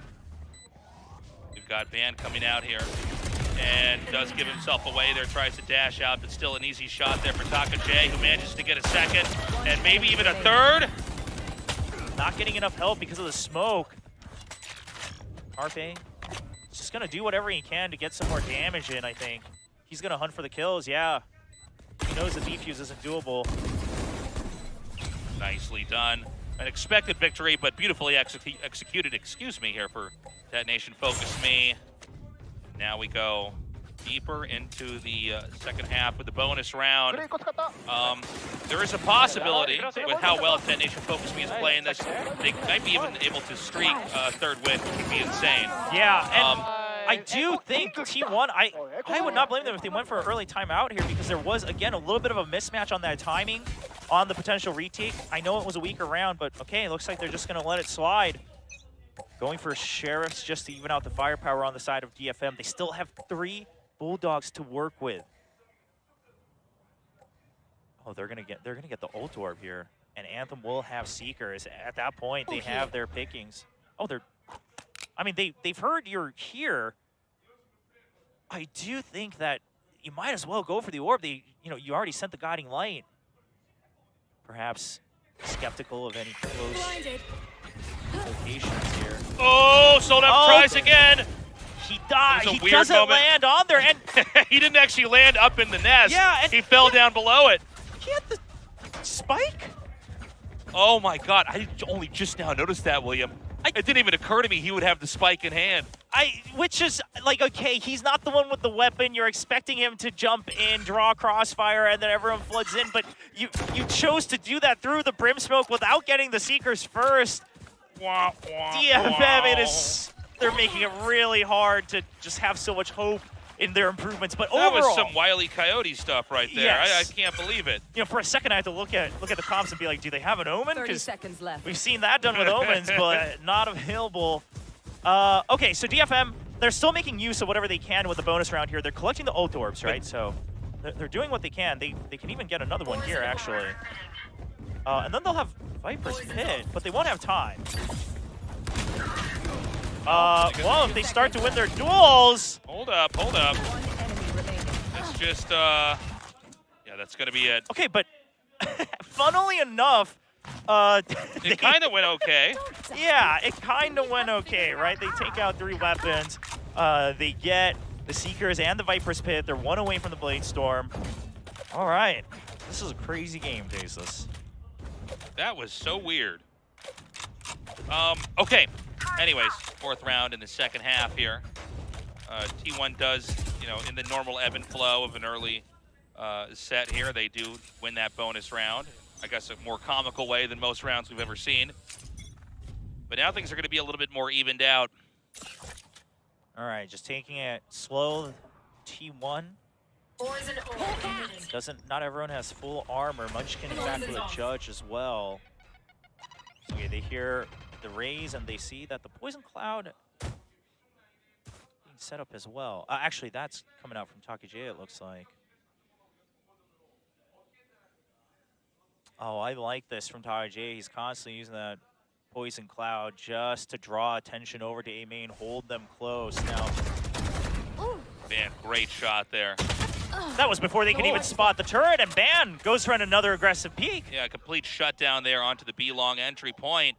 Spike will quietly be shuttled back over here towards A, but they've got a pretty good defending position over here as well. Saya is ready to receive both these players. It's going to be Taka J up here in the front. Jiggle peeking for now, and then pulls away when he realizes the opportunity's already gone. He's pulled back around the corner. Here's the thing that, again, it's just these slight mismatches. If Suggest had already taken over the entire section of Dish, he could have been ready for the crossfire, but now he's alone as well. They keep walking into these 1v1s. push I mean, back there's here. no time here. Yeah, this just does not look like it's going to happen. And this may end pretty quietly here. Yeah. Right here. Oh, no. Don't. At this point, with 15 seconds, please don't rush into the site. They're going to go for it. They want to go for the win. They're not checking their angles. Yep, and that's going to be that. 8-8. Evened out once more. Ban was insane with those shots. Yes. Whether it was A or B, he just kept shutting down any progress with peaks. Okay, so DFM will be the one to call the timeout, and quite frankly, I think it's got to be the same reason he actually catches the leg of Anthem right as that screen's going through, and that's something that DFM will have to keep in mind, right? When you set up the screen that way, it doesn't go across the entire generator. There is that gap that he can still peek out of, so something that they'll have to keep in mind, but more importantly, it's like, you know, Anthem peeking out there on his own. I know they wanted to go in quietly, so they weren't using utility, but Anthem, you know, being the first one to peek, a little bit unfortunate. And then on top of that, right, Suggest not quite being, they still had 40 seconds left on the clock. I think on the side of A main, they could have waited until Suggest made the call that he had already fully taken control of Dish, available for the crossfire. Things like this, again, we're seeing those kind of micro breakdowns from DFM happening. And we saw that it's doable. We saw that they have points in time where they've cleaned it up over on split as well. So this has been such an incredible best of 3, and this game is no exception. Now we move on after the timeout. Where exactly are they going to try to take the spike this time around? Detonation focused me. A lot of tension up here in the north, although Suggest is going to be lurking down here in the bottom with the turret over here to spot from an exit from B. Yeah, DFM desperately needs a round where they're able to at least break open B site during these buy rounds so that they can start to force potential changes from Munchkin's Killjoy setups. They know that Munchkin always sets up on B site. That's been the way that T1 has played Fracture. And they just want a chance to fight against it. Now he's waiting with a judge. Yeah, the question is anybody going to go up there? We've seen this from Soldam a couple times where he likes to infiltrate, but for now he waits outside on the low ground. Okay, they're going to throw the bird up in there and ping it to confirm that there is Munchkin lurking inside. So this is going to be a pinch onto A. Soldam's goal is going to be to clear up the flank. Soldam, he has to wait until noise is made. But for this to work, they need to actually be able to get into A site. If they just walk into Ban and Ban cleans up all members over on Dish like he's primed to do. Yeah, Ban's already done this a couple times. Uh-oh. Pulls away. Hold on, they're going to go back over no, to B. I like it. Yep. Now, the problem is they heard him.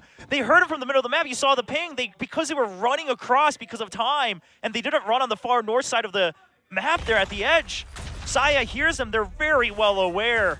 30 seconds left. Okay, they do manage to spill in over here to B. It's still Munchkin Snake waiting bite with pinch. the judge, but the wrong angle, and he's picked off. A great setup for Soldam. They now control B main. They control it, and the pit goes down as well. Beautiful round so far. What is T1 going to do to try to come back in here? It's a gauntlet of different utility to try to navigate. They all tuck up into the tube up here. Oh, Suggest, meanwhile, is going for a heavy rotate through sewers. Now, even the orbital strike being used by Zemfree, they are desperate Yeah, to they're secure spending this. heavy here. I mean, their weaponry is not great to spam against T1. And T1, They might have done it, man. Yeah, they're just going to go for the save. I don't mind the save here because if you drop it all, it's going to be free upgrades for the side of DFM. Oh, well, there's one. All right, not bad. A decent trade out. Any guns you can get them to drop here is going to be worthwhile. Thrifty. Nicely done. 9th win as DFM skirts ahead with T1 always with an answer to play catch up. Yeah, I mean, okay, that was off of the timeout coming from DFM. T1 not choosing for a counter timeout says, okay, you know what? That was their round. They did invest heavy, right, in terms of ultimates. They used both the pit and the orbital strike. Now, part of the reason they use the orbital strike confidently is the lockdowns are pretty much lined up for each other. Of course, Carpe only one away from his orbital strike as well, though, so potential ult trades coming in the next couple rounds. Oh, and now a heavy weight from DFM, just waiting for the aggression. Ban, this has been the way he's been playing and making things happen. Tagashi spots him. Right, we've got Ban so close here. Now, never count Ban out. Free fires a little bit, doesn't connect. Okay, they've heard the dash out, though. So they know that this means that there needs to be support now coming over for the side of T1, right? Because Jet doesn't have a get-out-of-jail-free card. Right, good point. And that support does come in there, but they quietly collect up here in the north. But it's going to be a double stack here. We've got Munchkin and we've got Seiya. And I love this. They make the noise on the rope, and that forces T1 to have to pay more attention to Dish while being aware that A main has been given up. And the Seekers, it's going to check Munchkin right behind the box.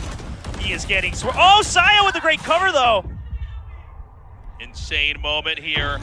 They are going to try to spill it. It's still Seiya holding that spot until they can actually get in. A great volley from Carpe. Doesn't see anybody. Oh, but Soldom just walks in and takes him out. Oh, beautiful spray in there from ZETA, taking 2 out. Oh, ZETA has been cleaning up house. DFM, they weren't able to take sight, so they had to take so much other space. Zinfree comes down. Oh, they know where he is. Did he try to plant, maybe get this off? Even a plant alone is good. Just let it happen, but Zinfree, what can you do? Now that smoke, he's purposely making it seem like he could be hiding in there, trying to create these 1v1 angles. Oh, he's good for 1. Can he get 2? He escapes up into tube. He's got the volley as well. He's going to try to... Okay. Molly. Yep. And then rotate. Oh, but it misses as well. Okay, but he just now restarts again. Now, if he can take out their weapons, though, it's still not the end of the world. Oh, no. Man. Beautiful round from T1, but that was a nail biter. I have a feeling we're going to be in overtime, William. It's very likely. Again, I mean, still, neither team has strung together more than 2 rounds, right? No one has gotten the enemy to go into that triple loss streak, which is also making the economy situation quite dire if it goes down to close numbers like this. But ZETA, oh, what a good hold. And DFM, them spreading out to take control of spawn, that is fine, right? Because they couldn't clear out site just yet, so they wanted to make sure that they had a way out. But the timing missed. ZETA getting that kill through the smoke and then having time to recover against Anthem was a very clutch moment. Okay, so they don't find anything just yet. DFM slowly snaking up into the B position. And they're going to get that Viper wall set up here. They're going to try to come in for a dash. Oh! Band gets a deny, but is shut down by Zinfree. 25 HP, maybe unwise to move in any further. Anthem goes with a little bit of a heal up here as they're going to rotate as a squad back down quietly through the spawn. Yeah, what I would love from DFM is, do what you did the previous round, on your bonus round, right? At least get some of these ult orbs. And then ideally, if you get a good read, maybe you can draw out one of these ultimates. I don't think it's going to happen, especially, man, it's going to take a lot of effort to clear out the utility here from Munchkin on A, which, by the way, great changeup, right? Plant the Blade Storm, and then because you have Rolling Thunder and Orbital Strike, you just empty B site, and now Munchkin can have a new setup on A with the Killjoy utility. They're just going to try to swarm the site. Munchkin's hiding. They got to expect that it can't be empty, though. Yeah, well, they're going to start to get in now. Munchkin's still back here. Gets 1. Oh, well, there's a Rolling Thunder. Oh, Munchkin gets 4. What? T1 pulls ahead. Well, the desk wanted to see him munch, and there he is, just chomping against DFM. He's been having these clutch rounds time and time again, all throughout Pacific.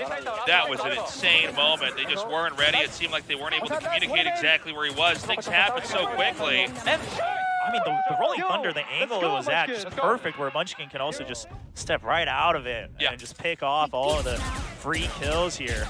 Just sidestep it with ease. T1's now in the lead. Can Detonation start to catch up? We don't have that much left here as we're getting closer and closer to the end of the final Oh, Munchkin's map. holding close on purpose. He's trying to clear this out. Oh, Ban! Whoa! With a collateral! Munchkin is doing so well. Unable to get the plant there with the lockdown. 2v3 now. Numbers on T1's side, but the spike is in a situation where it can be planted at B's, so T1 needs to come in here for that retake. Now Carpe has the orbital strike. Oh, not gonna need it. That's just 1 member left. Toxins going up. Okay, push comes in. Kaka J here just gonna hold the little haul up here, up an elbow. Oh, okay, gets nice one, beat. runs away. He's got 2 more he's got to deal with. Oh, but he might just be out position here. Hold on. Can he get the peek? Oh! He tries to just jiggle it to force him to pop off of the defuse. No, you see the mind game there. He's like, no, Yeah. you're going to let go and try to get the kill and close it out that way. But he stuck it. Hearts of Steel from Saya. I mean, knowing the timing on that. 9-11, T1 so close. Detonation's been playing, I'd say, the best series we've seen them play here at VCT Pacific, but the truth is T1 may manage to eke ahead, and if they do, that means it'll be yet another in a streak of losses in the best of 3s here for Detonation Focus Me. Yeah, gonna use their second timeout. Absolutely, this is the time to use it. You don't want to give up match point for free. Again, the first time either of these teams has strung together 3 rounds in a row here on Fracture. T1 just getting their 3rd round win in a row. DFM, they gotta stop it. They gotta try to catch back up. You can see it. They were being happy, but now that they were so close to the actual win, the nerves really coming through. You can see it on their faces.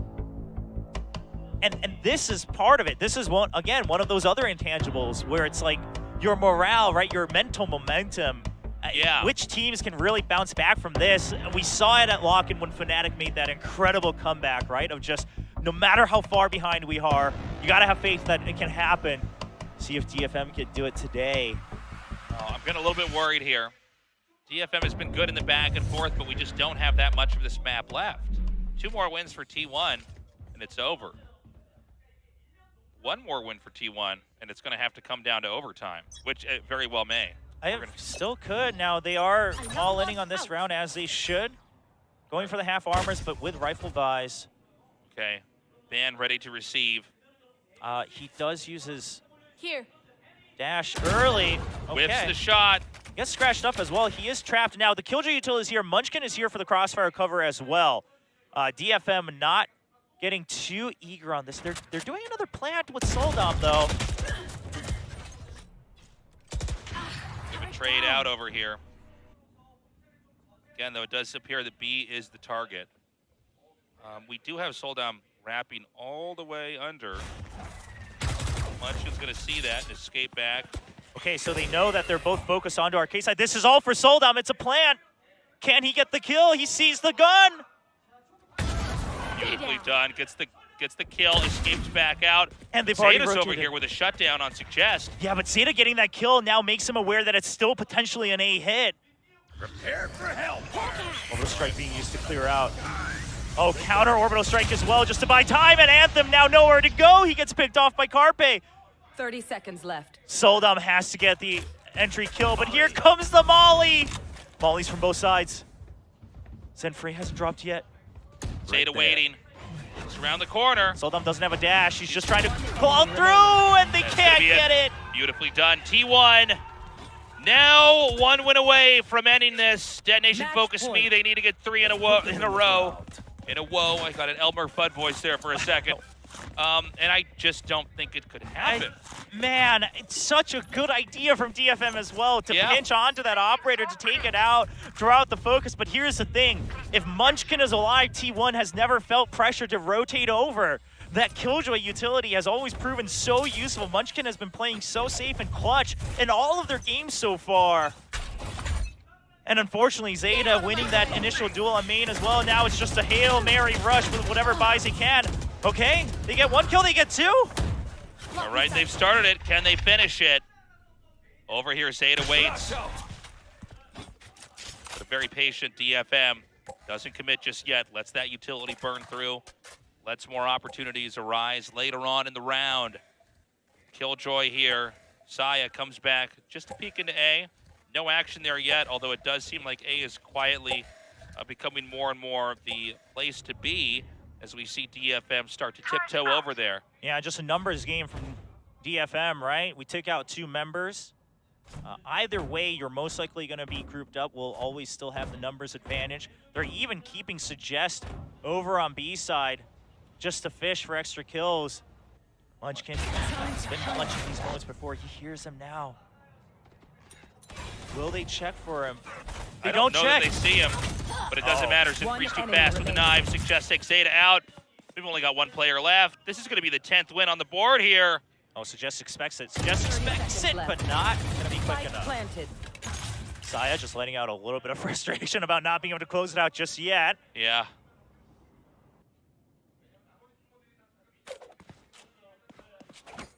So now it's just going to be an ending to this round. Can Detonation Focus Me do it 2 more times? Yeah, so Saya desperately wants to keep this weapon because he's the one who can't buy. I think, yeah. I mean, Ban might be able to eke out if he goes for the half armor here. But either way, here's the thing, DFM, they cannot take any risks in losing more weapons. Right, Soldom picking up the Phantom. And again, T1, they just need that 1 win. They're going to be done, but Detonation Focus Me, they need to start to bring this to overtime and what could be the greatest best of 3 here for their careers if they can pull it off. I thought you were about to say, of all time, the greatest time in all the different universes that could possibly exist, William. You've already gone through all of them. I'm casting here, but you guys can't see it, but he's doing all his hand It's motions to go through all the including the other universe where you use your ID and I'm using my real name. I mean, every possible conceivable universe. But this has been a great series so far. Don't miss the. All right, don't miss the fist bump yet. You got to get the fist bump. Like that could have been a bad sign. All right, 2 more rounds for overtime. DFM, Viper's Pit, and Lockdown in hand. Smokes down. Munchkin still holding on to his for the most necessary moment as well. Now, the default's been the same through and through for DFM ever since their timeouts, right? It's just hold against these pushes on one side, so just alone, and then just fish for information. They're waiting to go in, but this alarm bot's gonna buy enough time.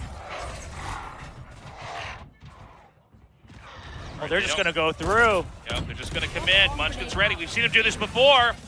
Yeah, now they know that no one's gone upstairs. Soldom, he can't get the kill! Just 2 left here. Detonation Focus Me needs a miracle. Oh, and the lockdown as well. No way to clear it. Suggest gets 2 though. He starts it. One enemy remaining. No longer. The spike is down. There's no way for Anthem to recover it. That's gonna be it. There's no turning back now. Anthem with less than half HP needs to just try to get the spike, try to get all 3 kills. Try anything.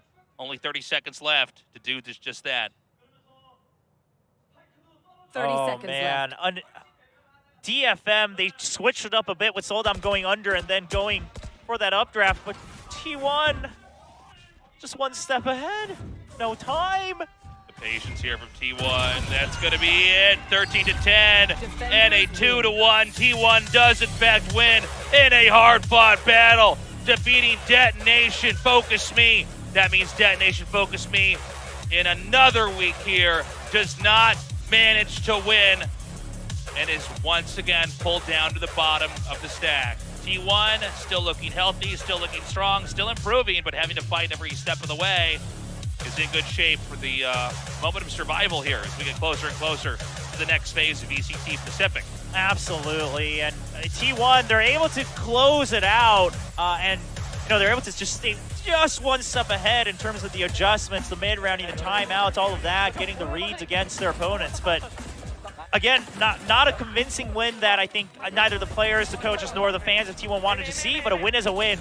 So, they're still trying to solidify their spot in the playoffs, gain a little bit more time to grow. Meanwhile, TFM, I'm looking at their schedule, right? Their next match is DRX. Oh, how they would have loved to get the win today. Yeah. To just have a little bit of something to celebrate, but unfortunately, T1 dashes those dreams. And DFM, I do hope that they're able to go back to their team house and just say, listen, the improvements were there. Yeah. We just take it at our own pace now, right? I mean, especially with this loss, I do believe now mathematically they cannot make it into the playoffs, but you still got things like the last chance qualifier to work towards. Your year is not over. So take advantage of whatever you can for the remainder of Pacific here, because the growth is happening. It is happening. Whatever changes you've made, in terms of the agent composition and the lineups as well, it has been working. Just needs a bit more. Well, that's going to be it for our first best of 3. But don't forget, everybody, we're just getting started here at VCT Pacific. Obviously, we've got interviews. We've got a death segment to analyze what just went down.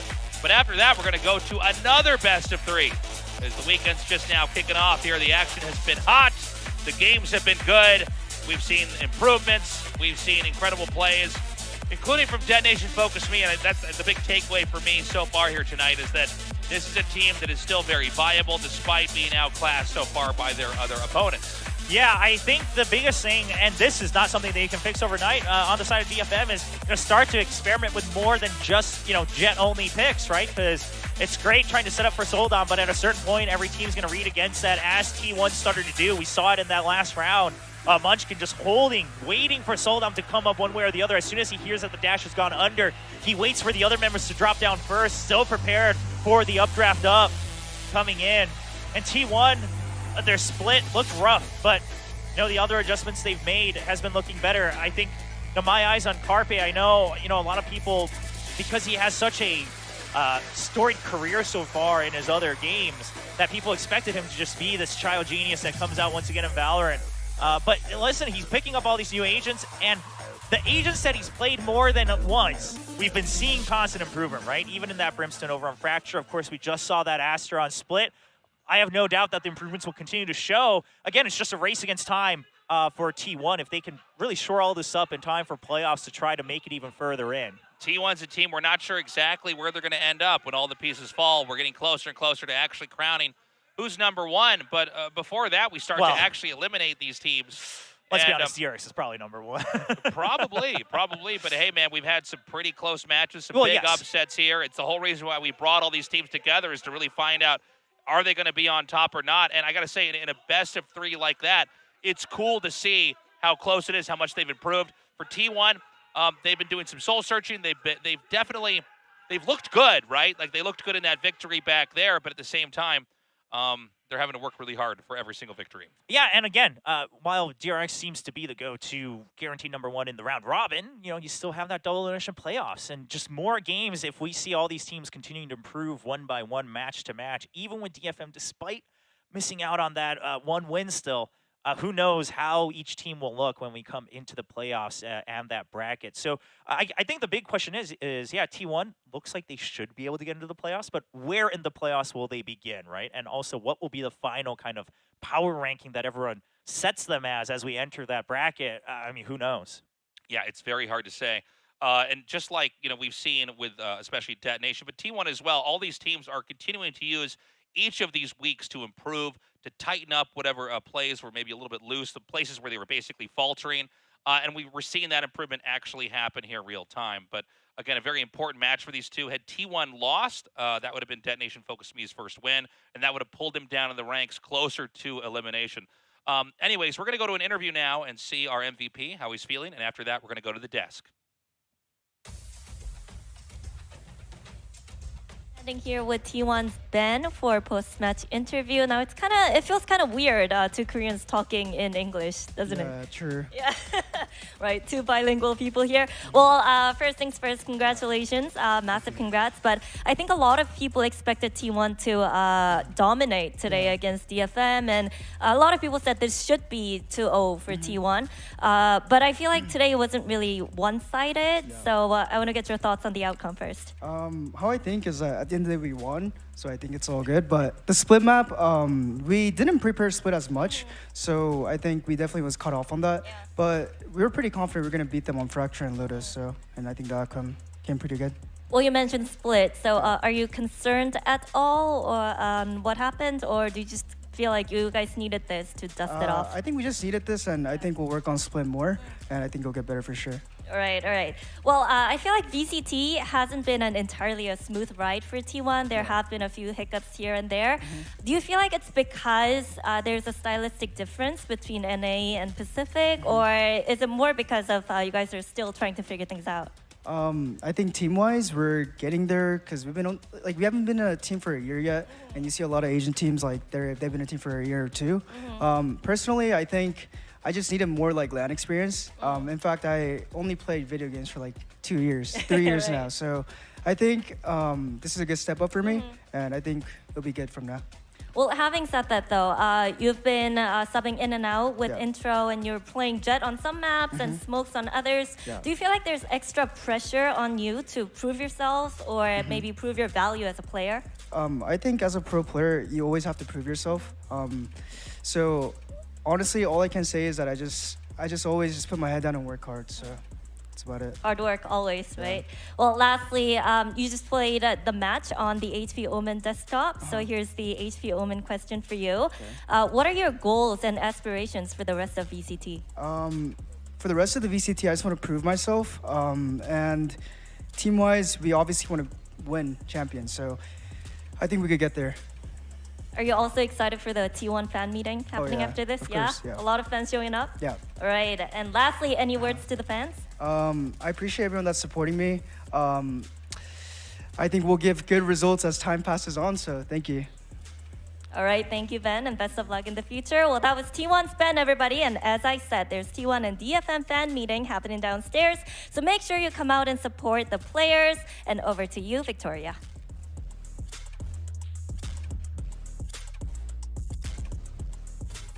Thank you, Jen and Ben. Ben, you only played video games for 2 years? Like all video games? Like all video games? That's great. Like you're pretty good if you've only picked up mouse and keyboard in the last 2 years. So anyway, we just finished off map 3. Fracture, T1 versus DFM. T1 taking the win, but it was a damn close game. Yeah, I think it was like pretty seesaw first half that kind of ended in like a 6-6 or maybe at least a 7-5. I mean, actually, I think it's a 6-6. But like on both sides, you know, it's so back and forth. Thank you for doing the math quickly, Valdez. But yeah, I mean, it's just this really even matchup that kind of ended off in like a give and take until round 18. And then it all just... I don't know. Well, you know what? I think it all, like, someone said a prayer, and Saya just stepped up to the plate, and I think he did fantastic in this game. Yeah, Saya had a really good fracture for sure. They went back to the double duelist, and Ban and Saya were actually, you know, carrying their weight. Everybody else was like doing a good job, having some good moments, even Munchkin with that big spray through the smoke that one time. And yeah, it's essentially pretty standard T1 business. I think it was a little bit more difficult, not so much because T1 weren't playing to a really top level. I think that DFM are slowly coming into form. And again, it's their 6th loss. This almost definitely like 100% means it is impossible to make it into playoffs, so unfortunate for them. But, you know, maybe by the end of the year, or the season rather, they should be able to pick up 1 win, I would imagine, if they continue to play like this. Yeah, that's right. Unfortunate for DFM, but it came really close. Now let's break down some of the stuff that happened over in Fracture.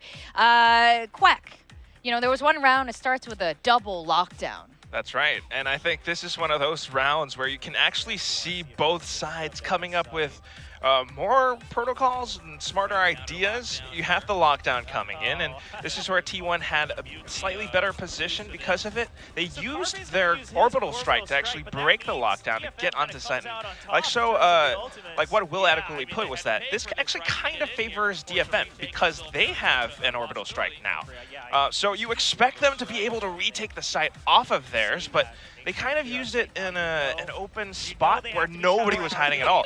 So it kind of worked out because they thought that it was clear, but Saya player just comes out of tower outside of Soldam's Cloudburst of all things, and he finds a quadruple kill off of it. And it's that kind of individual performance that we want to see more of from the T1 players, because that is anchor potential. You are the guy that blocked off DFM from the retake. That's right. I mean, DFM was set up for the perfect retake, and they were stopped in their tracks. Now, DFM did have amazing performance as well, and there was a point where we were pretty sure that DFM was going to take this home. Yeah, I think this was the round, you know, seesawing back and forth, but the second you see that Soldams, he's able to get this Blade Storm off and start off with a kill for his team, and didn't end there. DFM eventually do go on to a flawless victory. Fantastic spot here from Suggest. That angle is not checked at all.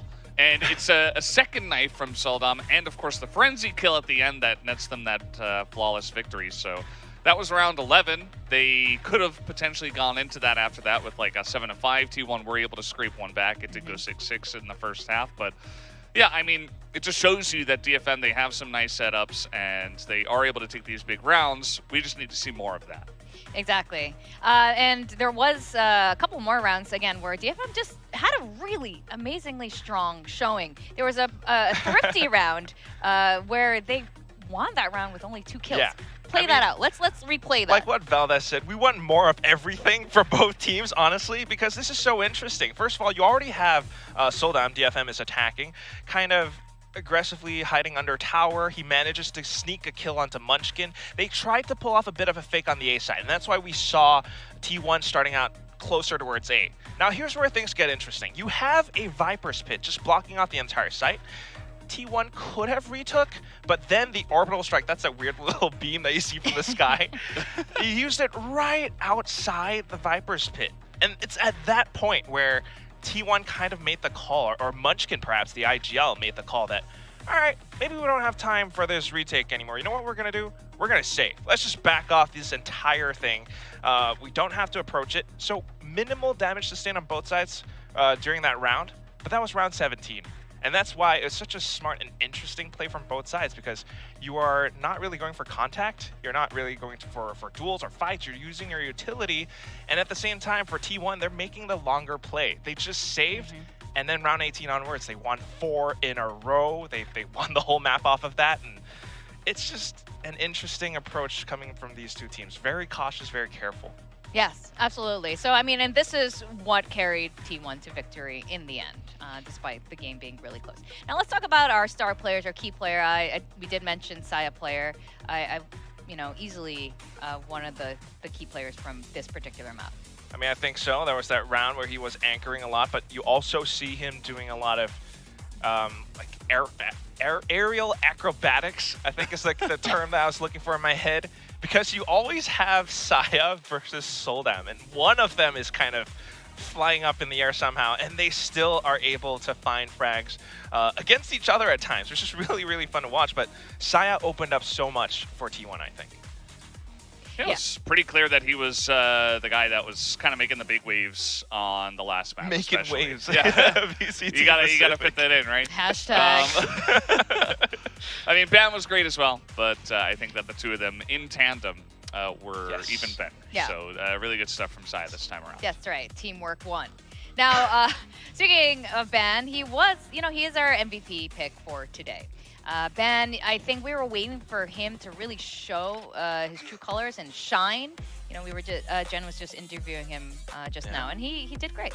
I think he definitely did that today, and like what Valdez just mentioned, it's maybe this is what we want to see more of from T1, right? With that double duelist sort of style, or maybe just more coordination and individual performances from guys like Ben, from guys like Saya player. If you can put up those big numbers, if you can find those impactful frags together and support each other in all these endeavors, you will be able to put up a big wall that blocks off your opponents. And Ben working together with Saya, it's a nice little duo. Yeah, pretty good first blood and damage per round. He was putting up big numbers. It was really cool to see him jumping back onto the jet and making a big impact. So shout out to him, and this is our MVP for the whole entire series. Yeah. So not just, what he did in map 3, but also map 2 as well as Split was fantastic. Yes, that's right. So congrats to T1, Teamwork 1, and DFM, I mean, so close. But you know what? Like Will and Tasteless and all of us have been saying, I think it's really great to keep seeing the continuous improvements. And this was a really good showing today. Now, we are going to go on a quick commercial break. And when we come back, we're going to be seeing another Japanese team, ZETA Division, face off against Philippines Team Secret, and this will be a very exciting matchup as well because their scoreline is also very similar to each other. So with that, we'll see you guys in a little bit.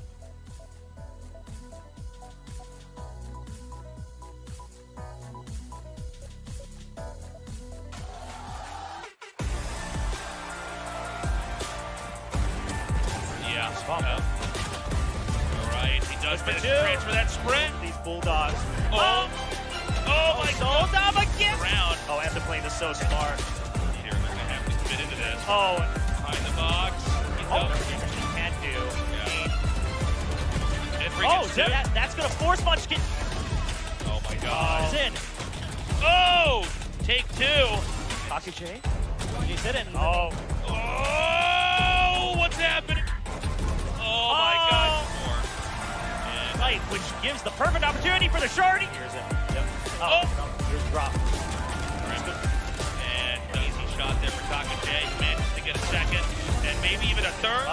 Well, if they start to win their duel, they're not checking their angles. Now Munchkin's in the back here. Gets one. Oh, well, there's and a Rolling two. Thunder. Oh, Munchkin.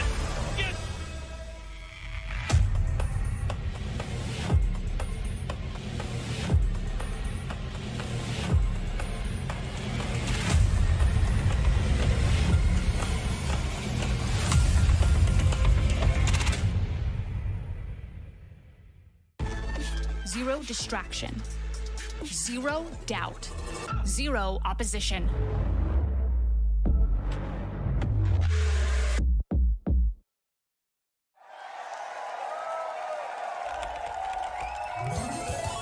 Red Bull gives you wings.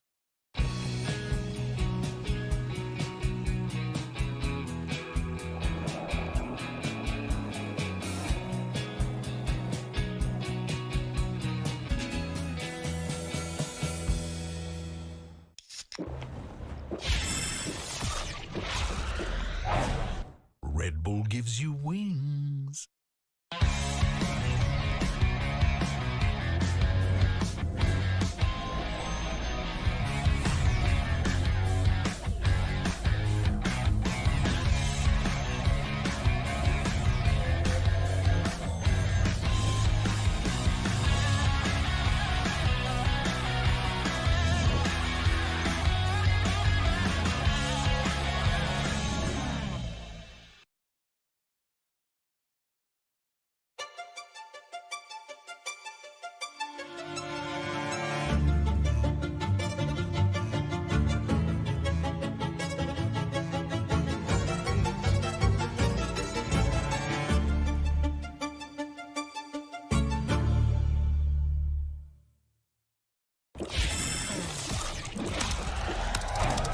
Red Bull gives you wings.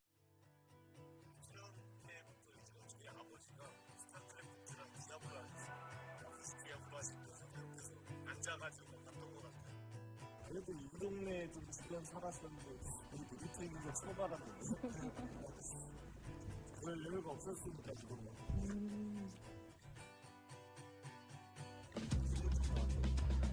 여기 호박 있네?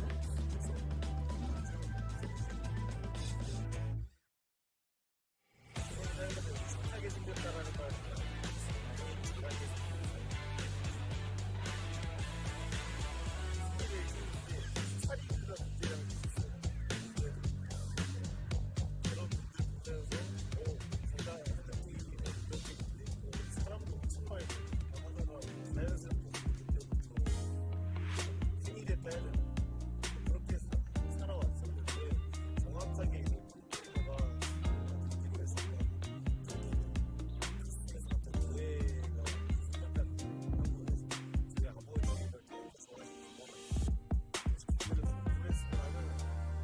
열악한 환경에서 게임을 계속 연습했었죠.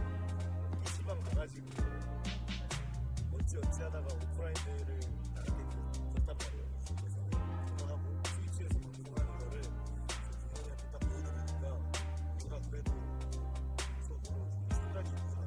얘도 하고 인정을 해주셔가지고 컴퓨터를 해준다고 컴퓨터 같은 거 해주시고 적극 지원해주시고 그렇게 시작돼가지고 열심히 하다 보니까 어쩌다 보니 여기까지 왔네.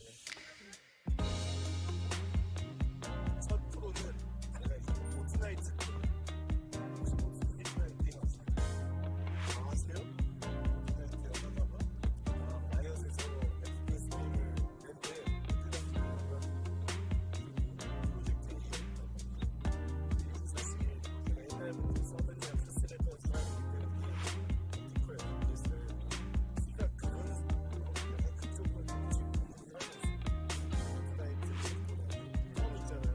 발로란트 나오고 그때 이제 롤을 좀 했었어요 사실. 그때 다이아 3을 찍었었을 거예요. 진짜 판서박치기 겁나 해서 다이아 3 딱 찍고 발로란트가 나와가지고 그렇게 해서 시작을 했었어요. 그때.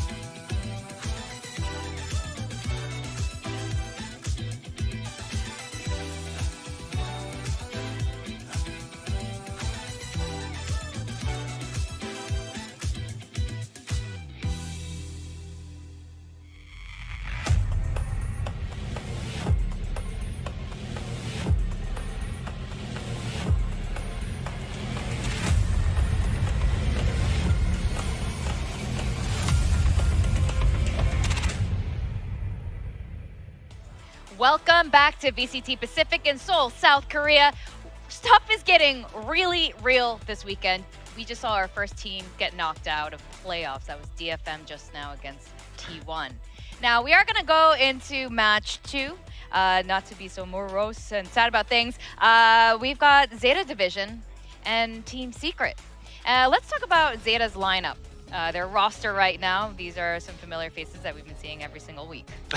Yes, every single week. Every week. Well, we love these faces, though, right? I mean, like the whole storyline of throughout VCT Pacific is just, can we get a Japanese team? And of course, ZETA is the more likely one now. Can we get them to Masters Tokyo? And that's the question that's been on everyone's minds. And today, that slightly gets a little bit more cemented.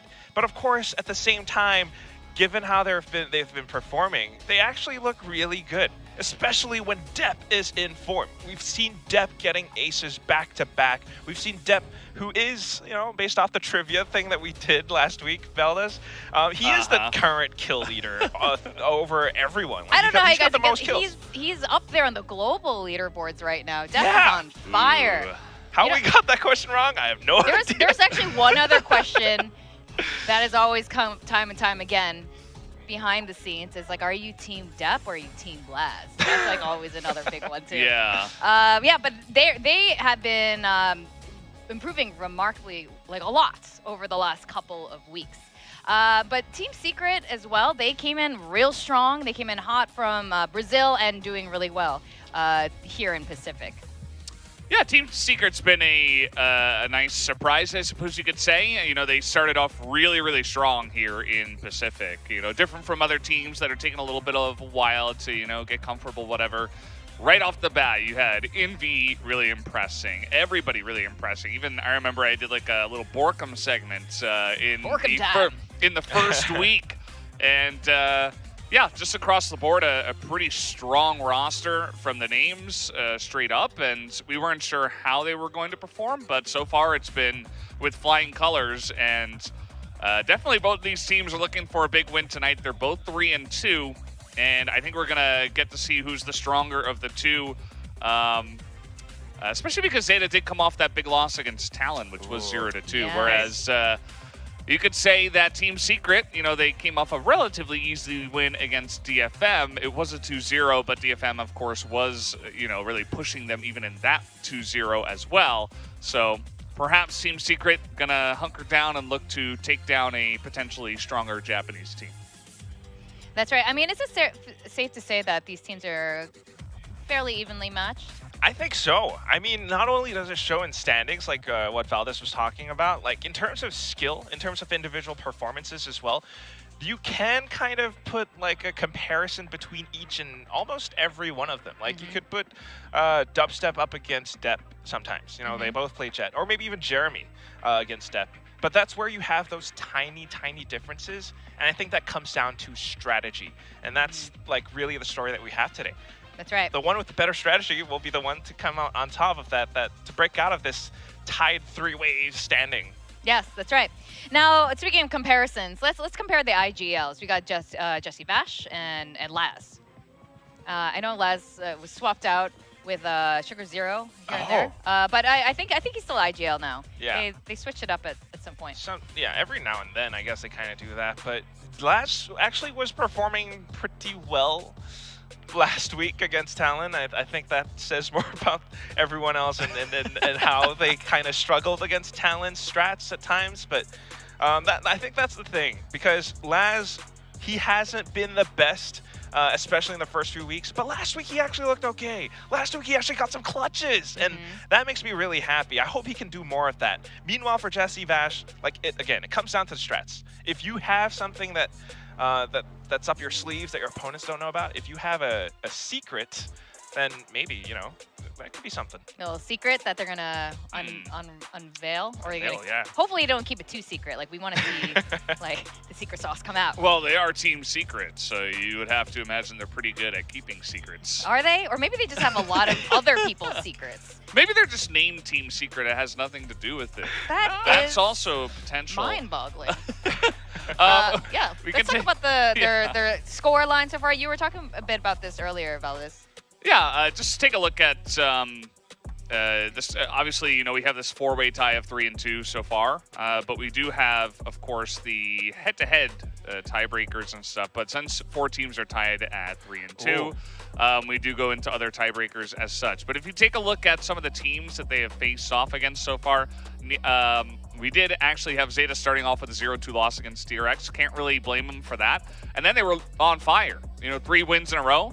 But then they lost to Talon 0-2. Talon, it feels like they opened up the ZETA book and they're like, okay, I know exactly what this team is going to do.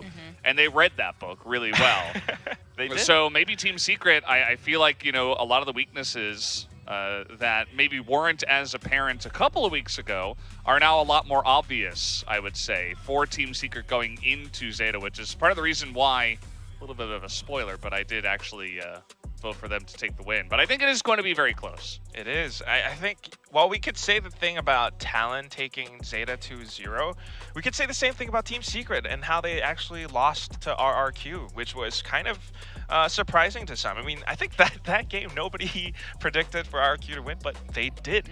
And that, again, goes to show if you do your homework, if you have those strats prepped, then you might just be able to take this series home. And that's what I'm expecting to see today. Of course, again, both teams are very, very strong. They're pretty equal in terms of skill. If you look at these numbers on your screen right now, post-plant wins, pistol round, eco round, gun round, what have you, they're actually really close to each other. In fact, almost tied up.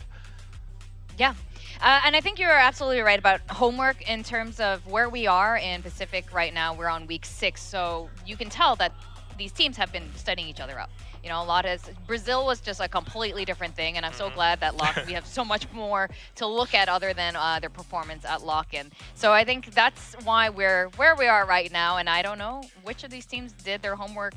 Who did the extra credit? Someone at this point, you have to do extra credits, not the basic homework. You gotta push beyond that. Yeah. Now, let's talk about our predictions, which you hinted at. I was surprised at yours, actually, Quack. Well, of course we love Team Secret, but again... Do you?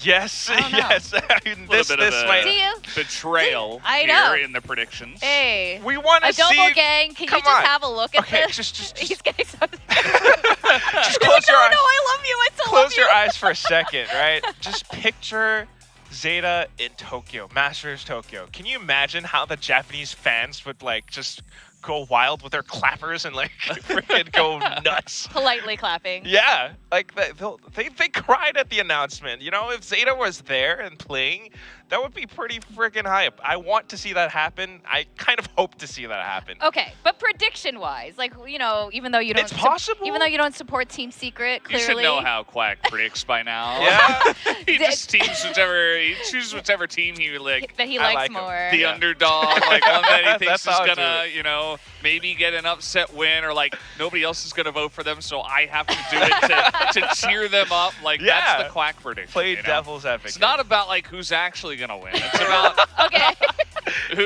who he wants, to cheer up on a certain day. Yeah. He's shown enough support already for Team Secret. It's really... He's right. Basically, the wins all count on Quack. And, if he doesn't try to cheer you up, you're not going to win. Okay, realistically, let's talk facts now and not heart. Heart is one thing. Yes. Where are our predictions, really? How strongly do you feel about your prediction? Yeah, I think Team Secret will win, but everybody's saying this should go to 3 maps. I wouldn't be surprised if it does. It just feels like, I think ZETA were kind of exposed a little bit in their last map. Yes, Talon, maybe it just took them a little bit of a while. They're actually stronger than we thought. But honestly, I thought ZETA looked pretty weak in that match, whereas... Yeah, you can say that, of course, Team Secret, they got the 2-0 against DFM, but at least I would say overall they have shown a little bit more consistency. I do think that both teams have kind of had relatively weak strength of schedule compared to some of the other teams in the league, other than, ZETA having to face DRX already. But other than that, I think that Team Secret's slightly the more consistent team, and I think there's a lot to study from that last series last week. Yeah. That's right. Actually, they did go against DRX already, but Team Secret hasn't faced off DRX, and ZETA is facing off PaperX next week. That'll be interesting. And they both haven't played T1, who just played against DFM, DFM just now. And how about you? All right. I think facts. Okay. Like, okay, hard prediction. If we're talking about like consistency, right? Yeah. And you kind of have to think about your mids are like really middling and like you have those consistent performances, but they're the same almost all the time. Meanwhile, when you look at a team like ZETA, maybe their lows are kind of low, but their highs are really high. That's what gets me hyped up. Yeah. So looking at a team like ZETA with Det popping off, they might have suffered a bit of a setback last week. They're going to study up this week. They're going to prepare, and we have to see that in map picks. Yeah, that's absolutely right. And I'm sure both teams are. I know Warbirds. We talk about Warbirds a lot because he's been, I think, instrumental in a lot of Team Secret's success and inspiration to win. And I think a lot of them, ZETA as well, last week, despite their loss, they still seem to have like a lot of motivation to win the next one. All right, so with that, on to the show for ZETA versus Team Secret.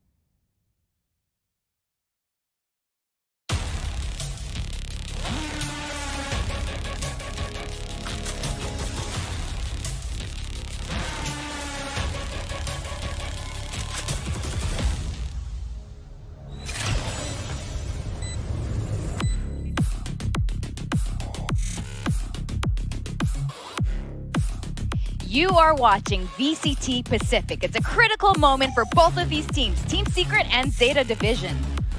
My gosh, and Vorkip just comes out, flexes biceps. Oh yeah, he's ready to fight. Look at him. He's like actually getting ready for an MMA match. Yeah. Let's go, Adobo Gang. You gotta love that. But again, I mean, that's what we expect to see from them. We want to see that fight from Team Secret because you talked about it. They're consistent. They have what it takes. They have that potential. Let's push that consistency a little bit higher. All right, Sir Hero's got his fist up. He's ready to little fight. No, not much. No.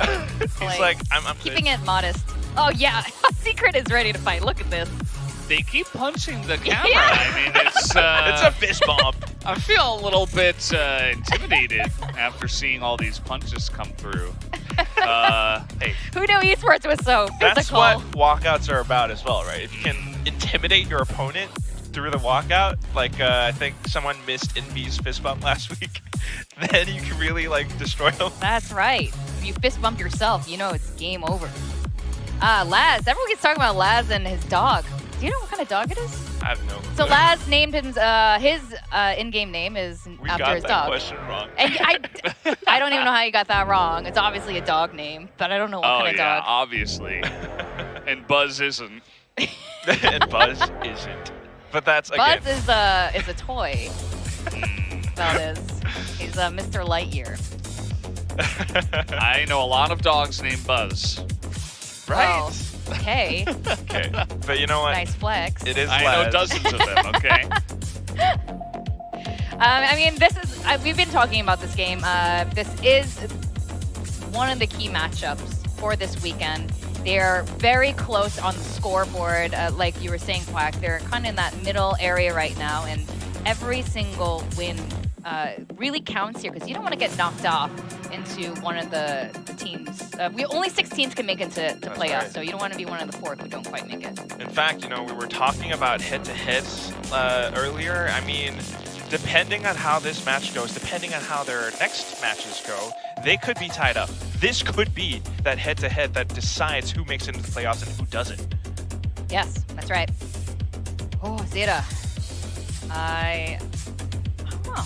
Sometimes I go by vibe, right? Like who's just feeling it, like whose mental is in the right place going into the game. When you're so evenly matched, that could be, you know, one of the big differences. It could just be your day, maybe. I think the coaches matter as well, like Warbirds versus XQQ, because again, I think this one really comes down to that mind game, because the results in recent weeks for these two teams, sometimes they don't perform as well. It's not necessarily because of form. Like, I don't think Deb failed last week because of his form. I think it's just Talon outsmarted them. I think Talon predicted how they would play. Guys, Bind isn't banned. Bind, yes, they're leaving it open. It's not banned. But they picked Split. The Japanese teams are picking Split today. And Lotus again! Oh, no. Yeah. Where's Bind? Give us a Bind. Well, there's no way. Are we going to see Bind? That would be... Sent. Oh, wait. This is so strange. Okay, there's the Bind. I wouldn't have expected Secret to ban that. That means Fracture's the last one again. We're having the... All right, one more Fracture. Deja vu. I have been in this place before. It's like watching League, you know? You just see the same maps. Whoa! What a burn. Maps? You mean map. There is only one map in that game. But here's the rub about these two, or at least these map picks, because they haven't really picked or played any of these maps before. TS hasn't played Lotus. ZETA hasn't played Split, so they're trying to surprise each other. Do you think they're going to be surprised? I think so. All right, well, maybe that's the secret for today. Surprises. How about some agents? What are we going to see this time on Split? Well, same meta. First KO of the day. Yeah. Well, like, it's a good bot. No double duelist. Not doing any of that. Just Rees on this map. Don't have any. Double initiator. Yeah. So this is where I think, you know, the one difference being in the Breach and the KO. Obviously, one is maybe slightly better at initiating fights with your Rolling Thunder and your fault lines and all, but KO, that means you really want to take fights against your opponents. You have to nullify their abilities. Maybe he's gonna just set Deb up for success. Perhaps. Put all the util down and going in there and pure mechanics come into play. All right, I think the teams are ready to go. We got ZETA Division versus Team Secret, the first game of today on Split. We've got our casters, Tasteless and Will Cho, up over by the stage. Gentlemen, please, take it away. If you say so, we are ready to get into this match. This is going to be an exciting one. We already had a very dramatic, drawn-out best of three here where one Japanese team almost came out on top. Almost. Fortunately, Detonation fell. We've got ZETA here today. The stronger of the two Japanese teams here in VCT Pacific against Team Secret, which I find to be very unpredictable. They seem to be very hot and cold. But obviously there's a lot on the line for both of these teams. They're very even in the rankings. It should be an exciting and action-packed best of three.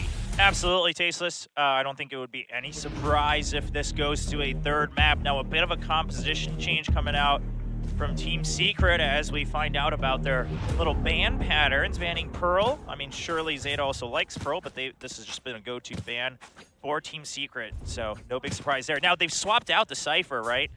They've transitioned over to the Viper. So going for that double controller setup, the Viper with the Astra, I mean, and you know, that does mean Dubstep going to be on that. Jesse Vash going to play the Breach as well, so a bit of a row swap as well. Jesse Vash usually playing that Cypher on Split. All right, we're ready to go here. ZETA on that attacking side, pretty evenly split. Nothing too action-packed just yet to start things off. Although we do see some stacking over here in Sewer. The Viper wall cutting diagonally through mid, and a push over here into Ramen. Okay, and the fault line comes in as well, but Sugar Zero already on the jump just a bit. Actually, Deb covers for him. Sugar Zero now going to come out. Borkum is there and receives that with a headshot. Sugar Zero out of the picture now as we traded it out 4-4. The Spike now rapidly moving through Sewers. Oh, Envy. Oh, Envy. Deb reads that like a book. I mean, goes for the surprise play here.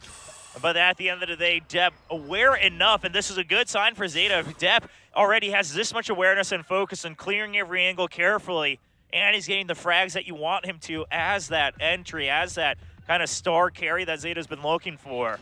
A good start to map 1. All right, we see some shots fired over there into the Astra bubble. We've got Debstup lurking over inside. And he does get one. 30 seconds Smoke's going to end soon, though. Oh, Borkum gets another, actually. Yeah, Borkum with the right support. Player standing. Can't clean it up, though. All right, Borkum going to come down 10. Just behind the screen over here, behind the pillars, Laz. Is he going to do a wide wrap around? It looks like he is. But Laz's shot a little bit too quick, and that'll be the first win there for Zeta. But I would say overall a very interesting pistol round here to start this off on Split.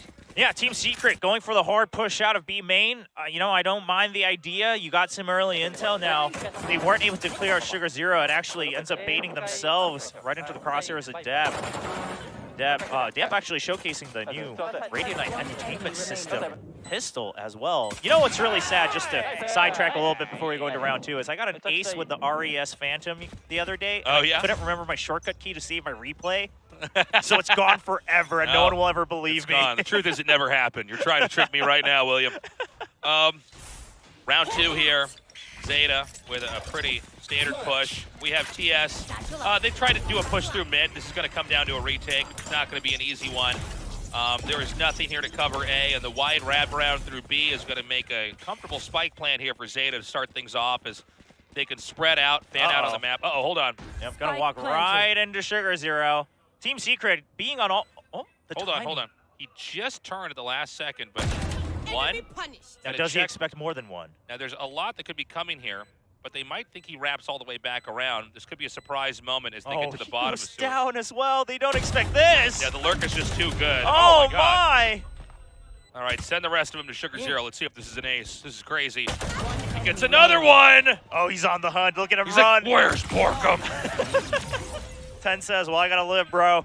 No ace for you, but a clean, flawless over to the side of Zeta. Now, TS, they had gone for all classics on that second round.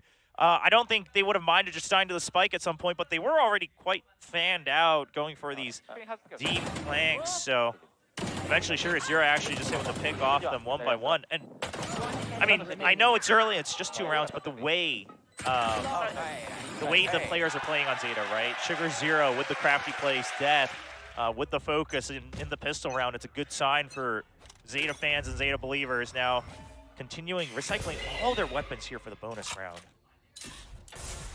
All right, A is going to be the target once again. They do have a very deep lurk here with Sugar Zero, just checking outside a garage. First line of defense will be Dubstep again. And this time that line of defense does work. Envy gets a drop on Dep as well. The numbers thin out here for Zeta. Potential's still there. Yeah, good cover from Envy just to make sure Dubstep can get out alive. Just going to send out that sync bite just in case as well. Now, they don't have information on the B side, but with the numbers advantage and the weapon advantage, Team Secret, they're trying to play to just keep heaven, right? They're just making sure, on both sides, they're just making sure they can go for the retakes. They know they have the numbers advantage. They don't want to get into these close quarter fights where they can get swung on.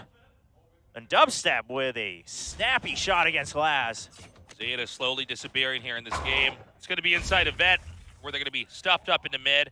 You can try to see if they can get any drops. The ideal situation would at least be to get a plant. Now they're trying to fake it out onto B just to see if they can get a plant or an easy kill here on A. Envy just jiggle peeking that. No reason to fight it, right? Dubstep's waiting on the bottom. Ooh, trusting the fault line a bit too much. Oh, and they're not, it looks like Dubstep isn't able to quite get that shot, but then he gets the follow-up. And that's going to be a Dubstep with a brilliant round there. Team Secret's first win on the board. I do like what Zeta tried to do, but it was shut down too quickly up at ramp. We now go into round 4. Yeah, now Sugar Zero with the 4K earlier. Already completes the Cosmic Divide. Dubstep, meanwhile, getting his own 4K now, 1 point away from the Viper's Pit. Now, at the very end here, I actually like what Zeta tried, is they just sent Crow in as Sugar Zero is covering, trying to fish out for, one extra kill here. But Dubstep able to clean it out just in time up on heaven. Now, the Cosmic Divide, Zeta, do you use it to really secure the momentum and the economic advantage? We'll have to wait and see. The 0 points, that's also going to be kind of a deal breaker on either side. Obviously, a unique composition change. And we've seen it in the past do some great work when you want to go in for these side executes, really denying all that defensive utility. Well, they're not going to find much information here in mid. It's over at B stairs where, it's going to be the closest encounter. It does seem like the spike is once more. Oh, no, never mind. Going to turn back around in through sewers.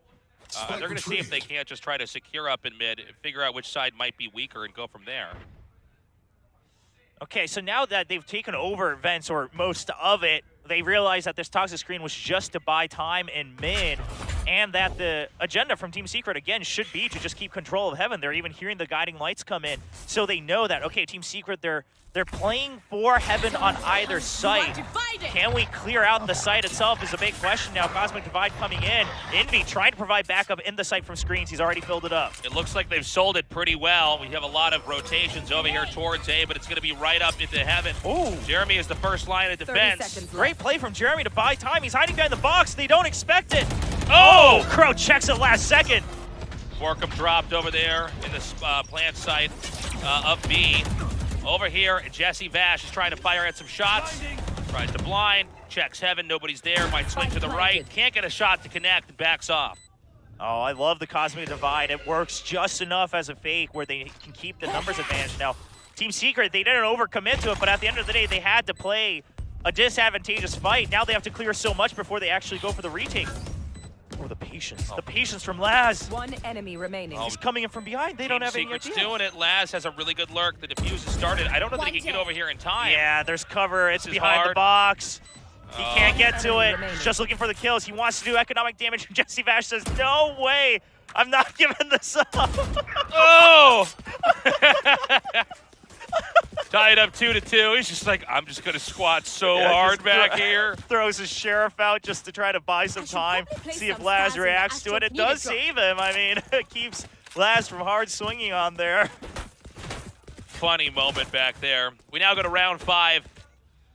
Team Secret is doing a great job here with catching up. Jeremy now with the operator. Looks like he's set up to try to get the first pick over here in Garage. Although we don't have that many agents from ZETA collected over at that point.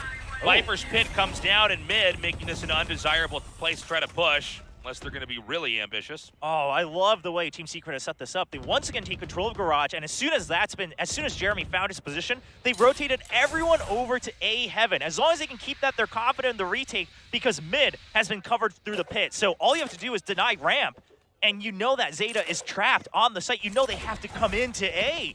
Team Secret has a good read on this round. Scout destroyed. Jesse Vash ready. Scout comes out there, beautifully done. Oh, he takes Jesse. out 2 before Crow can finish them off. 3-3 right now, but it's not clear how many more are waiting up for them over at A. Okay, this is just going to confirm Blinded. that the remaining members are elsewhere. They see one trying to go through vents. The problem is they don't have any way of fishing out Borkum's position, Obscuring vision. so they have to go in together. Trying Oh, to the flash exactly that. at the gravity well! Oh, beautiful setup. Borkum shot down immediately. Jeremy is wrapping around along with Dubstep. 30 seconds But this is left. going to be a tough retake. Yeah, with the operator. Yeah, how are you going to make this work? All they have to do is not peek. Yeah, I mean, I think you save it. It's one of those rounds where it feels bad, and you start to wonder, are we just going to end up having to save the operator every round? Okay, so because of that, they're just going to go for it. At this point, though, the fragment has bought enough time. I don't think you go for this. Oh, Jeremy has the angle. Great flashbang from Crow, and he doesn't peek it. I love it. Crow is playing so safe. They're just not giving the angle. Laz gets the drop. ZETA looking beautifully. Beautiful execution there. Close that out. 3-2 now. And I gotta say, it's a tricky call. I like the way you said that, William. It's like, oh, are we just gonna try to save the operator every round? Like if we can't get in there. They tried to make it work, but now that operator's out of the picture, at least for the next round or two for them. And that moment earlier on the replay, I mean, the setup was nice from Team Secret of using the Trailblazer, but that also works as bait for them to peek against you. Jesse Vash tries to swing on it. He does get 2, but eventually ZETA wins out on the eventual trade. Crow, now he's been playing better and better ever since he's been really going for this KO on a lot of these Masters of ZETA division. So curious to see if he can put up those numbers again today. And I love the same Viper's wall, but it's randomized whether or not there's really anybody behind it or not. So they always want to try to use that utility to get in there. They drop it for a second. See, it's going to be Deb fishing for information. There is a push being set up here in the mid, but the crossfire is looking pretty good right now between Dubstep and Jesse. Here. Okay, so Team Secret, I mean, they're doing everything correctly in terms of changing up where they're pushing out, the way they're taking mid control, the way they're trying to condition ZETA into always having to spend time to check for this. Poison's off. Jeremy's going to be the first one to screen sight. down. That's the setup right now. If he sights, he's just going to jiggle peek back, and Envy will swing with that flash. They've come through here now. Oh, the flash doesn't hit. They can't follow through. Great movement coming out from 10. Yep, lurking down here. He's going to take the rope down, which makes it so easy to be killed by the judge. Oh, oh, that was a crazy situation. He tried to snag. Yeah, they trusted the Aftershock to do the work, but eventually, actually, Envy's still able to clean house. Now, Jesse Vash has picked up a rifle, but he's so low. It is a 2v1. The Rolling Thunder just to clear sight? This is wild. I don't know that he can get the plant. He can just keep rotating here. Oh, but that signifies where you are, Jesse. The risk. Oh! Clutch moment. Beautifully done. We're tied up 3-3. Well, who am I to doubt the Who father needs of hit esports points? in Philippines, right? What if you shoot him in the face, William? What then? I mean, then you win. You know what? Most of your hit points are in your face. That is true. Don't forget that. That is true. I mean, the Aftershock trying to deny anyone peeking for that weapon. Eventually it doesn't work out, but Jesse Vash will clean house. Yeah, such an even fight so far. I need to blow something up. Okay, just trading blows back and forth. Continuing to see ZETA committing to the half-armor buys here. Now, the theory behind that for anyone who hasn't been keeping up across all the different regions, you know, Fnatic kind of showcasing the benefit of it at Lock-in. Now a lot of EMEA teams piling on. A couple teams in the other regions as well, including Pacific here, but, you know, it just gives you 1 or 2 extra rounds that you can buy rifles for, and that's really what you're gunning for. Well, A is a bit open here. We have a pretty wide spread, so it's going to come down to some of these picks. We've got Depp picking dubstep off as the B site now has filled up with the Viper's ulti. Oh! Okay, but Depp eventually goes down, and they realize the spike still hasn't been planted. Team Secret, they realized that the spike was not in sight yet, but they couldn't follow the Seekers through to the pit. So unfortunately, now their goal is they're wondering if it's a fake. I mean, I don't think this was entirely intended by ZETA, but now they have to wonder, oh, was this pit the fake? You see Borkum checking on A. So it's going to be a very quiet slip-in. They're going to set up safely cross over 30 the seconds left. area where you could peer in from heaven. And this spike's going to go down. Oh, you have now, no stopper. This.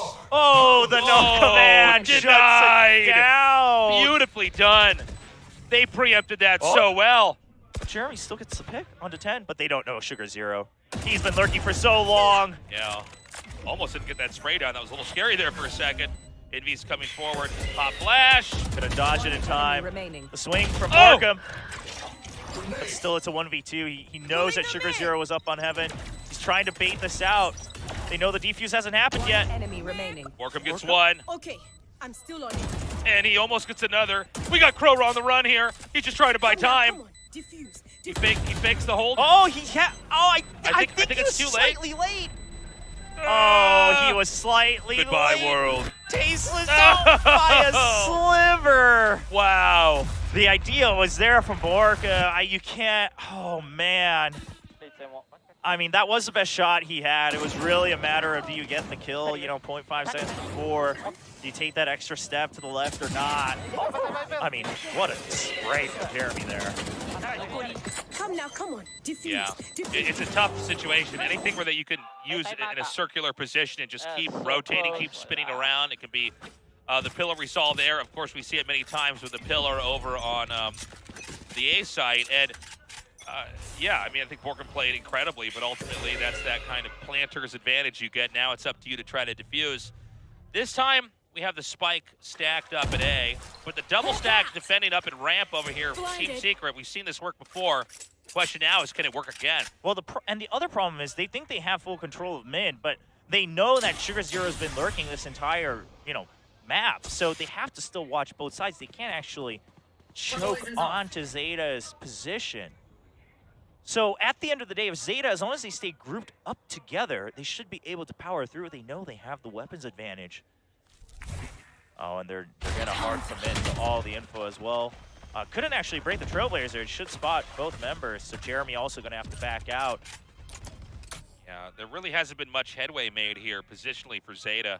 They had a heavy stack up in mid, Team Secret did. Now, I like the adjustment that Team Secret makes off of that, though, right? Borkum pushes out of B main, so they're still having overall relative same power across the map, but the weapon's disadvantage. I mean, you're at a loss here in mid. Jeremy just has to hide until the spike gets planted. But we've seen ZETA be a little bit too liberal with the time they have on the map, and you have a couple sheriffs, maybe you get a shot or two.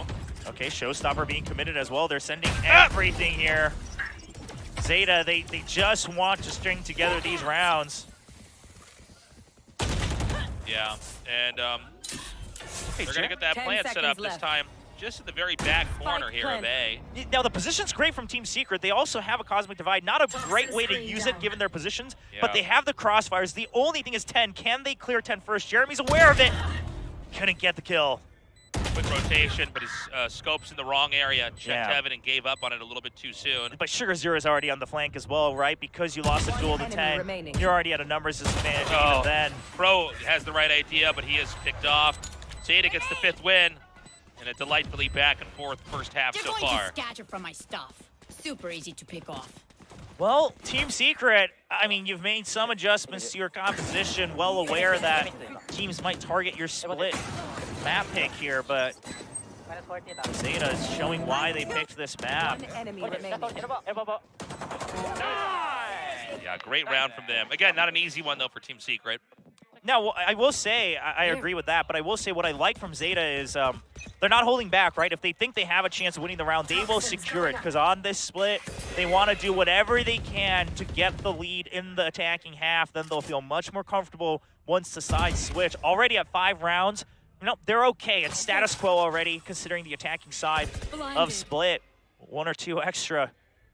An excellent first half then for ZETA. This time around, there's going to be a bit more probing here through mid. Now, we've seen this consistently, the Viper wall. Sometimes there's people ready behind it, other times there's not, but it does force ZETA in those moments to burn through some utility to confirm and not overextend. They do get up into vents, but they haven't found anybody. They haven't gotten a pick yet. Nobody's really shown their position so far. I think they did just get spotted up in vents through with that bird. Yeah, I think they did pop it right at the end. Of course, we swapped screens right before, but here's the thing is that by taking mid control and with these 0 points, they've actually forced Team Secret to always take these far back angles. They can always eventually pinch onto either site, and unless Team Secret stacked it, they'll always have a numbers advantage. The only difference, was Team Secret taking garage control, but now the Seekers to force them away. The main force up in heaven as well. There's not a lot of time in the round here. Just make them down if Borkum can hold garage, but the flank comes in, and they clean him out. Jesse now is going to be down here. He hears in him the mud, and they take him out.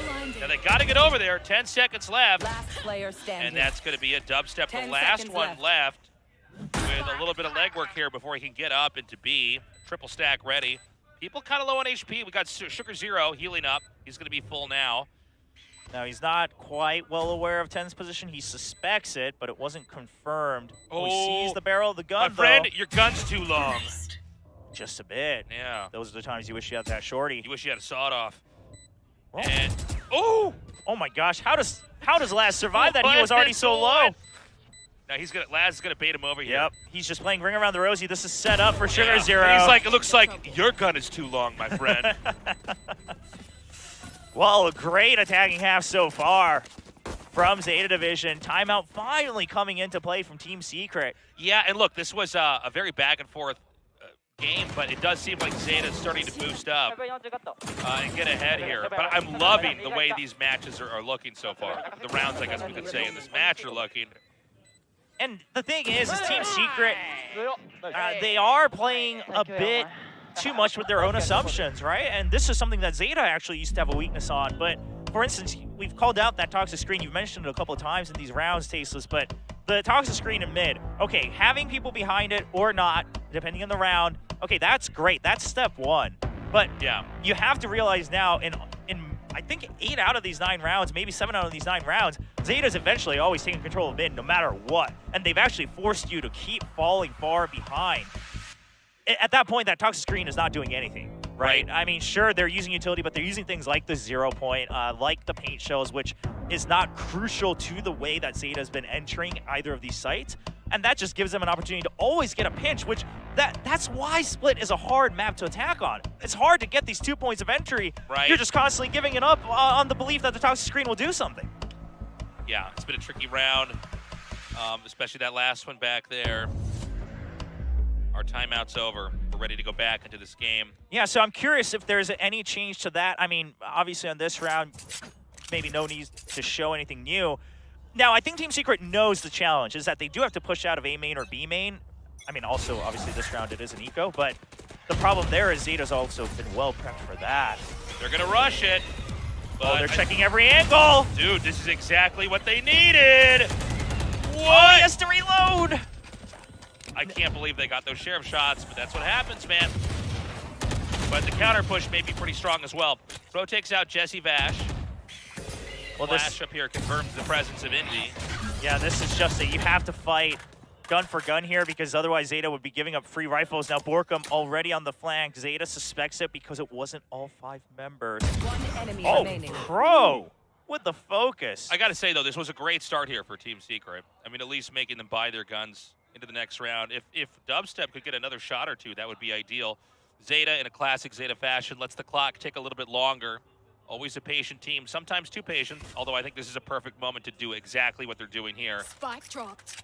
All right, so Laz taking the initiative. Crow also only 1 point away from his null command, so it would be ideal for him to get the plant. All right, 30 seconds. Wow, very patient on a potential extra flank here. Do they check? Dubstep waits for another person. So he was basically hoping he could see maybe 2 or 3 players come out along with that.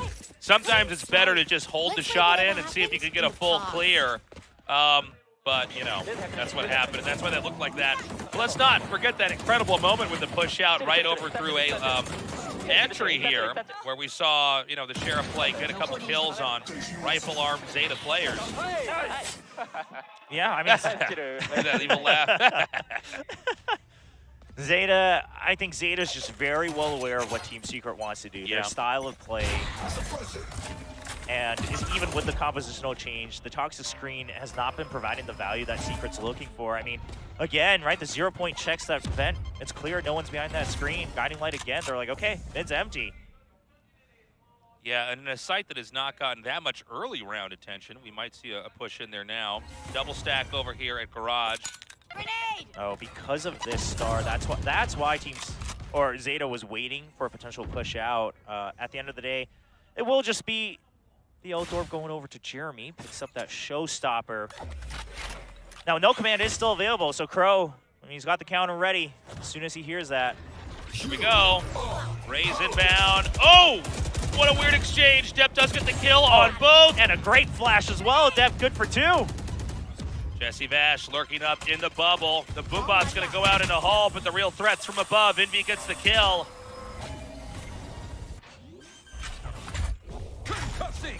Like Laz is going to get this plant off, but as the wraparound comes, Envy gets 2 more. A great setup from Jesse Vash to make that happen. Now he's checking from heaven. Gives him a haircut. Now just Sugar Zero remains. And he's not going to find any opportunities there. This is going to be an easy-peasy defuse. Team Secret with a 4th win. Can they get a 5th? That would be really nice. They absolutely need it right before the half switch. I mean, for one, it would give them the momentum going into the second half as well. I mean, great recovery here from Envy. The thing is, the entry from ZETA was so good. It was almost, I would say, almost a mistake from Team Secret to not have emptied the site knowing the null command was available. But at the end of the day, Envy, the setup from Jesse Vash with the fault line before the plan actually goes down, and then Envy swinging confidently off of it. Great retake setup here from Team Secret. Okay. Round 12 here. We've got an operator in hand for Depp. Yeah, of Team Secret. Yeah. They've had some pushes early on in the garage. Depp wants to see if he can maybe pick someone off, but it is going to be Dubstep who's actually switched positions over here covering B. A wraparound here on the defender's side. Looks like they're going to abandon A, other than just keeping Jesse in the distance to try to keep that under control. Whoa! Oh, wow. I can't believe Dev spotted that. Yeah, that was crazy. The tip of the He's elbow. Like, is that an elbow? And just shoots it off. Yeah, well, he spots it the first time where you barely see a sliver. When you're against an operator, the hit points are all on the elbow as well. Yeah, and he just waits for the extra jiggle. Great focus. I mean, potentially off of the minimap, but this is drawing out a lot of ultimates from the side of Team Secret. They're starting to panic, react to Zeta's entry here. Oh! Borkum's reactions are so crazy. Heal up, squad. All right, just a bit of a reset here. All right, step inbound here. And Kenny Rocket is down. I love it. Jesse Vash is no more. Operator peering up now into heaven as we've got two desperate Team Secret players that are going to have to try to do a retake or save. They already know the position of Borkum. Borkum pretty aggro in moments like this. Yeah, Laz at 5 HP as well. They don't know if it'd be screens or heaven, but they know for sure where Borkum is. Player standing. There. Wow, Laz gets that. Oh. Well, Envy's trapped. Out. This is rough. Oh my God, everybody's escaping. They're everywhere, William. Oh, man. Not much he could have done there, and with a 8-4 half, I would say Team Secret, it's looking rough. If you don't win this pistol, you might as well give this first map Zeta's pick over to them for that score on the board. And, you know, Team Secret had most of their success in the early kind of cheaper rounds, the rounds that do come down to just gunplay and a little bit of utility there at the start. Kind of crazy, Laz actually got the pick there on the Borkum, by the way. Laz at 5 HP inside the Viper bubble. No one missing a pound today yet. I'll point that out. In case you guys are wondering, between every round, me and William have pounded. We haven't missed out either, so everything's okay so far. Yeah, we're doing our part. Yeah, we're doing our part. My fist hurts a little bit, but that's okay. So we're going to go into the second half here.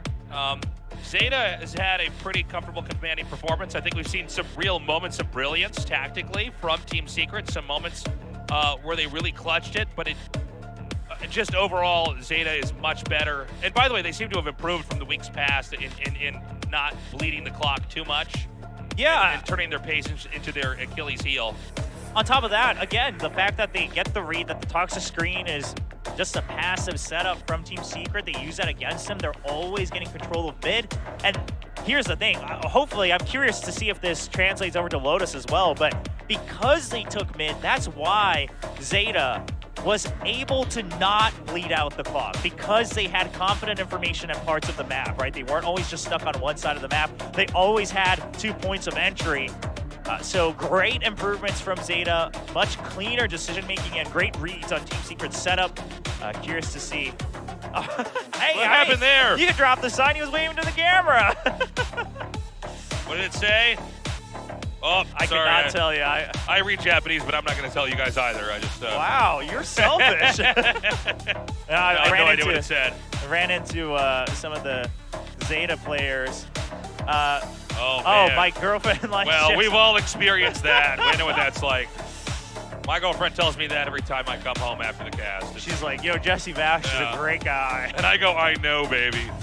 I know. I mean, Jesse Vash, if you like esports, if you like games just in general, and you followed his career, I mean, he's charismatic. He's had such a storied career. Yeah. He's a great leader. I mean, a great player to be a fan of, absolutely. Yeah, well, it's great to see these old school legends that are still able to hang with a lot of these young new players. And here's the thing, I mean, Laz trying to make a name for himself over in Japan is kind of that role as well, right? Really the superstar that's been helping, carry the pride of Zeta Division all through these tournaments. Okay. All right, this round, so important here for Team Secret. How are they going to get the spike over into this? We've got a very wide split since Team Secret wants to rely on maybe getting a pick before they decide which side of the map has been softened up for them to crack into. Pop flash. Oh, and Depp dodges it, though. I can't even believe those reactions. Depp, beautifully done.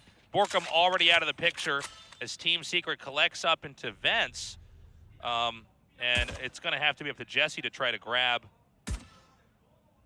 this shot over here. Okay, so they already have control of mid. Yeah. But the spike not ready to go in just yet. Flashback. That flash just to buy time. And again, they need to get this somewhere. It looks like it's going to be over onto A. They hear them, though. We've got Sugar Zero ready to receive this. Yep, backup has arrived. ZETA's ready for it. 30 seconds left. Great shot from 10. Oh my God, the crossfire's so nicely set up. Jeremy takes throw out, but not without suffering his own losses. Jeremy keeps doing it though. What? Oh, this is an insane exchange. 15 seconds left. The spike is not in hand yet. Envy has to come out there, grab it. 10 seconds And this is going to left. give Laz some time to come in quietly, stealthily. And Envy's not going to know what angle Laz is at. Okay, Laz has a guiding light. Oh, huge round there. And again, you know, not having that spike in hand, it's like you can get the plant, but man, there are so many different angles that, you know, Laz can come in at. And Laz, you know, he didn't know where he was until he actually saw him, and by then it was too late. 9th win on the board. Depp with the reactions, and that's the mechanical potential that Depp has shown in the past, and why a lot of ZETA fans and Japanese fans have been kind of waiting for Depp to really find consistency, because when he pops off, right? His mechanics are very fast. His reaction speed is just way up there. Obviously, he's been raking in the kills as well. You know, at the end of week 5 last week, he had the most kills here in VCT Pacific. Trying to continue to add on to that. All right, another probe up in the mid here. 10's gonna see the Boombot ping pong back out. Always ready to peek. Sewers is gonna be the area that's the spike will then go through. Now, the Force Spy does come in for Team Secret, so do or die time. I mean, I don't mind it, right? You're already so far behind. You gotta throw something at the wall here, but that does mean if you lose this, they're probably just getting ready for map 2. Laz is ready. Oh, and his spray is perfect. Oh! That was beautifully done there by 10. Oh my God. And the double spray as well. There was no way any members of Team Secret... You can see he's like, no way, I'm sure I can get this, and it just connected like that. Man. I mean, the first kill, it can happen. The second one, I think they were just expecting for ZETA to drop the attempt, but here's the thing, ZETA, they had so much information elsewhere that there was no reason to stop the spray. 30 seconds left. There's nowhere for Team Secret to go. They go into A, they run into another crossfire. They go to B, there's still 2 members waiting. Oh, an excellent gravity well. Remaining. ZETA is killing it in this round, but you know, what do you expect? This is always a tough round after losing the first here. Jesse gets one, switches to the knife, runs, and Sugar Zero clears him out. Now, I think if Team Secret can't win this next round, they probably can't win this first map. Yeah, well, they're down onto pistols, though, right? They went for that Force Spy. I mean, look at this. Somehow 10 getting the finishing blow on both of those.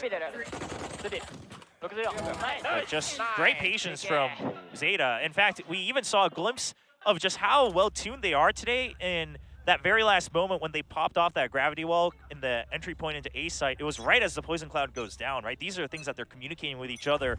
And you can see, they've been practicing this map. There's a reason they picked it. Oh, and I love this as well. 10 not taking any chances, says, okay, if we see all this utility being thrown into mid, it's probably a rush. He just backs out of it, because here's the thing. Their toxic screen is set up for a potential read. Oh my God, this is crazy. All right, Envy gets it done. Sugar Zero's gone. But they back up. Still hanging in a mail here. Borkum with a deep lurk over there. Is going to get that kill. What? Crow's still alive? Well, I thought for a second Team Secret might be able to pull through with this. They are going to get the spike plant, but this is a doable moment here for ZETA. Yeah, I think you meet up, you heal up from Laz. Yep. And now, just go for 3. Now, there is a Judge and a Bulldog. Dubstep's the first point of defense with the Sheriff.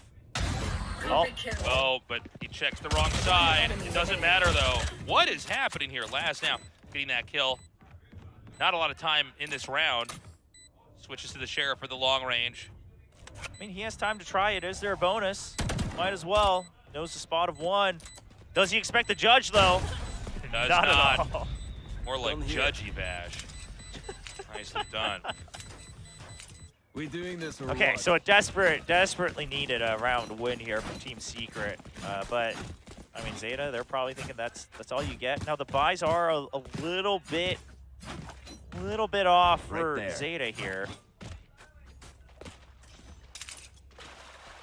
So it looks like they're just going to go for, you know, a round to even out their economy. Yeah. Surprising victory there for Team Secret. They played very well, and a much-needed one.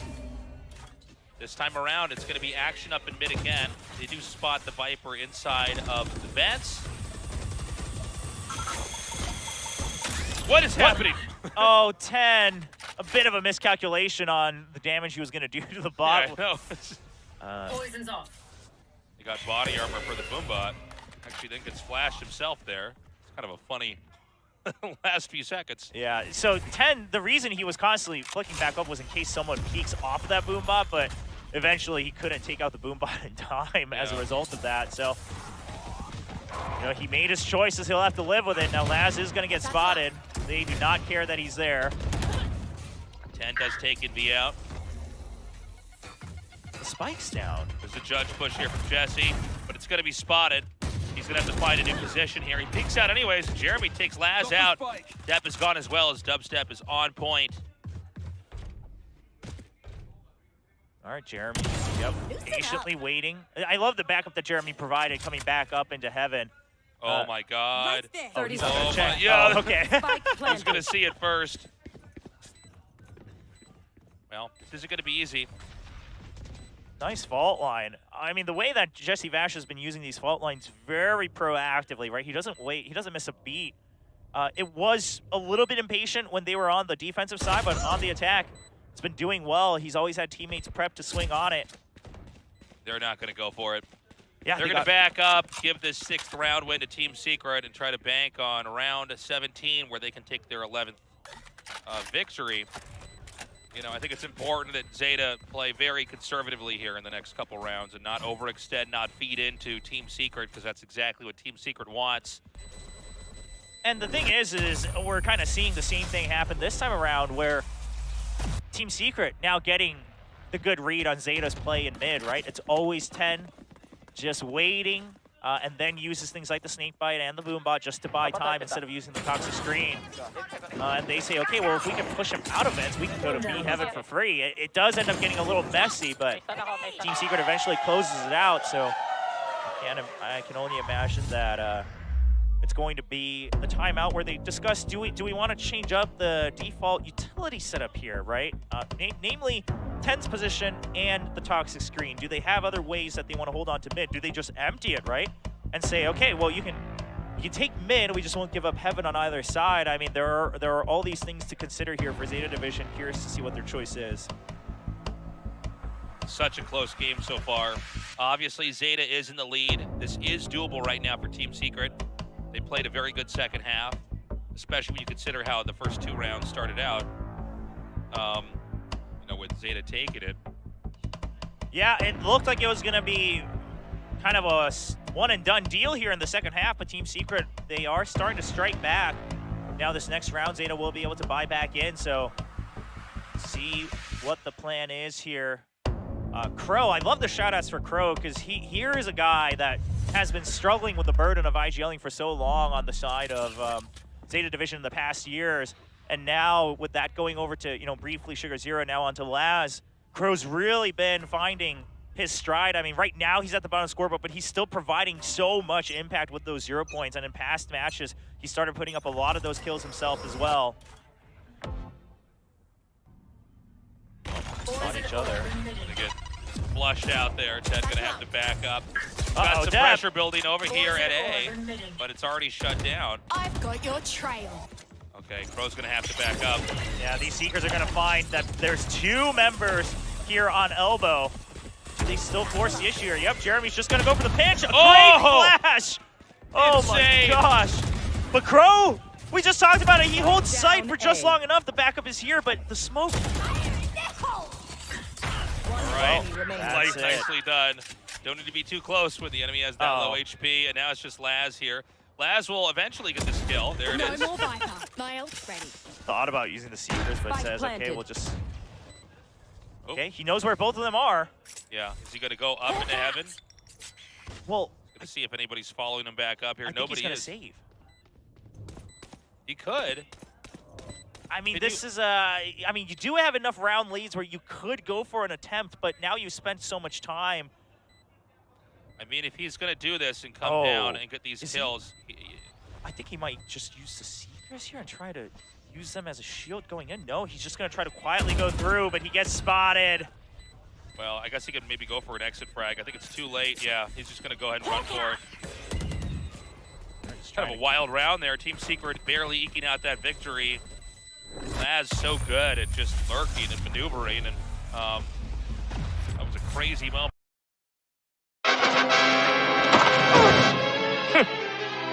दुनिया ने आज तक सिर्फ DK की हैवानियत देखी है सुंदर, पर इस हैवान के सीने में भी एक दिल है। चल आज मैं तुझे जीने का एक मौका देता हूं सुंदर, भाग।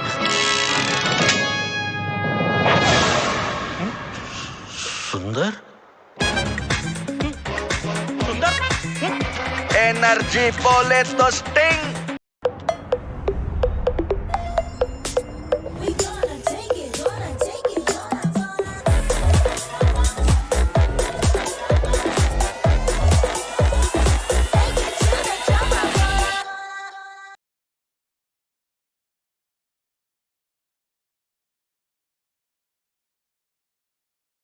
Moment back there. So now it's 7-10, the game of catch-up. It's happening right now for Team Secret. ZETA wants to just get 3 more and close this out. It's not going to be an easy job. Well, they're on their way for it now.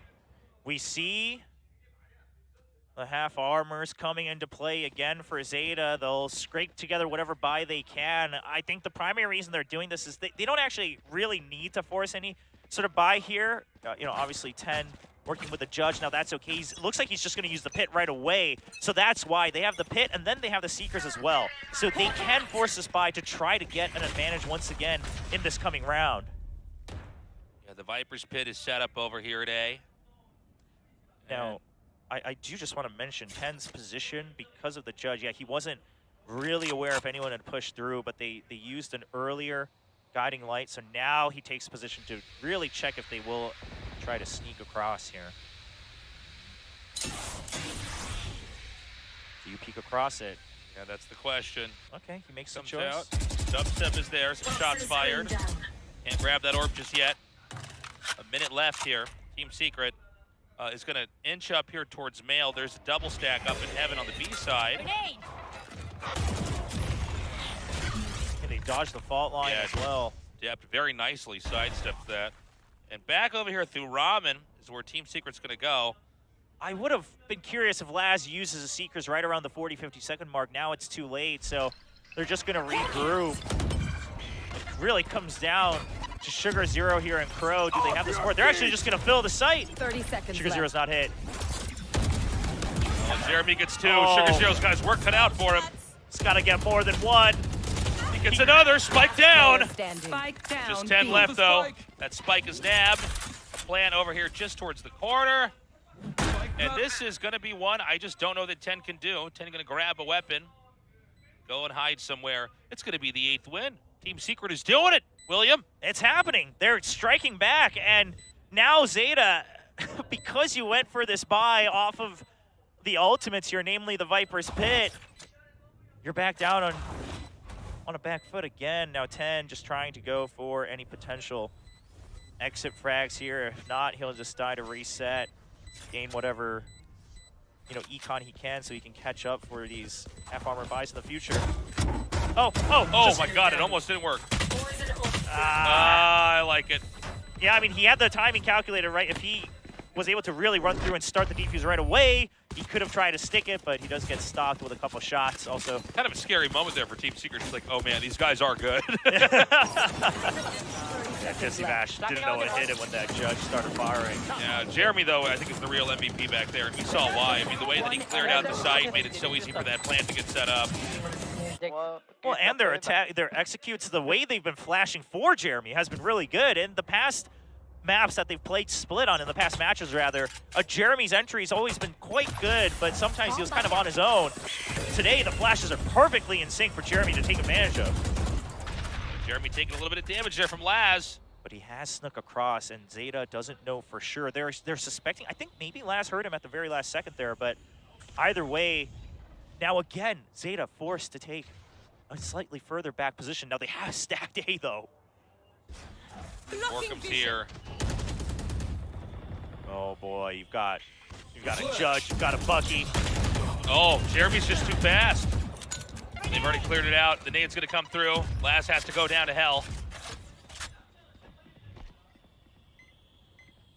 I mean, Team Secret, they're kind of thinking right now, okay, what's the deal here? Okay, Sky's still near his screens. There were already 2 in heaven. Was this a stack?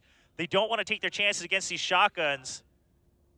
Oh, he sees Borkum. Oh, God. Jeremy still doesn't swing. Jeremy with the patience until his team can flash for him. Deb gets the drop there on the spike. Last player But this is not going to be doable. Sugar Zero is once again going to be the odd man out. Jesse 30 Bash seconds plants. left. My God, Team Secret's doing it. This is going to be a 9th round win.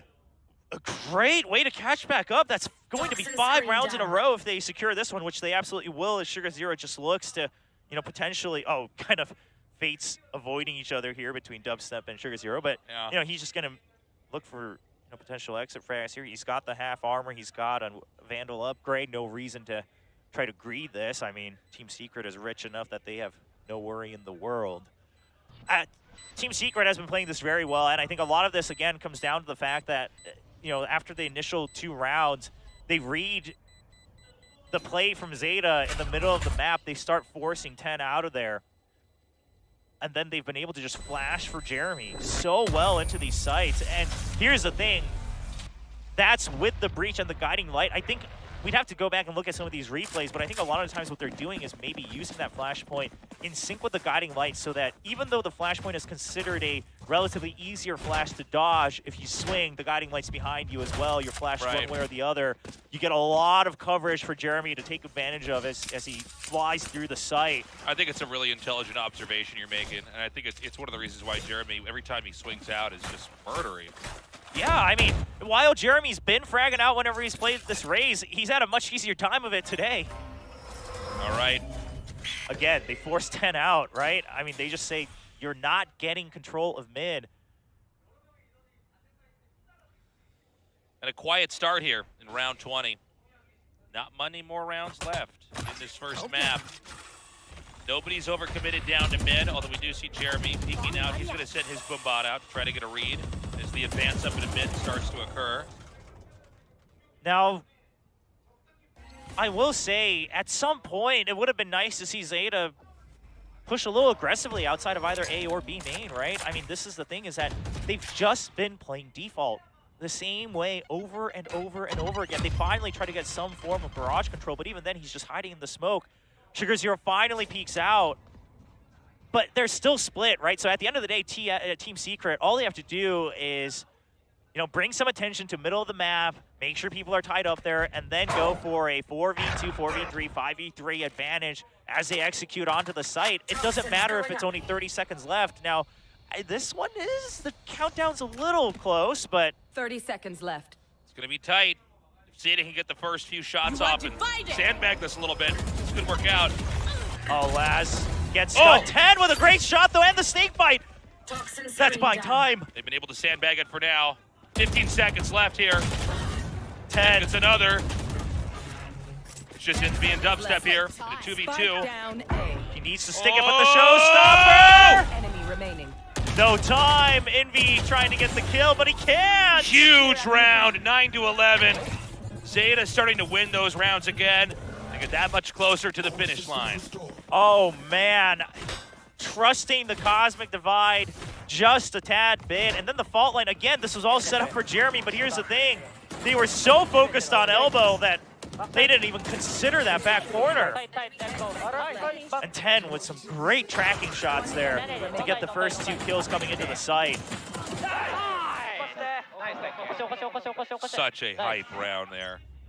This time around, looks like we're going to have somewhat of a similar setup. This flashes up in towards mid. We've got a 3-stack push up here. Okay, the fault line to make sure they can control mid once again. Now 10 switch things up just a bit. With that snake bite coming out, they know that he's in vent, so they're going to have to start pushing. But Jeremy is on his own island, and 10 has gotten the flank. 10 with the spam shots. Nicely done. Jeremy comes forward, unable to connect to Crow. He does manage to find Sugar Zero. Depp takes him out. Oh, Depp with the close swing as well. Dubstep on the lurk, though. Yeah, big lurk, and now he can nab that spike. Where does he want to take it?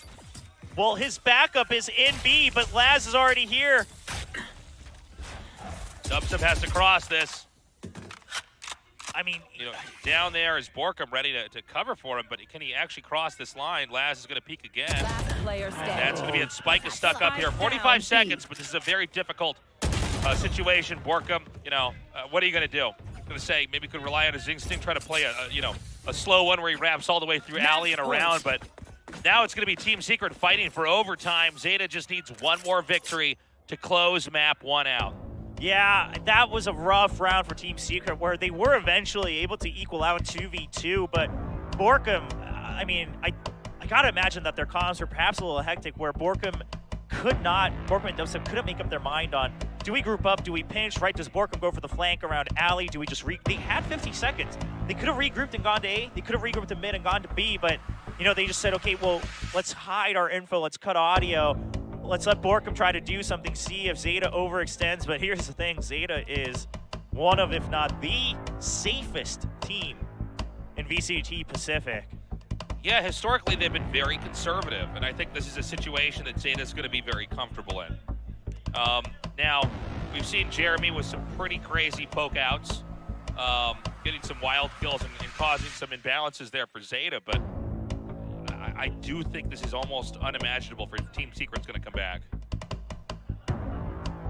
The Nices. We haven't heard the Nices as much. But ZETA Division, they've been regaining their flow without, you know, the nice remix that really made waves around the world when they made it to 3rd place in Reykjavik. All right, Team Secret. Do or die time, you only have the pit. You are 1 point away from the showstopper, but probably not a good idea to try to greed for any orbs here. It's just an early strike onto ramp. Now here's the thing is, if you don't get mid control, Jeremy's gonna be stuck up here all on his lonesome. Okay, they're trying to make some advances down here. Keep in mind, Borkum's actually the one with the spike. They're mid. Most likely going to rotate over to B, given the positions, right? Right. And, okay, Jesse Vash spots him. Laz escapes, flashing that area. It seems like they're actually going to trap Borkum up into A, especially after seeing how far down Laz got over on the B side.